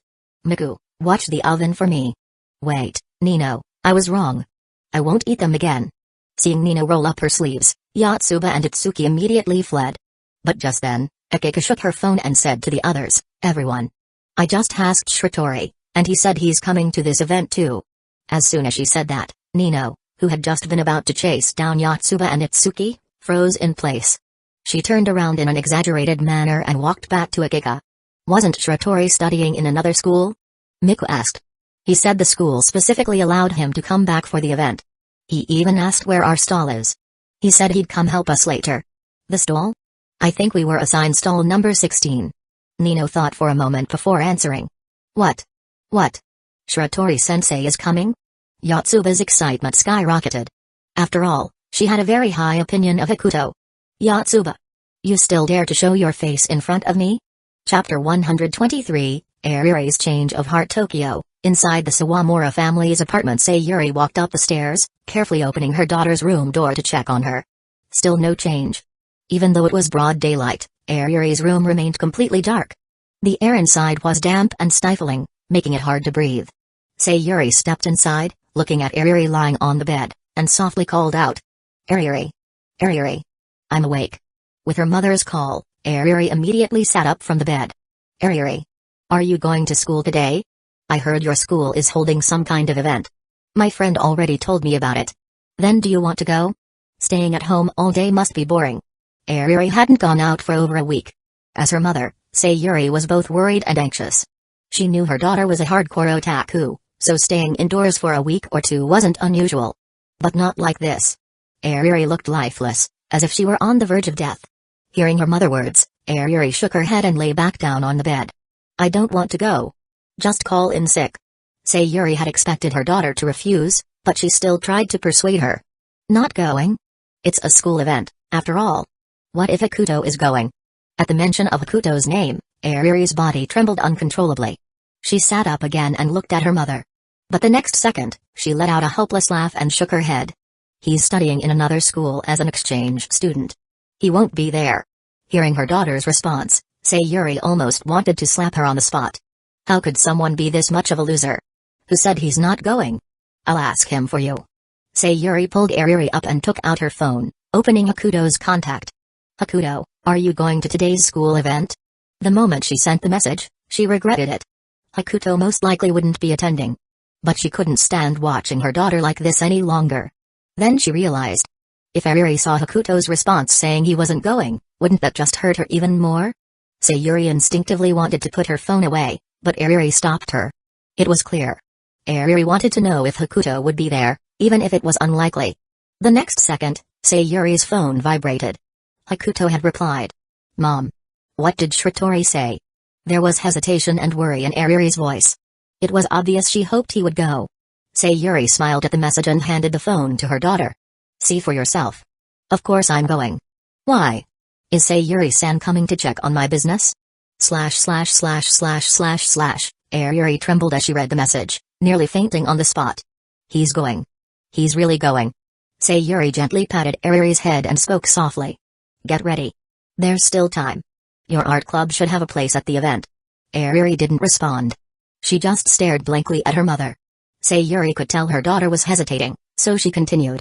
Still don't want to go? Shiratori. Ariri finally spoke, pausing for a long time before continuing. He probably doesn't want to see me. After how I treated him before. That short sentence seemed to drain all the strength from Ariri's body. If you don't try, how will you know? Remember, at the night market last time, Hakuto was the one who greeted you first. Sayuri knew Hakuto probably did that because of her, but she didn't say it out loud. Even if it was a lie, as long as it helped her daughter move forward, she didn't care how many lies she had to tell. Really? Even if you can't go back to how things were, at least apologize to him properly. Apologize. Right. Apologize. Hearing her mother words, Ariri seemed to find her resolve.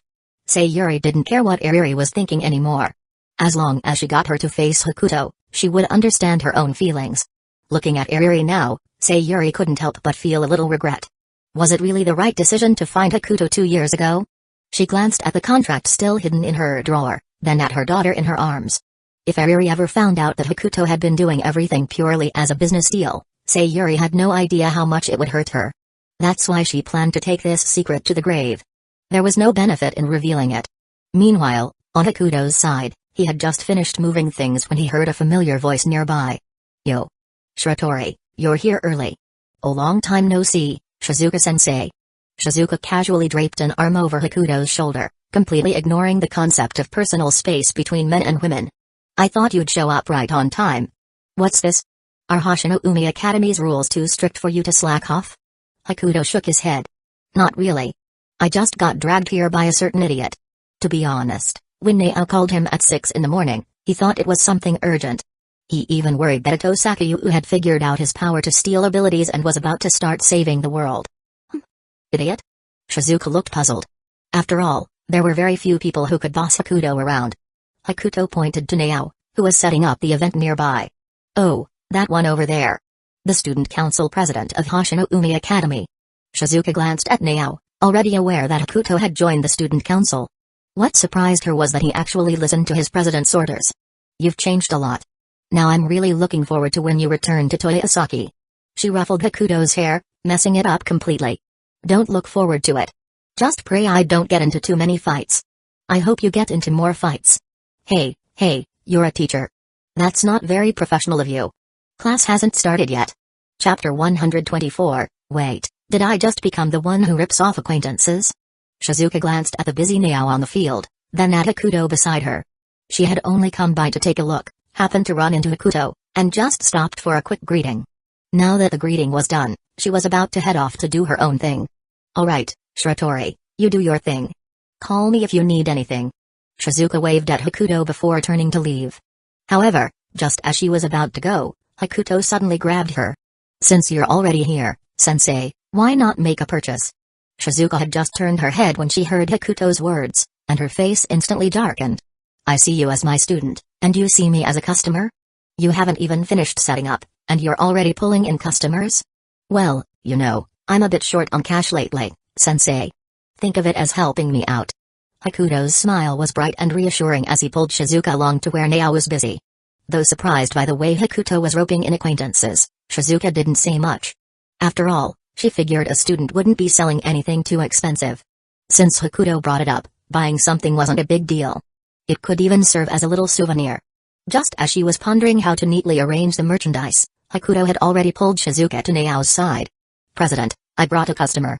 Nao had been acting casual, but the moment she heard that Shizuka was here to buy something, her expression changed in an instant.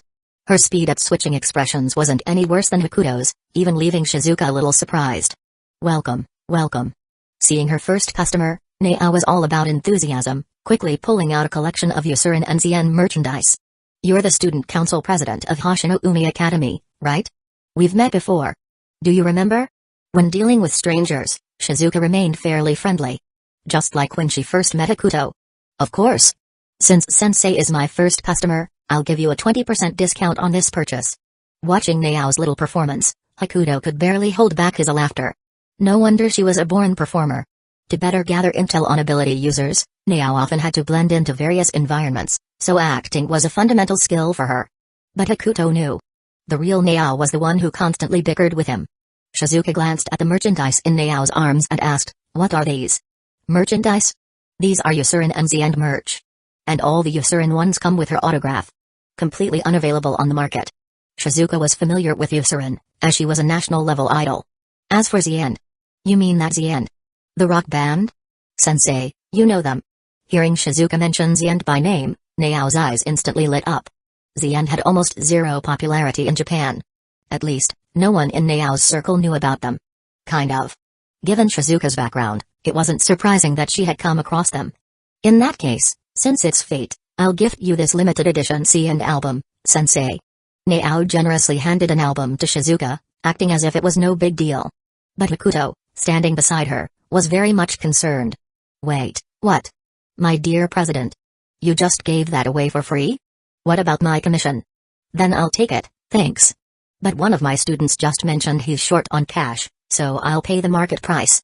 Shizuka didn't want to take advantage of Nao, and she had come here specifically to spend money. The main reason, however, was that she only knew Zien by name and felt too embarrassed to accept the album as a gift. Hearing that Shizuka intended to buy the album at market price, Hakuto immediately panicked. "Sensei. Just take the president's gift. You can pick something else to buy instead." There was only one reason.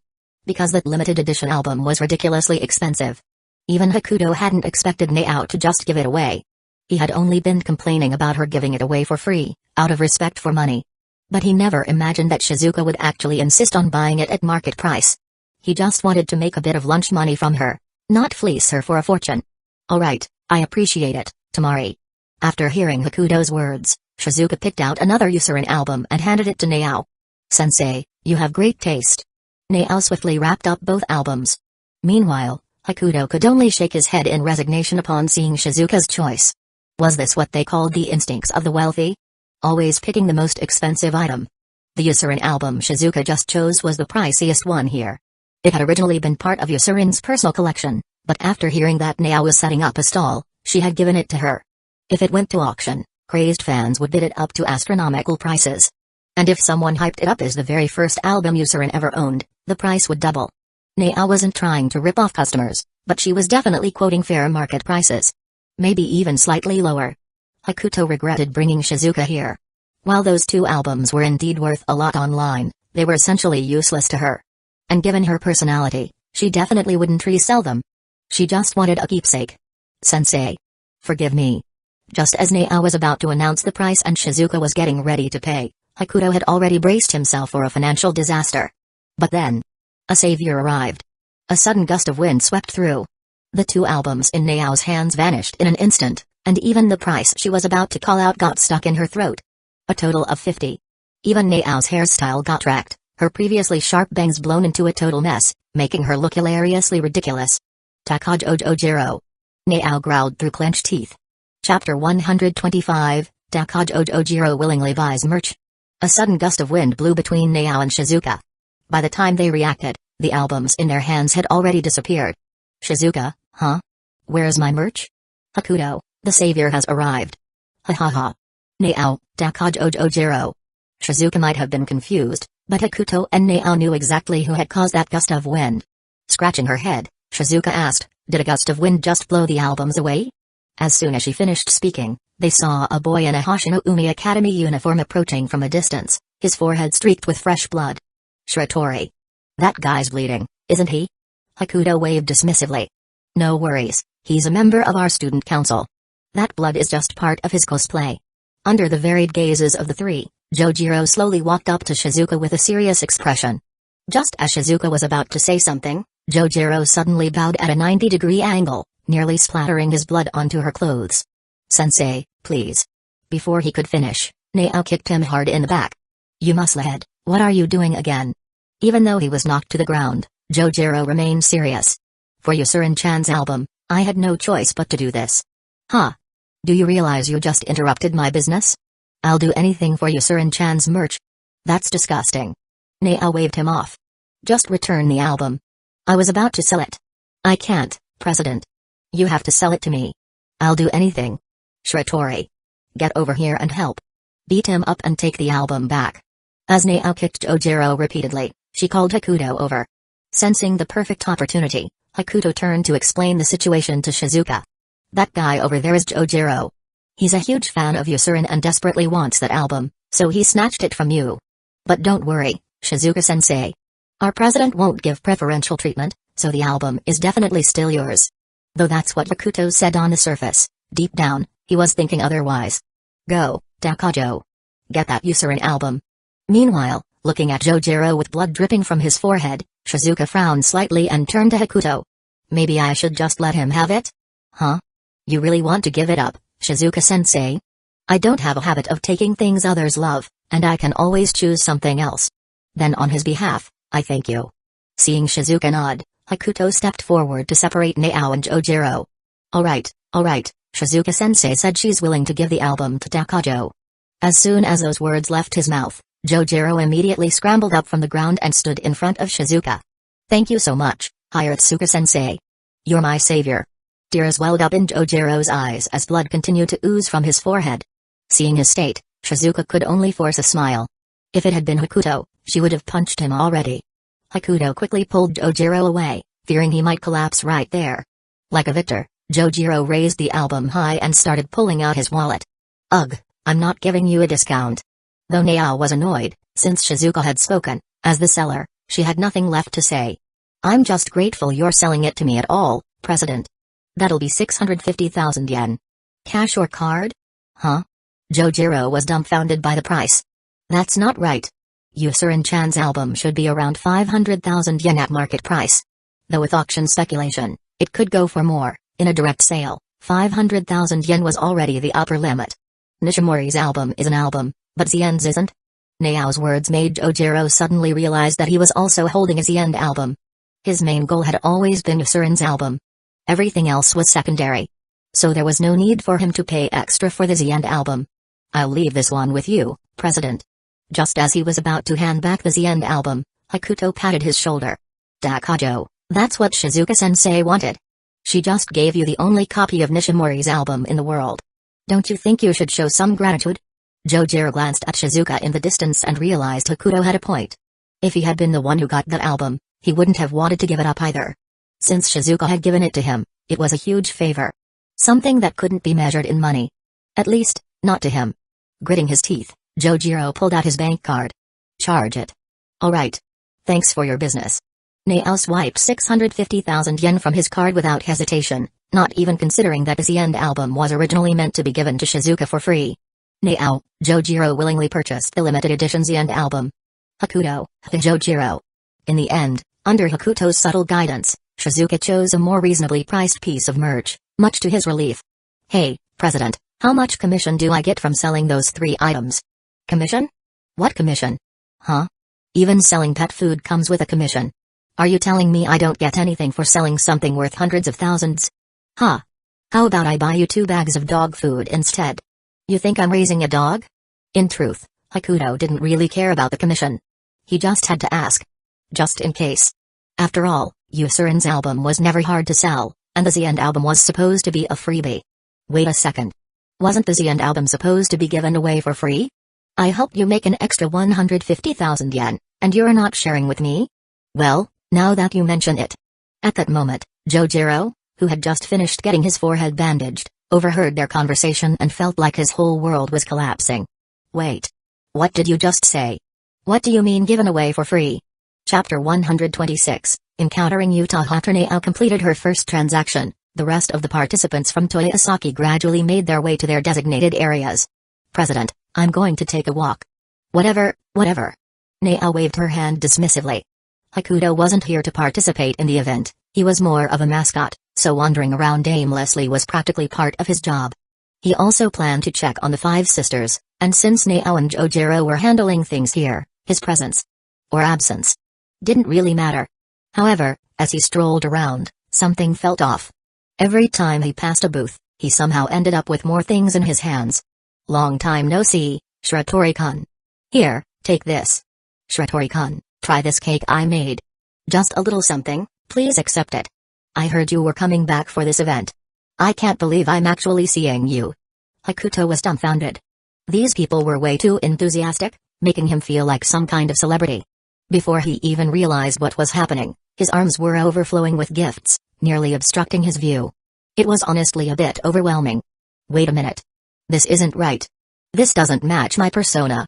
Hakuto muttered to himself, staring at the pile of stuff he was holding.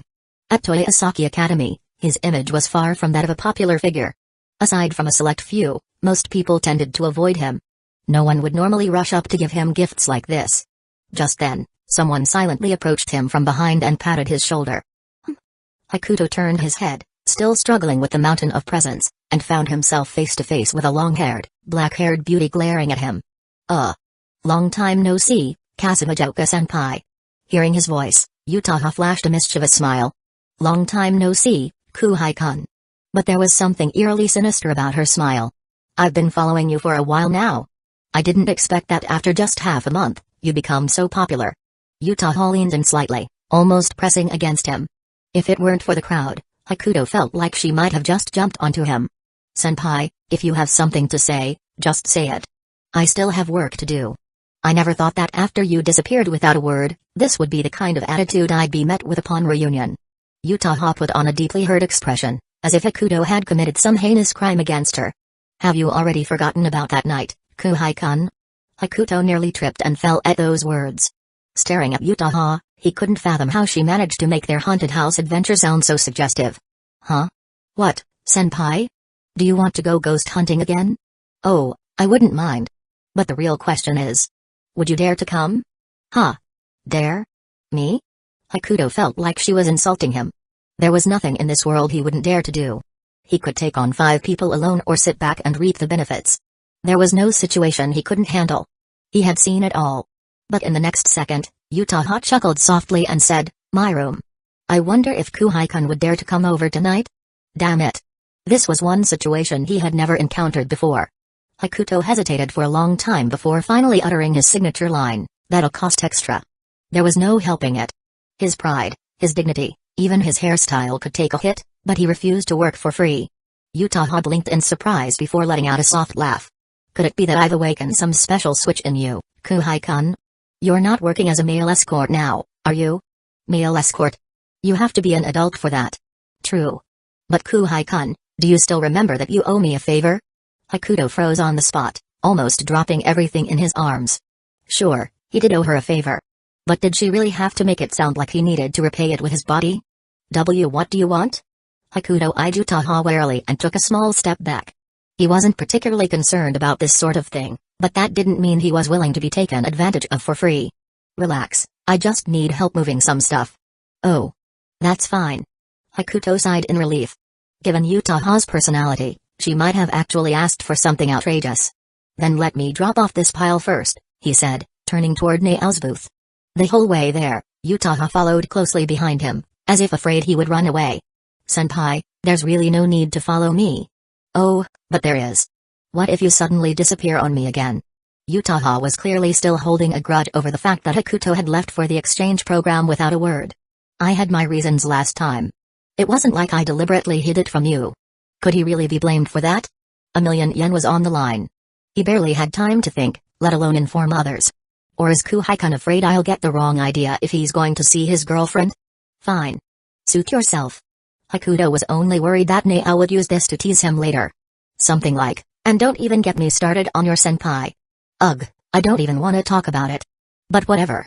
If Utaha wanted to follow, let her follow. It wasn't a big deal. With that, the two of them arrived at Nao's booth together.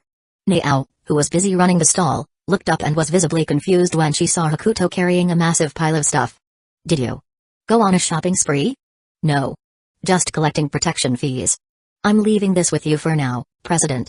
Huh? You joined the Yakuza? It's not like I asked for this. They just handed it over. You threatened them, didn't you? Sometimes, Hakuto really felt like he and Nao were at odds. No matter what the situation, they always ended up arguing. If he didn't know that Nao meant no harm, he might have punched her already. It was only then that Nao noticed Utaha standing beside him. Chapter 127, I will auction this item. Utaha also looked at Nao, and their gazes met. So, you collect protection fees and pick up a girl along the way? I know nothing good ever comes out of your mouth, but haven't you met her before? Hearing Hakuto's words, Nao froze for a moment before realizing. The Utaha in front of her was the same girl who had been with Hakuto at the haunted house when she first met him. Though, calling it a haunted house wasn't exactly accurate. After all, she was the ghost herself. I thought you liked the chibi type. I like the rich type. At that moment, Nao pulled Hakuto down and whispered in his ear. Did you tell her I was following you that day? Hakuto shook his head. When it came to whispers, he never mentioned anything to ordinary people. No, why? Then why do I feel like she's about to roast me any second now? How do you know? Wait, actually, how can you even feel that? Huh? Don't worry about that. I just have a feeling. Hearing this, Hakuto turned to look at Utaha, who stood idly a short distance away, tapping her toe against the ground in boredom. There was nothing unusual about her behavior. You're not just jealous that she has a better figure than you, are you? What kind of nonsense are you spouting? Nao waved him off, shooing him away since she had business to take care of. Having been dismissed, Hakuto walked over to Utaha, clapped his hands, and put on his signature smile. Let's go, senpai. We need to move your stuff. My things are at school. You still remember the way, don't you, Kuhai-kun? My memory isn't that bad. As Hakuto and Utaha headed toward the school, she asked about Nao. That girl just now. She's your classmate at Hoshino-umi Academy? She's the student council president of Hoshino-umi Academy. Very powerful. I even have to go through her when I request leave. I thought you might have already found a girlfriend after just over half a month at Hoshino-umi Academy. Girlfriend? Her? PFFT. Hakuto instinctively scoffed, but for some reason, he sensed a hint of relief in Utaha's tone. Although Hakuto knew she had feelings for him, he didn't think she was this sensitive. What he didn't realize was that his interactions with Nao just now had been quite misleading. But Hakuto didn't dwell on it, as he and Nao mostly just bickered. Besides, judging by her personality, he doubted she would ever get a boyfriend. She seemed more like the type to get a girlfriend instead. Not that it mattered to Hakuto. He had work to do. So, what are you selling at your stall today, senpai? Holding a large cardboard box, he asked Utaha. She looked him up and down and asked in a curious tone, that's strange. Kuhai-kun, are you always this strong? What do you mean? You're carrying that so easily? This stuff should be quite heavy. Hakuto weighed the box in his arms. It did have some weight, but it wasn't that heavy for him. It was like carrying a big water jug. So, what's inside? Utaha waved dismissively, deciding not to dwell on his strength. Various novels, all brand new and personally signed. Considering my profession, getting these is pretty easy. True, since you're a popular novelist, after all. Despite Hakuto's flattery, Utaha shook her head with a troubled expression. She looked at him, hesitated for a moment, then asked, Kuhai-kun, can I ask you a question? Sure. If it were you, who would you choose between a childhood friend and a fated encounter? Honestly, the moment Utaha asked this, Hakuto was dumbfounded. He had anticipated many questions, but not this one. Raising an eyebrow, he sighed. Can you be more specific, senpai? You know my novel is about a love triangle, and now it's time for the protagonist to choose. You don't know who to pick? Not exactly. I just don't know how to make the choice seem reasonable. As the author, she already had a decision in mind. Either choice was fine, and in the worst-case scenario, she could always write an alternate ending. But while an author could choose freely, she had to consider her readers' reactions. If you're unsure, why not hold a betting pool? Whichever heroine has the highest odds, you invest in that one and write accordingly. Kuhai-kun, you're quite the realist. I've never written a novel, so I don't know what kind of expectations you have for this work. I'm just offering a method to maximize profit. Hakuto gazed into the distance. In truth, Utaha's question had caught him off guard. For so long, he had followed a simple rule: take the money and do the job. He rarely had to make these kinds of choices. So, if you were the protagonist, who would you choose? Hakuto had read her novel. Not the latest chapters, but he remembered parts of the story. Me? If it were me, I'd auction them off. Whoever bids the highest wins. If the betting suggestion was him thinking as an author, this auction idea was him thinking as the protagonist. If I actually wrote it that way, I'd be trending on social media tomorrow for all the wrong reasons. Haha, just kidding. Hakuto adjusted his grip on the box and found a more comfortable way to carry it. Then, he continued, Senpai, do you really think someone makes a choice without already knowing what they want? What do you mean, Kuhai-kun? People are emotional beings. A 50-50 choice isn't really random. It's always 100%. There's no actual uncertainty. Readers may see it as random, but for the protagonist and the author, the answer has been clear from the start. Chapter 128, The Three Musketeers. Utaha's expression shifted the moment she heard Hakuto's words. Whatever had been troubling her vanished in an instant. She gently placed a hand on his shoulder, leaned in close to his ear, and whispered, So, what are the odds of your choice, underclassman-kun? Huh? Didn't I already say that? If I were the protagonist, whoever bids the highest wins. After 2 years of chasing love to no avail, have you now given your heart and soul entirely to money? No. Actually, it's not really about that. To this day, Utaha still believed that it was the haunted house incident that had unlocked some hidden switch in Hakuto. Little did she know, what seemed like an untraveled path to her had long been paved by those before her. After helping Utaha move her things, Hakuto stretched his wrists. At the same time, he received a full set of love metronome. Personally signed, of course. As a gift from her. Just then, his gaze landed on Rika, who was arranging a magical formation at the neighboring booth. Ho-oh. Master. This time, I brought highly concentrated spirit stones. Well done, Dikamori. Sani pulled out a large pile of colorful stones from her pockets and carefully placed them on the ground. Judging from her demeanor, she had meticulously selected each one. It was hard to believe that a wealthy young lady would go around collecting stones for fun. No, wait. Standing behind Rika, Hakuto suddenly had a revelation. If Sani was indeed a wealthy young lady, then these stones. Master. Behind you. What's behind me? Just as Rika was about to turn her head to check, a merciless hand reached out and grabbed her oj. Eek. Dark Flame Master, didn't I tell you to prepare some sweets? Rika shuddered all over. Now, she knew exactly who was behind her. Hero. I thought you weren't coming to this event. The sweets? Hakuto asked with a gentle smile, though his fingers slightly tightened around her oj. I brought them. Can you let me go first? Rika pleaded pitifully. Hearing her response, Hakuto released his grip. He set aside his love metronome set, crossed his arms, and looked at Rika expectantly. Under his gaze, she hurriedly dragged over a thermal bag that was comically large compared to her petite frame. Shichimiya made a bunch, and she wouldn't even let me sneak a bite. Hakuto opened the thermal bag to take a look. It was clear that Takanashi Tuka had put a lot of thought into her little sister's event. The assortment of sweets was impressive, and each piece was individually wrapped. They looked quite appetizing. Has Senpai already set up her booth? Just going with the flow. Utaha glanced at the sweets inside the bag with great interest. Did Tuka say how much each one costs? She told me to set the price myself. And how much are you planning to sell them for, Rika? At that, Rika suddenly put her hands on her hips, raised her chin slightly, and exuded an air of absolute confidence. Participate in the otherworld summoning ritual, and you'll receive one of Shichimiya's handmade sweets. Hearing her offer, Hakuto and Utaha exchanged glances before sighing in unison. In reality, Hakuto had already felt the urge to smack her with a karate chop before she even finished speaking. But he held back. Fools have their own kind of luck. Who knew? Maybe today's youth were into this sort of thing. Perhaps Takanashi Tuka's sweets would drive people crazy. But Hakuto certainly wasn't one of those people. He had been prepared to make a purchase, yet here he was, forcibly turned away. What do you think, hero? I think it'll be very popular. Right? I knew you'd agree. Humphrey. Master. You're a genius. Hakuto sighed, handed the thermal bag back to Rika, then scanned the area around him. There was no sign of Hakuma nor Hataru. Those two slackers were probably waiting until the last minute to show up again. Senpai, I'll leave this to you. I have something to do. Utaha nodded. Why don't you try participating in the summoning ritual? Huh?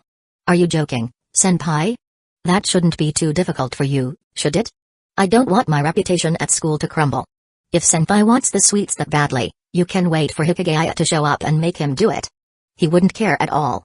And so, Hakuto delegated the responsibility to Hakuman before taking his leave.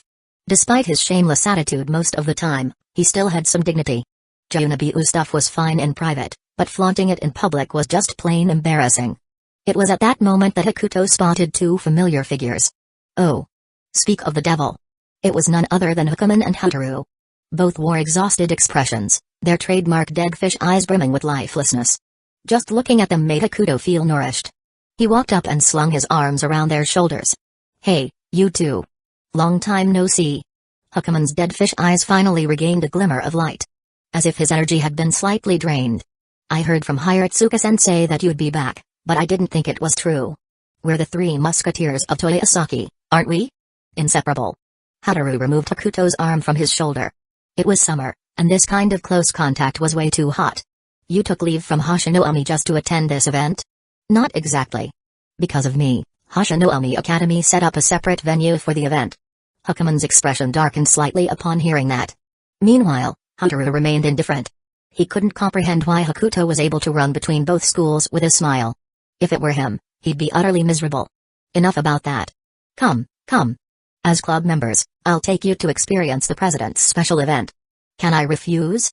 There's nothing today that requires you to exert effort. Fine. Hataru sighed in resignation, agreeing to Hakuto's suggestion. Little did he know, his club president's event would turn out to be a complete social disaster. At this moment, Hataru was already seated at the center of the magic formation arranged by Rika. Surrounded by colorful stones, he grumbled, isn't there supposed to be a private booth for things like this? The summoning ritual must be performed under the witness of onlookers. Hearing his club president's declaration, Hataru instinctively shut his eyes.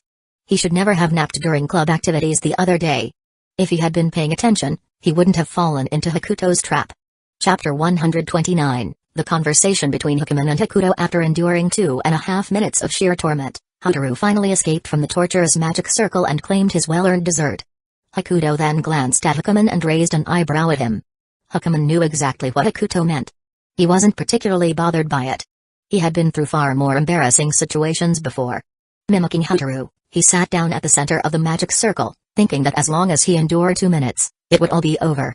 However, just as he was about to begin, Rika handed him a note. Looking at the densely packed text on the note, Hakuman was puzzled. What's this? Dead fish-eyed warrior. The reason why Energy Saver Kun failed to summon just now might be because he didn't recite the ritual chant properly. The moment Hakuto heard the nickname Dead Fish-Eyed Warrior, he nearly lost it. Even the usually indifferent Hataru almost broke character. What are you two laughing at, Energy Saver Kun and Brave Warrior? Hakuman didn't particularly mind his nickname. He didn't care if people laughed. But Hakuto and Oreki? No way. It's nothing. Dead Fish-Eyed Warrior, just focus on the chant. At this moment, Hakuman felt that this event held by Toyosaki Academy was absolute garbage. A massive pile of garbage. They should have just given him a couple of extra days off instead. But complaining was one thing. He still looked down at the note in his hand. At first glance, he was shocked. This wasn't some ritual chant. It was practically a long-winded, cringe-inducing passage straight out of a textbook. Still, just reading it out loud shouldn't be a problem. From the other world. Wait. Too dull. You need to put more emotion into it. Hakuman realized that joining this club was a huge mistake. No. It was all Hakuto's fault. With no choice, since the club president had spoken, Hakuman could only comply. Ah! Oh, Queen of the Elves from the other world. As soon as he spoke the first line, Hakuto nearly lost it. He was about to die laughing on the spot. He desperately pinched his own thigh to hold back the laughter. Hold on. Just endure for 2.5 minutes, and it'll be over. I hereby pay tribute to you. The indomitable soul watching Hakuman put on such an emotional performance. Hakuto was on the verge of suffocating from suppressed laughter. Who the hell came up with such a ridiculous chant? Hataru, watching Hakuman in the middle of the magic circle, commented, is this some kind of public humiliation ritual? Probably. This seems like school bullying. Shouldn't you step in, underclassman? Am I supposed to stop myself? Finally, after 2.5 minutes of utter humiliation, Hakuman left the magic circle and got his dessert. Except that dessert was now in Utaha's hands. Hakuman glanced at the 500 yen bill that had somehow appeared in his hand. He didn't care much. He wasn't particularly fond of sweets anyway. Hakuto patted Hakuman on the shoulder and said, I don't admire many people in this lifetime, but dead fish-eyed warrior, you've earned my respect. Hakuman brushed off Hakuto's hand. I knew you wouldn't have anything good to say. And next time, be a little gentler, will you? Huh? Was I too rough? Hakuto looked down at his hand for a moment after hearing Hakuman's complaint. Could it be that you're just too weak? The force he used just now was barely enough to swat a mosquito. Hakuman waved his hand dismissively, clearly uninterested in continuing the topic. By the way, where's Energy Saver-kun? He went to borrow a novel from Kasumajoka-senpai. For him, aside from sleeping, reading. Basically anything that lets him sit still. Is his favorite thing to do. Hakuman looked at Hakuto beside him, hesitated for a moment, then spoke. Hakuto, there's something I want to tell you. I don't have money. It's not about that. Oh, then go ahead. Hakuman sighed but continued. When you first left as an exchange student, Sawamura came looking for you a lot. Her? Looking for me? What for? I don't know. She just stood at the doorway, looked at your seat from a distance, and left. Hakuman had no idea what Ariri was thinking. For 2 years, she had never actively sought out Hakuto, but in just these past few days, she had done it more times than in the previous 2 years combined. It made no sense. To Hakuman, relationships between guys and girls were nothing but trouble. That's why youth was just another form of suffering. A massive pile of garbage. Hakuman wasn't sure if he should even bring this up to Hakuto. Though Ariri hadn't come looking for him in the past few days, he still felt that Hakuto had the right to know. Alright, got it. Hakuto had no idea why Ariri was looking for him. The most likely reason he could think of was that she wanted to return all the things he had given her in the past. TCH. She could have just thrown them away. Though Hakuto was known for being petty. He would even take back a lunchbox. Gifts were a different story. Once given, they were given. There was no need to fuss over them. And he assumed that Sayuri was also involved in this. Hakuto found it hard to believe that Sayuri would personally ask him for a favor over something so trivial. Are you going to talk to Sawamura? No need. I'm busy. Hakuto waved his hand, deciding to give Sayuri a call later. If it really was about something this minor, then there was no reason to go out of his way. Even though he had to show Sayuri some respect, there were always ways to work things out. Keep an eye on things here. I have something to take care of. Hakuto patted Hakuman's shoulder with a look of trust. Got it. And seriously, can you go easier on me? I'm telling you, you're just too weak. Eat more fish eyes. It'll help. Chapter 130, Privileged Hakuto. In the end, Hakuto went to check on Rika's magic circle again. With a simple trade involving a dessert, he used his privilege to get her a string of colorful lights. Hero. Amazing. With this, we'll definitely succeed next time. Master. Let's get started. Ignoring the excited outbursts of Rika and Sani, Hakuto went off to take care of his own matters. Meanwhile, over at the Nakano quintuplets stall. Itsuki. Stop sneaking bites. We're running out. Nino looked in despair at the dwindling supply of cookies, feeling that participating in this stall event was a huge mistake. Sorry, Nino, I was just craving some. You're treating the cookies I made as a meal? Didn't you just have a few meat buns this morning? Akika tugged at the bit of pudge near Itsuki's stomach and teased, Itsuki's tummy is so soft and squishy. Ah. Akika, what are you doing? The cookies are gone. If you can't come up with a solution, Itsuki, I'll put you up for sale instead. Saying that, Nino grabbed Itsuki's hand and pretended to place her on the stall. Miku, who had been quietly listening with her headphones on, took them off, looked at the scene, then glanced at the ingredients on the stall. Nino, didn't you bring ingredients and an oven? Huh? An oven needs electricity too. Can't we use firewood? Nino stared at her sister in disbelief, momentarily at a loss for words. It was then that Akika finally noticed something was off. Someone was missing. She looked around and asked, speaking of which, where's Yotsuba? Don't tell me she got dragged off to be free labor again? Did she forget to write down Hakuto's name? The four of them exchanged glances. Not only was the cookie issue still unresolved, but now their 5-person team was short one member. It was a disaster. Meanwhile, on Hakuto's end, he was biting into the cream cake he had just traded for. With a hairband in his hand, he was about to tie up his long hair when he spotted a familiar figure at a nearby stall. Yotsuba? What's she doing here? He paused mid-motion, took the cake out of his mouth, and walked toward the stall with his hair still down, intending to check out the situation. The stall owner seemed busy with something and hadn't noticed Hakuto's approach. Looking at the stall number, Hakuto saw the bright and clear digits 43. He recalled that the quintuplets stall should have been number 16. Seeing Yotsuba moving items nearby, he shook his head helplessly. He could already guess what had happened. Hey! Yotsuba! Hearing his call, Yotsuba froze, then turned toward the voice. Huh? Who's calling me? The moment she saw Hakuto, a big smile spread across her face. Shiratori-sensei. Long time no see. She put down what she was carrying and waved at him. Even though they had just seen each other yesterday, Hakuto didn't bother correcting her. He simply waved back, signaling her to come over. What's up? What are you doing here? Where are the others? Oh, they're still at the stall. I'm just helping out at the sports club. For free? Yotsuba, clearly unfamiliar with such transactions, looked puzzled. Huh? People charge for this kind of thing? TSK. Hakuto almost rolled his eyes. Still, there wasn't much he could say. It was a matter of personal choice, after all. If she couldn't say no to others, this was the inevitable result. Being used as free labor. Just then, a girl dressed in sportswear walked up behind Yotsuba and asked, Yotsuba, what are you doing here? There's still a lot left to move. Oh, coming. Yotsuba nodded, then turned back to Hakuto. Shiratori-sensei, I need to get back to work. Alright. Hakuto nodded indifferently, uninterested in interfering. After all, he didn't see any reluctance on Yotsuba's face, and it wasn't part of his job to get involved. Ah, youth. So full of energy. Hakuto shook his head, then put the cream cake back into his mouth. However, just as he was about to leave, Yotsuba suddenly rushed back to him. She hesitated for a moment before looking at him. Shiratori-sensei. What is it? Yotsuba glanced at the sports club girl behind her, then turned back to Hakuto. Can I take a day off this weekend? Hearing this, Hakuto stopped mid-bite and pulled the cake back out of his mouth. Yotsuba. Here. You're telling me that after I went out of my way to sacrifice my weekend for your tutoring, put effort into preparing prizes for you, and with an exam coming up in just a few weeks, you want to take a day off?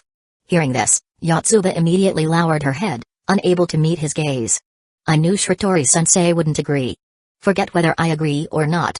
Hakuto leaned in close and whispered in her ear, do you really want to take this day off? Yotsuba turned and glanced at the sportswear-clad girl behind her, then looked back at Hakuto, whose face was only a fist's distance away. Just as she was about to say something, the girl behind her suddenly stepped in. Yotsuba, what are you doing? Who's this guy? Your boyfriend? You need to check with him before making weekend plans? Because Hakuto hadn't tied his hair up and had been away as an exchange student for half a month, the girl didn't recognize him. Even with his good temper, being interrupted like this was frustrating.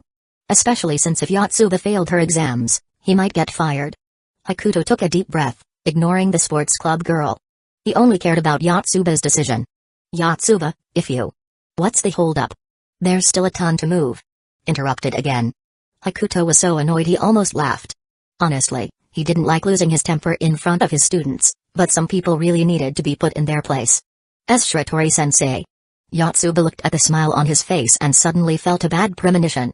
Catch. Hakuto tossed the cream cake to Yotsuba, then, with a small hop, leaped into the stall. Chapter 131, Hakuto, who hasn't fought in a long time. You. What are you doing? Didn't your mother teach you the most basic manners? Is the sports club out of people? Do you really need an outsider to help? What does that have to do with you? Yotsuba is busy this weekend, and she will be in the future too. So stop looking for her, understand? Seeing Hakuto's aggressive stance, the girl in sportswear instinctively took a step back. And who are you to Yotsuba? Do you get to decide for her? Hearing that, Hakuto sighed. You should be glad that I've mellowed out recently. After all, back in the day, even if he saw a ghost, he'd charge in with 2 pipes and go berserk. Though, it wasn't really a ghost. But compared to his past self, who would throw hands at the slightest provocation, Hakuto really did feel like he had calmed down. Still, he wanted to hear Yotsuba's opinion, so he tilted his head slightly and asked, Yotsuba, do I get to decide? Yes. I'll do whatever you say, Shiratori-sensei. Hearing her name called, Yotsuba nearly dropped the cream cake in her hands. Hearing Yotsuba's response, the girl furrowed her brows slightly. What is this? Are you just bullying me because you can? How am I bullying you? You're a guy, and I'm a girl. Isn't that already an abuse of power? Oh, I see. You want a fair samurai duel with me. Hakuto had his own set of principles when dealing with people who spouted nonsense. At this moment, the other members of the sports club noticed the commotion and started gathering around. What's going on? Is someone here to cause trouble in our sports club? We haven't even finished moving the equipment yet. The sports club was a large organization with quite a few members. Right now, there were at least 6 people surrounding Hakuto, 4 of whom were guys. The girl in sportswear quietly explained the situation to the others.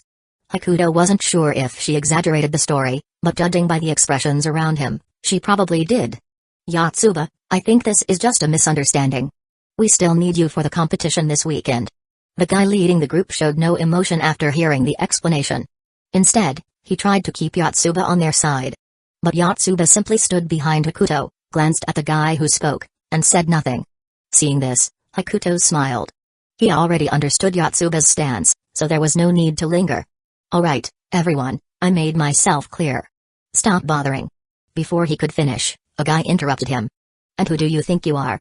If we don't get results this weekend, will you take responsibility? Hakuto, now interrupted again, didn't respond.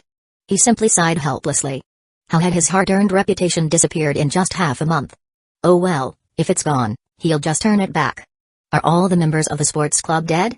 Do you really need an outsider to get results for you? What did you say? I said, screw you. The moment Hakuto finished speaking, the surrounding guys started cracking their knuckles, and the one who interrupted him earlier immediately threw a punch. But in the next second, that same guy was sent flying in a bizarre posture and crashed to the ground. That single hit seemed to signal the start of a fight, and the rest exchanged glances before charging at Hakuto together. Shiratori-sensei, Shiratori-sensei. There are so many of them. Ignoring Yotsuba's rambling, Hakuto simply waved his hand nonchalantly. Hold my cream cake. Before anyone could react, Hakuto swiftly kicked each person in the neck, and in no time, all 6 were on the ground, groaning in pain. Hakuto didn't go easy on the 2 girls among them. Since they had surrounded him and blocked his way, they had already made up their minds to fight. If you're this weak, don't bother picking fights. Even Hakuto himself hadn't expected to take them all down so easily. Of course, he had controlled his strength. Kicking someone's neck too hard could actually kill them. Then, he pulled the elastic band from his wrist, tied up his hair, and squatted in front of the guy who had spoken earlier. Don't bother Yotsuba again. Understand? The guy's pupils dilated in shock as he stared at Hakuto's face. You're Shiratori Hakuto? Is my face that hard to recognize? Hakuto sighed. No wonder you had the guts to talk like that. You didn't even know who I was from the start. The guy's face turned red with embarrassment. Next time. Please tie your hair up. And with that, the guy passed out cold. He fainted just like that? So weak?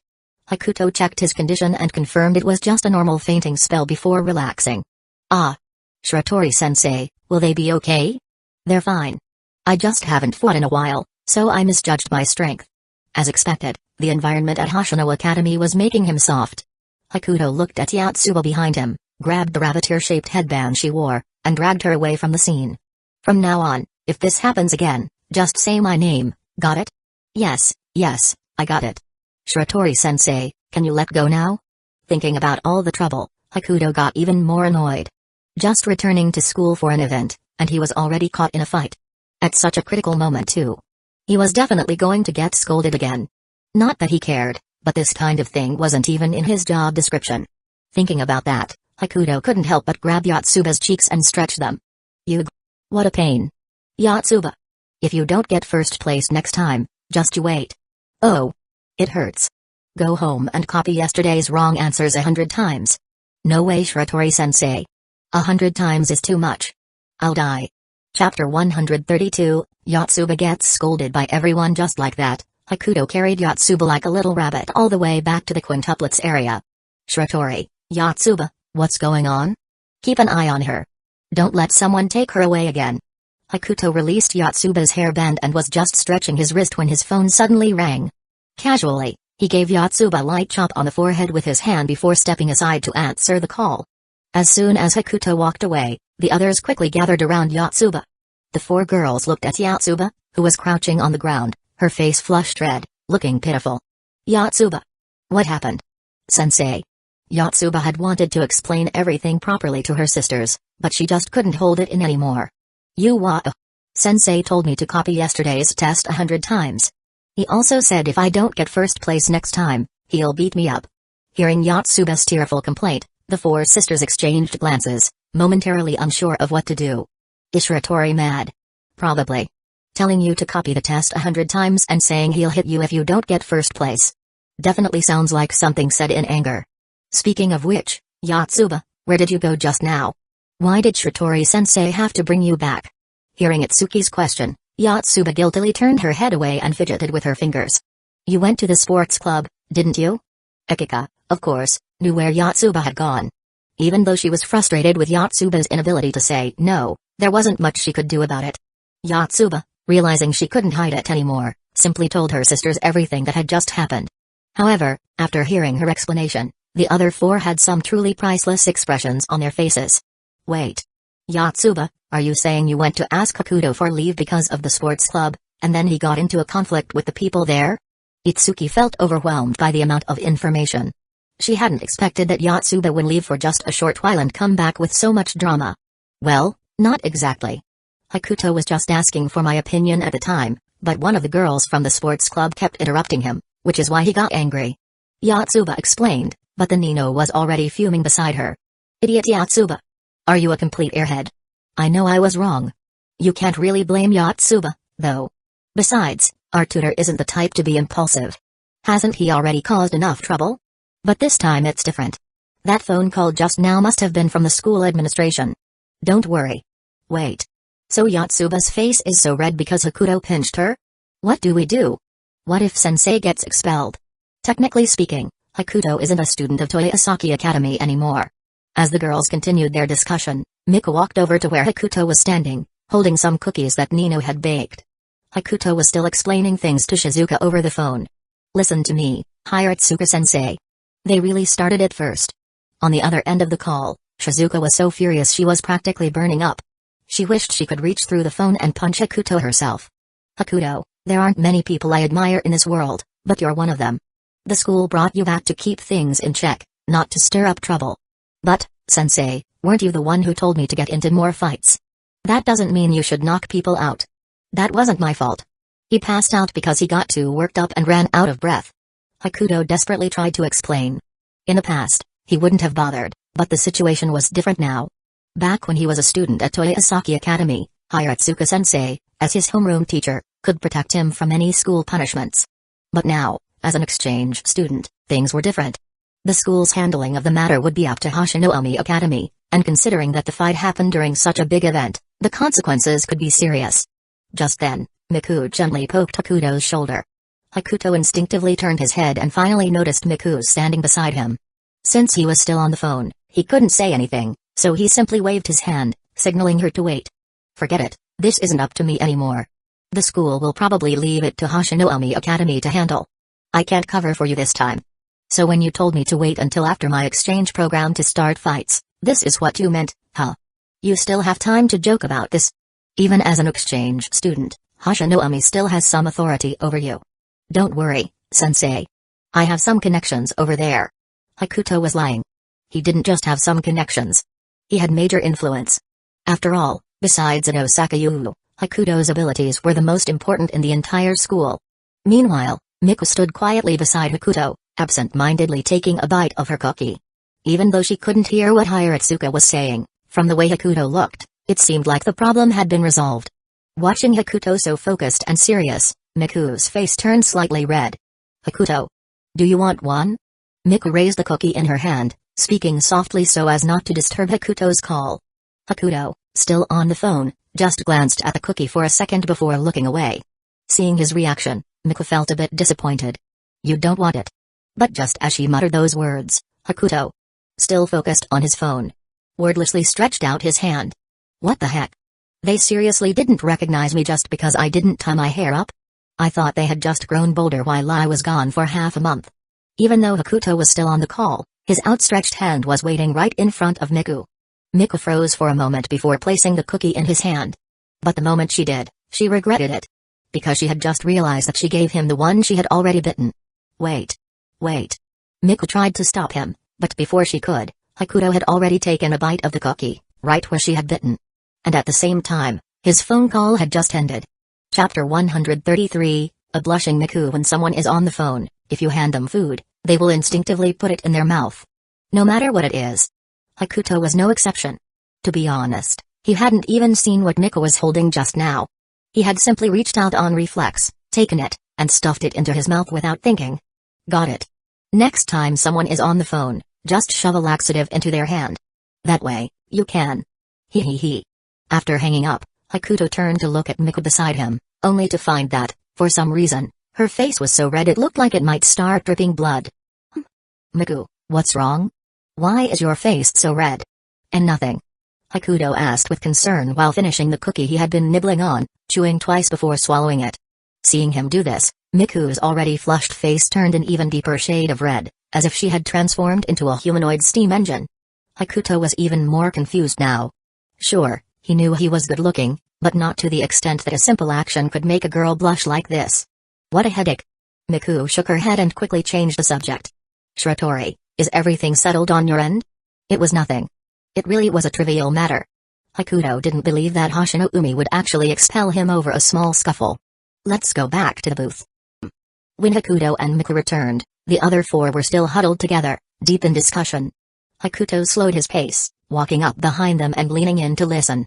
Shiratori-sensei must be mad, right? He's definitely mad. Well, Yotsuba, you did ask him for a leave just so you could help the sports club. It's fine, it's fine. If Shiratori tries to hit you, I'll stop him. No way, Akika. You won't be able to hold him back. When Shiratori-sensei fought the sports club members, he knocked them down one by one. Akika almost couldn't hold in her laughter. She figured Yotsuba really wasn't thinking this through. If Hakuto were truly mad, why would he bring Yotsuba back with him? Just to have more spectators? Nino. How did you apologize to Shiratori-sensei the other day? Nino, who had been put on the spot by Yotsuba's question, froze for a moment. Once she calmed down, she realized that the situation wasn't a big deal at all. Her earlier reaction was just out of concern for Hakuto. Me? I just apologized normally. Of course, she wasn't about to tell the truth. That day, even she wasn't sure what had happened. One moment she was apologizing, and the next, Hakuto asked her if she wanted to see his tattoo. At the time, Nino had thought he was trying to sweet-talk her before sending her on her way. Just like what Yotsuba was feeling now. In the end, she had spent 80,000 yen just to see the tattoo. But at least it wasn't a bad outcome. Still, she didn't think Hakuto was actually angry. It was just that Yotsuba was being overly sensitive. If I give my entire month's allowance to Shiratori-sensei, do you think he'll stop being mad?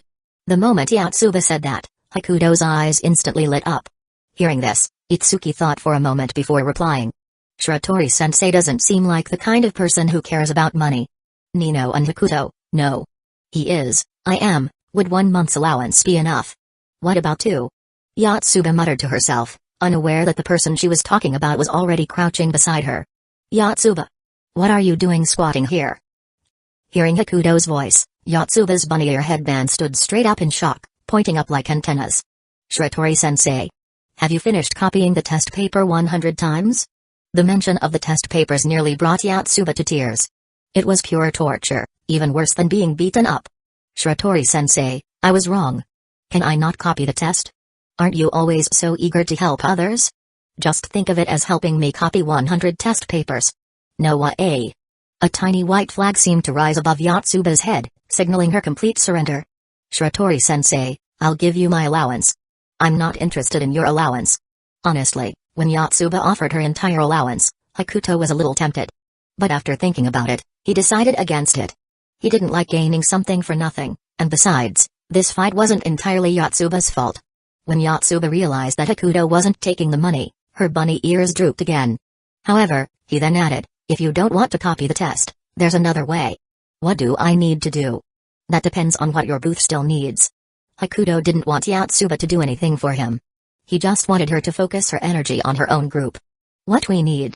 At that moment, Itsuki slowly raised her hand. I think we're running low on cookies. But I don't know how to bake cookies. And aren't we running low because you ate too many, Itsuki? Hearing this, Hakuto instinctively glanced at Nino. Sensing his gaze, Nino pointed at the oven on the booth's counter. The oven's out of power. Otherwise, I could make them on the spot. That's easy. As the guy the school hired to keep things in order, I have a little bit of authority. Hakuto. Master of the universe at his fingertips. Yotsuba. Yes. I remember there's a small diesel generator in the school's management room. Go get it. Huh? Will the manager even let me take it? Just mention my name. If that doesn't work, say it's for Hiratsuka-sensei. Got it. Receiving her mission, Yotsuba swiftly ran toward the school. If Shizuka were here to witness Hakuto shamelessly using her name like this, she would have landed a punch straight to his face. How many cookies do you have left? A few, but not enough for the whole day. Then start packing them up now. It's getting late. You don't want customers showing up and having nothing to sell. Saying this, Hakuto glanced at Itsuki, who could only respond with an awkward smile. Chapter 134, Sayuri's request. Yotsuba retrieved a small diesel generator from the management room as per Hakuto's request. According to her, carrying the generator earned her the highest number of glances and pickup attempts in her entire life. Meanwhile, Nino used the generator to power an oven, baking a large batch of cookies. Thanks to the open-style preparation process, the business run by the five sisters was unexpectedly booming. Students from Toyosaki Academy nearby were left in tears, all demanding that their school provide them with generators as well. At this moment, Hakuto was carrying a bag of cookies as he continued walking around the event grounds reserved by Toyosaki Academy. He hadn't lingered long at the Five Sisters stall. There wasn't much for him to do there, and he also had to fulfill his role as a mascot. As for the cookies in his arms, they had been prepared for him by Nino. I just wanted to thank you for bringing the generator. Don't get any weird ideas. Yeah, sure. That was basically how things went. Hakuto didn't refuse Nino's cookies. After all, it could be considered a form of payment. Though he still preferred cold, hard cash, this wasn't bad either. As Hakuto patrolled the event area, a call suddenly came through on his phone. Who now? Holding the bag of cookies with one hand, he answered the call. Good morning, Hakuto. Oh, it's Sister Sayuri. What's the matter? Hakuto had no idea why Sayuri was calling him at this time. Could she actually be interested in supporting his business? If so, it would only end up benefiting that troublemaker, Tamari Nao. Are you at the event grounds right now? Of course. I'm the mascot. How could I just wander off? As he spoke, Hakuto glanced around because he felt like someone was watching him. But after a moment, he withdrew his gaze. In this kind of setting, with his identity, it was almost impossible not to be watched. What he didn't know was that not far away, at one of the stalls, a woman dressed in casual clothes and wearing sunglasses was gripping her phone tightly, staring intently at him. That woman was none other than Sayuri herself. She had followed Ariri to Toyosaki's event venue for the sake of her daughter. However, her attention wasn't on Ariri. She was more focused on searching for Hakuto. In fact, Sayuri had been present when Hakuto got into a fight. He simply hadn't noticed her in the heat of the moment. She had seen him fight on Yotsuba's behalf against the sports club. She had also observed his interactions with the Five Sisters. She even caught the moment when Hakuto ate a cookie that Miku had already bitten into. A hardcore stalker. Terrifying. But the more she watched, the more Sayuri felt that her daughter was doomed. She had initially assumed that, due to Ariri and that contract, Hakuto's romantic prospects at school would be extremely low. And for a while, that was true. But it had only been a little over half a month since the contract was lifted, and Hakuto was already radiating charm. Putting everything else aside, just the girls he had encountered recently. The ones at the night market, Tamari Nao, and now the Nakano sisters. Even without considering personality and habits, since she wasn't familiar with them, just in terms of appearance, they were completely on par with Ariri. Now that her daughter's greatest advantage was gone, how could Sayuri not be worried? Still, just because the situation was tough didn't mean it was unwinnable. As a mother, Sayuri was determined to fully support her daughter. Hakuto, can I ask you for a favor? Hakuto was a little surprised. Lately, Sayuri had been asking him for favors quite frequently. And that was even after their contract had ended. Although he was grateful to her, he couldn't just keep doing things for free. Huh? I mean, I guess. But I'm kind of boo. Bank transfer received. 100,000 yen, Sister Sayuri, please feel free to command me. If there's payment, it's not freeloading. Hearing Hakuto's now enthusiastic tone, Sayuri breathed a sigh of relief. She had been worried that this amount wouldn't be enough to move him. After all, over the past 2 years, Hakuto had taken more than 10 million yen from her. While it wasn't an exorbitant amount, it was definitely substantial. Sayuri had already been prepared to offer more if necessary, but it turned out she didn't need to. Hakuto was still willing to give her some face.